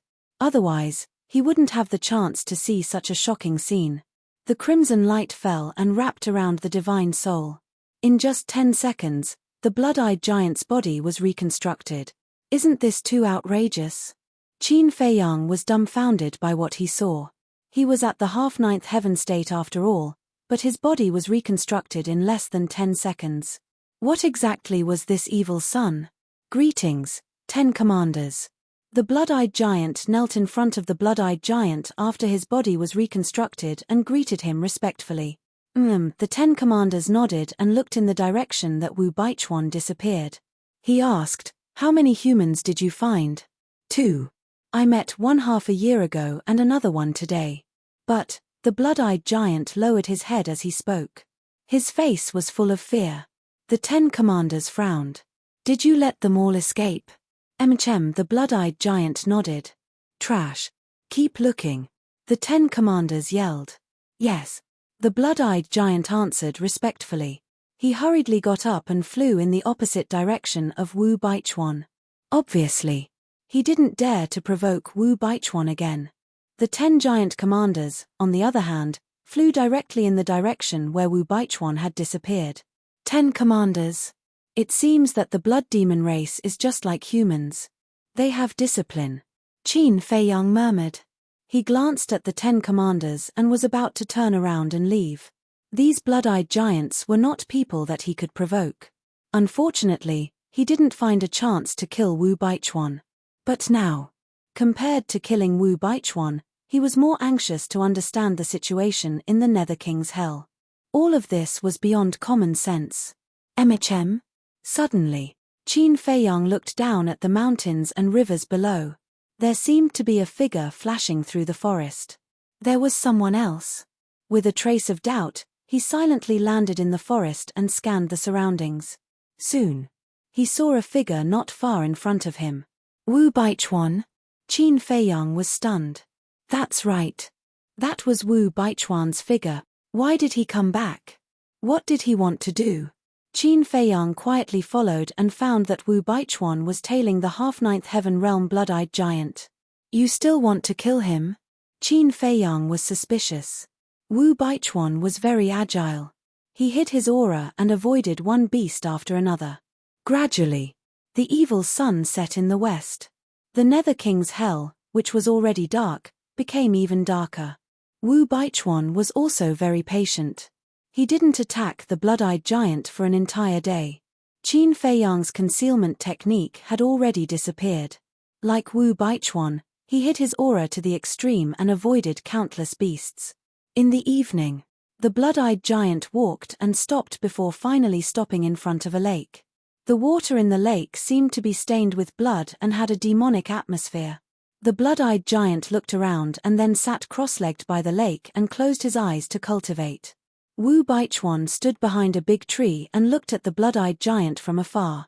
His eyes flickered. Qin Feiyang stood not far behind Wu Baichuan.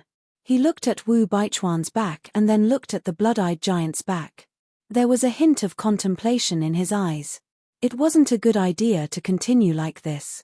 It was better to find a chance to get close to Wu Baichuan. This way, there was no need to be sneaky. Moreover, with Wu Baichuan's cultivation, following him would save him a lot of trouble. In other words, Wu Baichuan was equivalent to a protective umbrella. After pondering for a while, Qin Feiyang took out an illusory form pill and changed his appearance into an extremely ordinary face. How ordinary was it? Even if he stood at the top of the tower, no one would look at him. Following that, he changed into a set of white clothes and then lay on the ground. Looking at Wu Baichuan's back, he whispered, "Is it Wu Baichuan or Wu Shixiang?" Wu Baichuan was shocked and quickly turned to look at the forest behind him. "It's really you." Qin Feiyang quickly got up and ran towards Wu Baichuan in surprise. Wu Baichuan's face changed and hurriedly gestured to Qin Feiyang to keep quiet.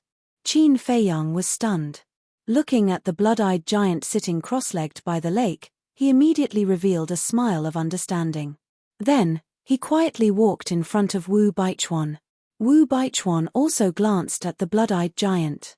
Seeing that it wasn't alarmed, he couldn't help but feel relieved. Following that, Wu Baichuan then turned around and sized up Qin Feiyang. He frowned slightly and thought to himself, "Who are you? Do I know you? You definitely don't know me, but I know you. You are a famous monstrous genius in the Dragon God Palace." Qin Feiyang said with a face full of admiration, as if he had seen his idol. Wu Baichuan was startled, and sent a sound transmission. "You are also from the Dragon God Palace?" "Yes, yes, yes. This is my identity badge." Qin Feiyang took out the order badge, waved it in front of Wu Baichuan, and then kept it. The identity badge of the Eastern, Western, Northern, and Southern Dragon God Palace were all the same. On the token, there was the symbol of the Dragon God Palace, as well as the name. Just now, Qin Feiyang had shown Wu Baichuan one side of the symbol. As for the name on the other side, he definitely could not let Wu Baichuan see it. Because Wu Baichuan knew that Li Biyue was him. And now, facing the blood-eyed giant, he believed that Wu Baichuan would not care about the name on the other side of the order badge. As long as he could prove that he was from the Dragon God Palace, it would be fine. As expected, Wu Baichuan did not look at the name on the other side, and sized up Qin Feiyang for a while, then sent a sound transmission. "When did you discover me?" "Just now. I unintentionally passed by here and saw a back figure. Thus, I carefully observed and realized that it was actually you, senior brother. The heavens will always leave a way out. Senior brother, for the sake of being from the same sect, you must help me. This place is too dangerous. I almost died under the claws of those damned beasts several times." Qin Feiyang scanned his surroundings with a fearful expression. Then, he looked at Wu Baichuan with a pleading gaze. Chapter 2580. Wu Baichuan's eyes were full of disdain when he heard this. "Don't come if you're not strong enough." "You're right, senior brother. But it's useless to regret now." Qin Feiyang's face was bitter. The disdain on Wu Baichuan's face was even stronger. He thought to himself, "How do you want me to help you?" Qin Feiyang hurriedly said, "Let me stay by your side, senior brother." "Why?" Wu Baichuan couldn't help but want to laugh, but he didn't dare to because of the blood-eyed giant. "I know that with your strength, I can't help you at all, and I'll definitely drag you down. But I'll be very obedient. As long as senior brother allows me to stay, I'll do whatever you want me to do." Qin Feiyang said. "At least you know your own strength." Wu Baichuan smiled proudly and thought to himself, "I'll do anything, right?" "Yes." Qin Feiyang nodded. "Okay." Wu Baichuan nodded, looked at the shoes, and said jokingly, "My shoes are a little dirty. Wipe them clean for me." Qin Feiyang's face suddenly froze. "Why? You don't even know how to wipe shoes." Wu Baichuan looked at Qin Feiyang playfully. Yes, but Qin Feiyang looked hesitant. However, a murderous intent surged in his heart. He even wanted to humiliate him. "But what? Didn't you say that you'll do whatever I ask you to do? But now you can't even wipe shoes. How do you want me to trust you? Since I can't trust you, do you think I dare to keep you by my side?" Wu Baichuan smiled mockingly. Qin Feiyang's murderous intent became stronger, but suddenly a light flashed in his eyes and he said with a smile, "Senior brother, how can such a small thing test a person? Then tell me, what is the best way to test him?" Wu Baichuan transmitted his voice. Qin Feiyang said, "Senior martial brother, you have to think about it yourself." Wu Baichuan's eyes flashed. He turned to the blood-eye giant and said, "Go and kick him." "What?" Qin Feiyang's face turned pale in an instant. Wu Baichuan said, "If you dare to kick him, I'll let you stay by my side." Qin Feiyang said, but before Qin Feiyang could say anything, Wu Baichuan shook his head and said to himself, "There's no room for negotiation." Qin Feiyang struggled for a moment, then nodded and said, "Okay, I'll go." Wu Baichuan was stunned. Was he really going? But he didn't stop him. He crossed his arms and looked at Qin Feiyang mockingly. Qin Feiyang clenched his fists and floated in the air. He restrained his aura to the extreme and carefully flew toward the blood-eye giant. But in his heart, he wasn't very nervous. This blood-eye giant was very powerful, but it wasn't that easy to kill him. But he was thinking, why did Wu Baichuan ask him to kick this blood-eye giant? You've got guts. But the people of the Dragon God Palace have nothing to do with me. I'm the young lord of the Dragon Slayer Palace. Wu Baichuan sneered in his heart. As the young lord of the Dragon Slayer Palace, the people of the Dragon God Palace were naturally his enemies. With his personality, why would he care about the lives of his enemies? Finally, Qin Feiyang silently approached the Blood-Eye Giant. And the Blood-Eye Giant didn't notice at all. Qin Feiyang turned to look at Wu Baichuan. Kick. Wu Baichuan said silently. Qin Feiyang gritted his teeth and kicked the Blood-Eye Giant's butt. The Blood-Eye Giant, who was completely unprepared, immediately fell into the lake, splashing up huge waves. The lake water splashed onto Qin Feiyang's body. Qin Feiyang was shocked to discover that the lake water also carried the strange energy that could pass through one's blood and corrode one's divine power and soul. Raw. And without a doubt, the Blood-Eye Giant was enraged by the sudden sneak attack. It jumped out of the lake and stared at Qin Feiyang with its two red eyes. Sorry, it's a misunderstanding. Qin Feiyang hurriedly waved his hand and kept stepping back. You human dwarf, you're courting death. The Blood-Eyed Giant roared angrily and raised its giant hand to slap Qin Feiyang. Qin Feiyang turned around and ran. Boom. The Blood-Eye Giant's giant hand fell to the ground. A handprint that was a few meters deep immediately appeared. Qin Feiyang looked back at the handprint on the ground and couldn't help but break out in a cold sweat. If it hit him, wouldn't he become a pile of meat on the spot? Bang! The Blood-Eye Giant became even angrier when it saw that it didn't hit Qin Feiyang. It raised its giant foot and kept stomping on Qin Feiyang. Whoosh! Qin Feiyang panicked and ran. Although he could predict and dodge every time, the terrifying waves of air knocked him back again and again. Soon, he was covered in wounds.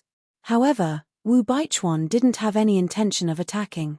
Other than glancing at Qin Feiyang occasionally, he was mostly looking at the surrounding forest and the blood-red sun in the sky. Die. The Blood-Eye Giant seemed to have lost its patience and its energy exploded. Poof. Under the impact of the energy, Qin Feiyang immediately spat out a mouthful of blood and fell into the lake like a broken kite. Roar. The Blood-Eye Giant roared and opened its mouth. A large amount of lake water swept up Qin Feiyang and rushed into the Blood-Eye Giant's mouth. Qin Feiyang's eyelids twitched. The Blood-Eye Giant wanted to swallow him alive. What a ferocious guy. It seemed that it was no longer hiding. Qin Feiyang was about to activate the concealment technique. The concealment technique could be activated twice a day, so it meant that he had 2 chances to save his life. Clang. But at this moment, Wu Baichuan finally attacked. With the sky halberd in his hand, he flashed behind the Blood-Eye Giant and pierced the Blood-Eye Giant's sea of chi with the sky halberd. Ouch! The Blood-Eye Giant immediately howled in pain. Wu Baichuan didn't stop. He pulled out the sky halberd and placed it on the Blood-Eye Giant's head. He shouted, "Shut up, or I'll destroy you." It's you. Although the Blood-Eye Giant's back was facing Wu Baichuan, it could hear Wu Baichuan's voice and its eyes flashed fiercely. That's right. It's me. You didn't expect me to follow you, did you? Wu Baichuan sneered. The Blood-Eye Giant clenched its fists and looked at the darkening sky. Stop looking. The evil sun has gone down the mountain. Let's see how you can repair your sea of chi without the evil sun, Wu Baichuan said. Hearing this, the Blood-Eye Giant's eyes flashed with a hint of mockery. But neither Qin Feiyang nor Wu Baichuan saw this mockery. Qin Feiyang ran out of the lake and kicked the Blood-Eye Giant. Then, he ran in front of Wu Baichuan and asked suspiciously, "Wu Shixiang, is this giant very strong? Even you have to sneak attack him? Strong? Do you know how to talk? I'm at the peak stage of the 9 heavens state. Do I need to sneak attack him?" Wu Baichuan said angrily. Then why did you ask me to attract his attention and sneak attack him? Qin Feiyang frowned. What do you know? I asked you to kick him not to attract his attention, but to see if there are other giants nearby. With his half-step 9 heavens realm cultivation, I can kill him with a wave of my hand. Wu Baichuan snorted. I see. Qin Feiyang nodded. This person was quite cautious in doing things. Wait. Qin Feiyang frowned again. He looked at Wu Baichuan and said, "Then aren't you using me as bait?" You have a problem with that. Wu Baichuan sneered. I wouldn't dare. Qin Feiyang quickly shook his head and asked with a smile, how did I do? Can you let me stay with you? You did well. Just stay for now. But you have to listen to me. Wu Baichuan said calmly. Okay. Qin Feiyang was overjoyed. He then looked at the Blood-Eye Giant and asked, Senior brother, why didn't you just kill him? Shut up. Wu Baichuan frowned. Qin Feiyang shut his mouth. Wu Baichuan looked at the Blood-Eye Giant and said, Now, you have to answer my questions honestly. Otherwise, I'll destroy your divine soul. The Blood-Eye Giant looked at the dark sky and the mockery in his eyes became thicker. However, his body trembled and he said, Go ahead. What is the evil sun? It can even reconstruct your body so quickly. Wu Baichuan asked. Qin Feiyang was slightly stunned. He knew that the Blood-Eye Giant had reconstructed his body. It seemed that when the Blood-Eye Giant was reconstructing its body, Wu Baichuan had already killed his way back. It was just that he was hiding in the dark, and no one had discovered him. The evil sun is formed by the power of evil. All the living beings in hell rely on it to survive. Even our cultivation is related to the evil sun. To the blood demon race, the evil sun is more important. It's a sacred item. Because we can summon the power of evil to heal our injuries. As for the effect, you've seen it. It's much better than the pills in your world. The Blood-Eye Giant said with disdain. Although it was unpleasant, Qin Feiyang and Wu Baichuan couldn't refute it. Because it was indeed better than pills. No. Not only was it powerful, but in terms of healing effects, medicinal pills simply could not compare to this evil energy. Wu Baichuan asked, Can we summon the evil sun? Didn't you hear what I said? Only the blood demon race can summon the evil sun. Even the other races in hell can't, let alone outsiders like you. The Blood-Eye Giant sneered. Wu Baichuan said, How many people are there in the blood demon race? I don't know either. The Blood-Eye Giant shook his head. Qin Feiyang said suspiciously, Aren't you from the blood demon race? Why don't you know? Because there are too many. It's hard to count. There's an ancient city nearby. You can go and take a look. There are 50 to 60,000 blood demons in this city alone. The Blood-Eye Giant said. What? There's a city here? Qin Feiyang and Wu Baichuan were surprised. That's right. The Blood-Eye Giant nodded and looked up at the night sky. He smiled and said, But you won't have a chance to go. A crescent moon rose in the night sky. The crescent moon was also blood-red and had a demonic aura. No chance. What do you mean? Qin Feiyang and Wu Baichuan looked at each other and looked at the Blood-Eye Giant suspiciously. Before you came to hell, didn't you ask the dragons about the blood demon race? The Blood-Eye Giant grinned. The mockery that had been permeating the bottom of his eyes could no longer be concealed. Chapter 2581. Qin Feiyang and the other man's brows furrowed tighter and tighter. They felt an uneasy premonition. The blood demon tribe is even scarier at night. The Blood-Eye Giant smiled. He looked up at the blood moon and roared. A violent aura surged out of the Blood-Eyed Giant's body like a tidal wave. Then, a shocking scene appeared. The Blood-Eye Giant's body started to swell. Furthermore, red hair was growing all over his body. At a glance, he resembled a mutated red-furred gorilla. But this was not the main point. The main point was that the aura of the Blood-Eye Giant became stronger as his body changed. Initial ninth heaven stage. Initial ninth heaven stage, that's right. This was the change in his cultivation. How could this be? Wu Baichuan was shocked. I don't know.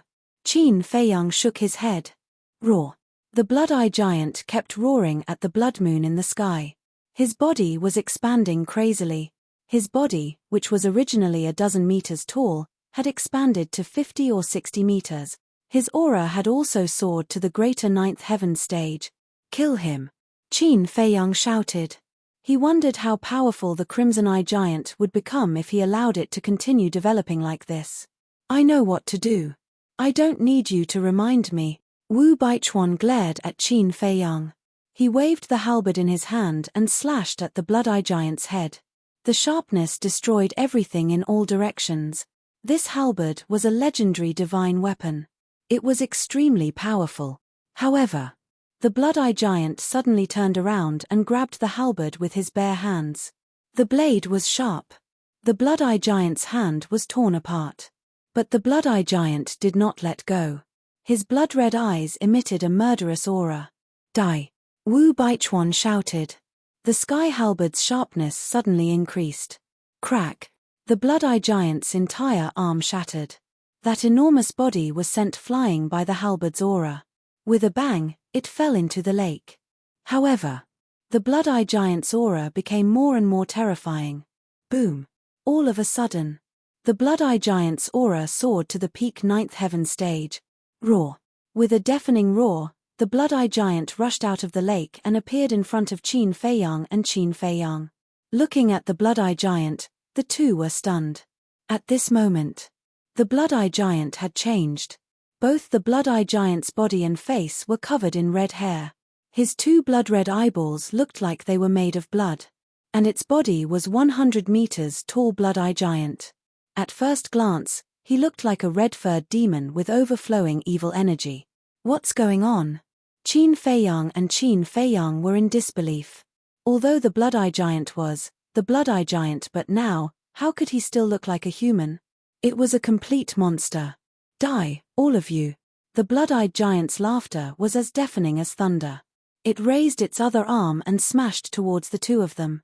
Qin Feiyang saw that the situation was not good, and retreated like lightning.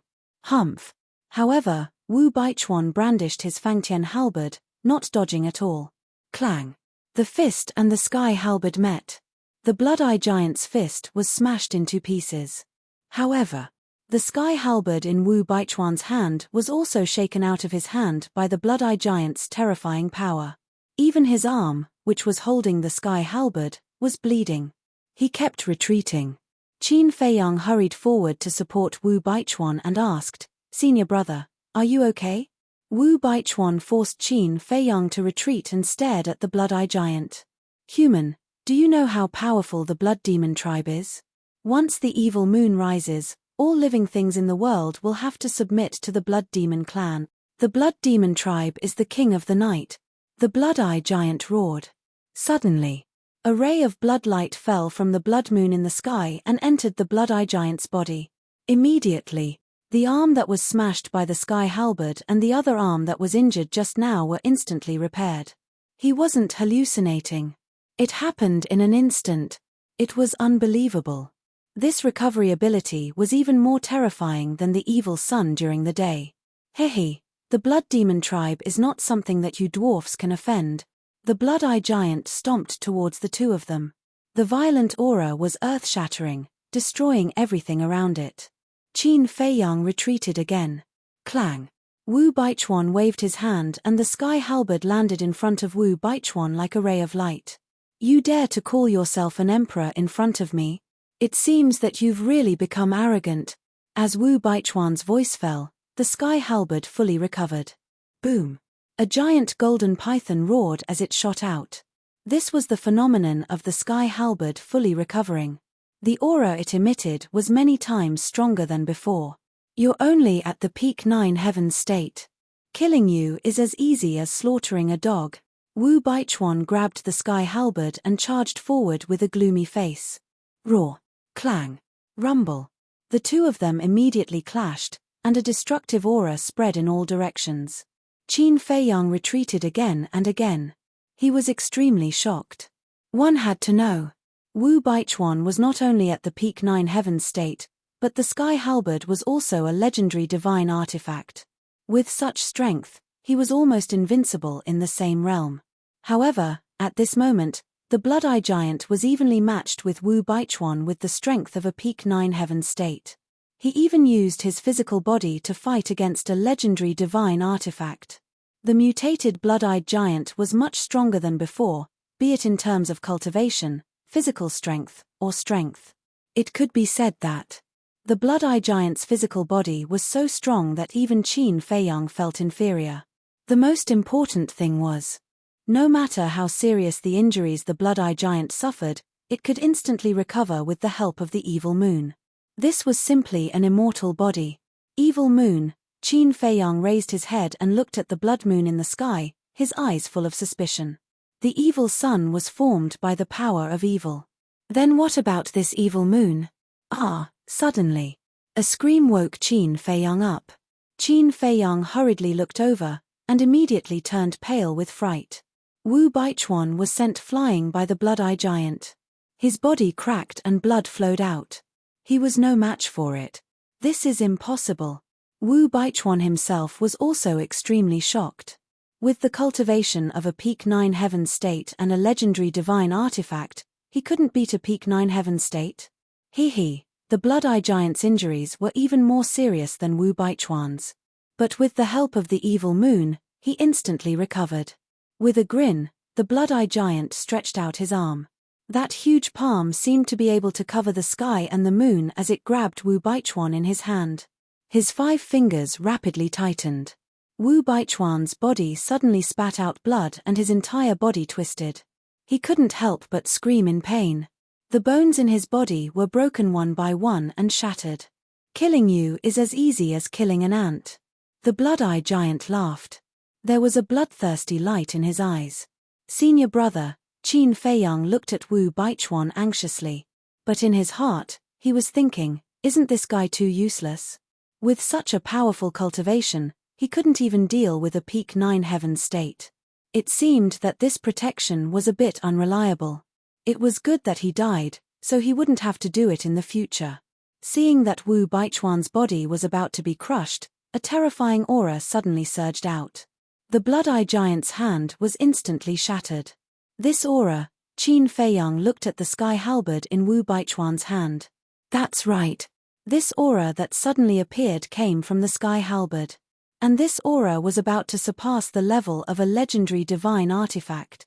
Wu Baichuan took a divine life pill and looked up at the blood-eye giant. His face was unprecedentedly calm. This should be all of your strength, right? Qin Feiyang was stunned. Could it be that this person had been testing the blood-eye giant all this time? The blood-eye giant also stared at Wu Baichuan in shock. The blood demon race is indeed a terrifying race. If it was another peak 9 heaven state, they would definitely die in your hands today. But unfortunately, you're unlucky to have met me. Remember my name. My name is Wu Baichuan. Wu Baichuan smiled coldly. The sky halberd in his hand immediately emitted a powerful aura with a loud clang. This is a supreme-level divine artifact. Qin Feiyang's eyes trembled. With a supreme-level divine artifact, he could naturally tell. That's right. This sky halberd was not a legendary divine artifact, but a supreme-level divine artifact. Clang. The sky halberd trembled in Wu Baichuan's hand. It seemed to be very excited. The blood-eye giant's pupils constricted. It raised its huge fist and punched at Wu Baichuan. Kill him, Wu Baichuan said. The sky halberd broke through the air, and a destructive aura flooded in all directions. Roar. With a painful roar, the blood-eye giant's arm was shattered. Its 100-meter-tall body was also sent flying. Blood spurted out. Clang. Then. The sky halberd was like a bolt of lightning. It pierced through the air and went between the blood-eye giant's eyebrows. Roar. There was a cry of pain. The blood-eye giant's head exploded.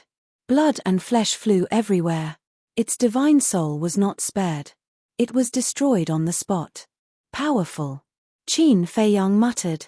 This Wu Baichuan was indeed worthy of being the young lord of the Dragon God Palace. He even had a supreme-level divine artifact. He probably had more tricks up his sleeves. Maybe he even had a supreme-level divine art. If it was outside, he wouldn't take it to heart. But in the Nether King's hell, he had to be careful when dealing with this person. Bang! The blood-eye giant's huge body finally fell to the ground. Blood flowed out. Senior brother, you're really powerful. Qin Feiyang ran over and looked at Wu Baichuan with admiration. Wu Baichuan sneered. Didn't you think that I was no match for him? That's because I didn't know what you were capable of. Qin Feiyang laughed dryly. Now you know. Not to mention this bullshit blood demon clan, even if Qin Feiyang were to encounter me, there would only be death. Wu Baichuan smiled proudly. Yes, yes, yes. Senior brother, you're invincible. Qin Feiyang nodded. Chapter 2582. Wu Baichuan enjoyed this kind of admiration. He put away the halberd and kicked the body of the blood-eye giant to confirm that it was completely dead. Then, Wu Baichuan frowned and said, he just said that there is an ancient city nearby, right? Yes. Qin Feiyang nodded. Where is this ancient city? Wu Baichuan looked around. I don't know. Qin Feiyang shook his head. Boom. Suddenly, two powerful auras rolled over from afar. Qin Feiyang was shocked. One of them is at the early stage of the ninth heaven state and the other is at the initial stage of the ninth heaven state. Hurry up and hide. Wu Baichuan's expression also changed slightly and he hurriedly ran away. Senior brother, take me with you. I'm not as fast as you. I can't catch up with you. Qin Feiyang hurriedly called out. How troublesome. Wu Baichuan turned back and took Qin Feiyang into the forest ahead. He hid his aura and lay down behind a huge rock. Whoosh. About 10 breaths later, two giants flew through the air and landed above the lake. They were a man and a woman, both middle-aged. The man was more than 20 meters tall and had short black hair. He looked extremely valiant. The woman was also 18 or 19 meters tall. She had long black hair and looked quite slender. But this slender was only relative to the blood demon race. In the eyes of humans, she was also quite valiant. Damn it! How dare you kill our people? The fluctuations of the battle haven't disappeared yet. They must not have gone far. Hurry up and find them. The two giants scanned the area below. When they saw the headless body, their eyes suddenly flashed fiercely. The two of them immediately released their divine will and scanned the surroundings. Divine will. Wu Baichuan's expression changed and he immediately took Qin Feiyang away. They are there. Go after them. The two giants immediately discovered Qin Feiyang and flew towards them fiercely. These idiots know how to use their divine will. Wu Baichuan was a little annoyed. Idiots. Qin Feiyang was speechless. Although the blood demon race had well-developed limbs and huge bodies, their brains were actually not inferior to that of humans. Roar. Suddenly, the two giants behind them roared. Immediately, two violent auras surged out like volcanic eruptions. Qin Feiyang and his companion were startled. They turned around to look and their expressions immediately changed. They saw that the two giants had also turned into two red-furred monsters. And they were even bigger than the blood-eye giant. After the man became a monster was 200 meters long, was 200 meters tall. She was of the blood demon was almost 200 meters, was almost of them most. Of them. Their cultivations had actually soared to the peak of the 9 heavens realm. You damned midgets. You actually dared to kill our clansmen. Today, even if we have to ascend to the heavens or descend to the earth, we will slaughter you all. The man roared. His speed also increased by a large margin in an instant. His speed has also increased by so much. Wu Baichuan was slightly taken aback. He hurriedly used an auxiliary technique and his speed increased several times. In the blink of an eye, he got rid of the two blood-eye giants. Bastards, I won't let you go. The two giants stopped in the void and roared. On a mountain top, Wu Baichuan bent over, panting like a cow. At the side, Qin Feiyang's face was also filled with fear. Senior brother, what should we do? Qin Feiyang looked at Wu Baichuan in a daze. Wu Baichuan let out a long breath, glanced around at the night sky, and said in a deep voice, let's find a place to refine the evil power in our bodies and come out after dawn. Qin Feiyang nodded. This was indeed a wise move. Because the blood demon race at night was countless times more terrifying than during the day. If they continued to wander outside, they might encounter some danger. As for during the day, although the blood demon race could also borrow the power of the evil sun, they were not that difficult to deal with. The two of them found a nearby place and opened up a cave. Wu Baichuan used his divine power to seal the cave dwelling. He then took out a wine jar and gulped down a large mouthful. He raised his head to look at Qin Feiyang and said, that's right, I still haven't asked what your name is. He-san. Qin Feiyang said. Do you want to drink? Wu Baichuan shook the wine jar. Qin Feiyang was stunned and said hesitantly, it's not appropriate to drink at this time. We're not drunk. What are you afraid of? Forget it if you don't want to drink. Wu Baichuan took another big gulp, put down the wine jar, sat cross-legged on the ground, and closed his eyes to meditate. Qin Feiyang glanced at Wu Baichuan and also sat cross-legged to check the situation in his body. He found that there was a lot of blood mist in his body after a day. It seemed that even if he didn't actively absorb it, the blood mist in the hell of the Nether King would automatically enter his body. And it would do it all the time. In other words, every once in a while, they had to hide and refine the blood mist in their body. If they didn't refine the blood mist, they would definitely be threatened. Wait. Qin Feiyang was suddenly stunned. He looked up at Wu Baichuan and asked carefully, Senior brother, can I ask you a question? Speak. Wu Baichuan didn't open his eyes. Qin Feiyang said, is the blood mist in our body the evil power? That's right. This is the evil power. Although the evil power in the hell of the Nether King can't be compared to the evil power in the bloody channel we passed through when we came in, it can still pose a great threat to us. Because this evil power is everywhere. My suggestion is that it's best to refine it once a day.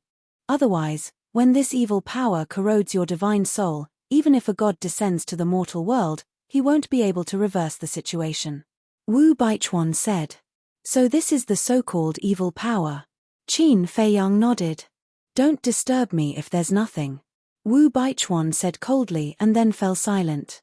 Qin Feiyang also tactfully shut his mouth and began to refine the evil power in his body. But in his heart, he was a little puzzled. This evil power could cause great harm to them, but to the blood demon race, it was equivalent to a sacred object. What kind of creature was this blood demon race to be able to absorb the evil power? At the same time, two figures cut through the night sky like lightning and rushed into a mountain. It was an old man and a young man. The old man was wearing a black robe and was filled with a murderous aura. The young man was wearing black and had an extraordinary temperament. That's right. These two people were the Black Dragon, Ancestral Dragon, and Frenzy. Old man, where is this? Madman looked at the mountain suspiciously. Old man, are you addicted to calling me old man? Don't you know how to respect your teacher? Ancestral Dragon glared at him. This is my nature. Besides, didn't you tell me not to suppress my personality? Madman was dissatisfied. Ancestral Dragon's face darkened and he couldn't be bothered to argue with him. This is the gathering place we agreed on in advance, the Giant Dragon Mountain Range. Madman was slightly taken aback and a trace of curiosity appeared in his eyes. Looking down from the sky, the mountain ridges did indeed look like giant dragons. About 10 breaths later, the two went deep into the heart of the Giant Dragon Mountain Range. There was a huge canyon ahead. Before they got close, Madman sensed a familiar aura. Whoosh! At the same time, an old figure rushed out of the canyon. It was an old man with white hair and a white beard, looking like an immortal. Yi Zhong. Ancestral Dragon waved his hand. That's right. The old man was Qin Feiyang's cheap teacher, Yi Zhong. Yi Zhong went up and looked at Madman. A trace of anger flashed in his eyes, then he looked at Ancestral Dragon and smiled. You're finally here. Ancestral Dragon looked at the canyon and asked, is everyone here? Yi Zhong said, except for Her Highness and Old Hua, everyone else is here. And the Old Hua he mentioned was naturally the Fire Dragon, Ancestral Dragon. What? The princess is here too? Madman was surprised. You don't know? Yi Zhong looked at him suspiciously. Madman shook his head. Ancestral Dragon said, I didn't tell him. Yi Zhong nodded and asked, how did you meet? This kid is lucky. I bumped into him not long after he came in, otherwise he would have become a pile of corpses. Ancestral Dragon snorted. Madman smiled embarrassedly. Yi Zhong stared at Madman and asked, then did you see Li Biu? No. Ancestral Dragon shook his head. Yi Zhong's face darkened as he cursed, that little bastard is really worrisome, but between his brows, it was obvious that he was worried about Qin Feiyang. That, heaven helps the worthy. He should be fine. Madman said. Shut up. I'll let you off for now. When I find Li Bu, I'll deal with him together, Yi Zhong said angrily. Madman shrunk his neck and hid behind Ancestral Dragon. Cough cough. Old Yi, if you want to deal with him now, you have to get my permission first. Ancestral Dragon coughed and said. Yi Zhong was stunned and looked at Ancestral Dragon suspiciously. What do you mean? He is now my disciple. Ancestral Dragon said. What? Yi Zhong was stunned. The Ancestral Dragon actually took in a disciple, and a human at that. Old Black, do you have a fever? Yi Zhong stretched out his hand and touched Ancestral Dragon's forehead. Go away. Ancestral Dragon slapped away Yi Zhong's hand and glared at Yi Zhong. I'm just taking in a disciple, what's there to be surprised about? With that, he rushed down the canyon. Yi Zhong looked at Ancestral Dragon's back and turned to Madman. He frowned and said, Kid, did you feed Old Black some kind of bewitching potion? Bewitching potion? I need to be capable too. Madman was speechless. Don't think that you can escape punishment just because you're Old Black's disciple. When I find that bastard Li Bu, see how I'll deal with you. Yi Zhong snorted and returned to the canyon. Madman smiled bitterly and looked up at the night sky. He muttered, nothing must happen to you guys. To be honest. He was also worried about Qin Feiyang and the white-eyed wolf. Let's not talk about the white-eyed wolf first. Because he didn't know much about the white-eyed wolf. As for Qin Feiyang, he knew everything about him. Although Qin Feiyang had many tricks up his sleeve and was very shrewd, this was Nether King Hell. Because of the rules of Nether King Hell, Qin Feiyang's tricks were restricted. If he wasn't careful, something would happen. As a friend, he really didn't want anything to happen to Qin Feiyang. And if something happened to Qin Feiyang, then Fire Lotus and the others in the castle and Black Tortoise world would be trapped in Nether King Hell forever. In other words, Qin Feiyang's safety was related to the fate of everyone in Black Tortoise world.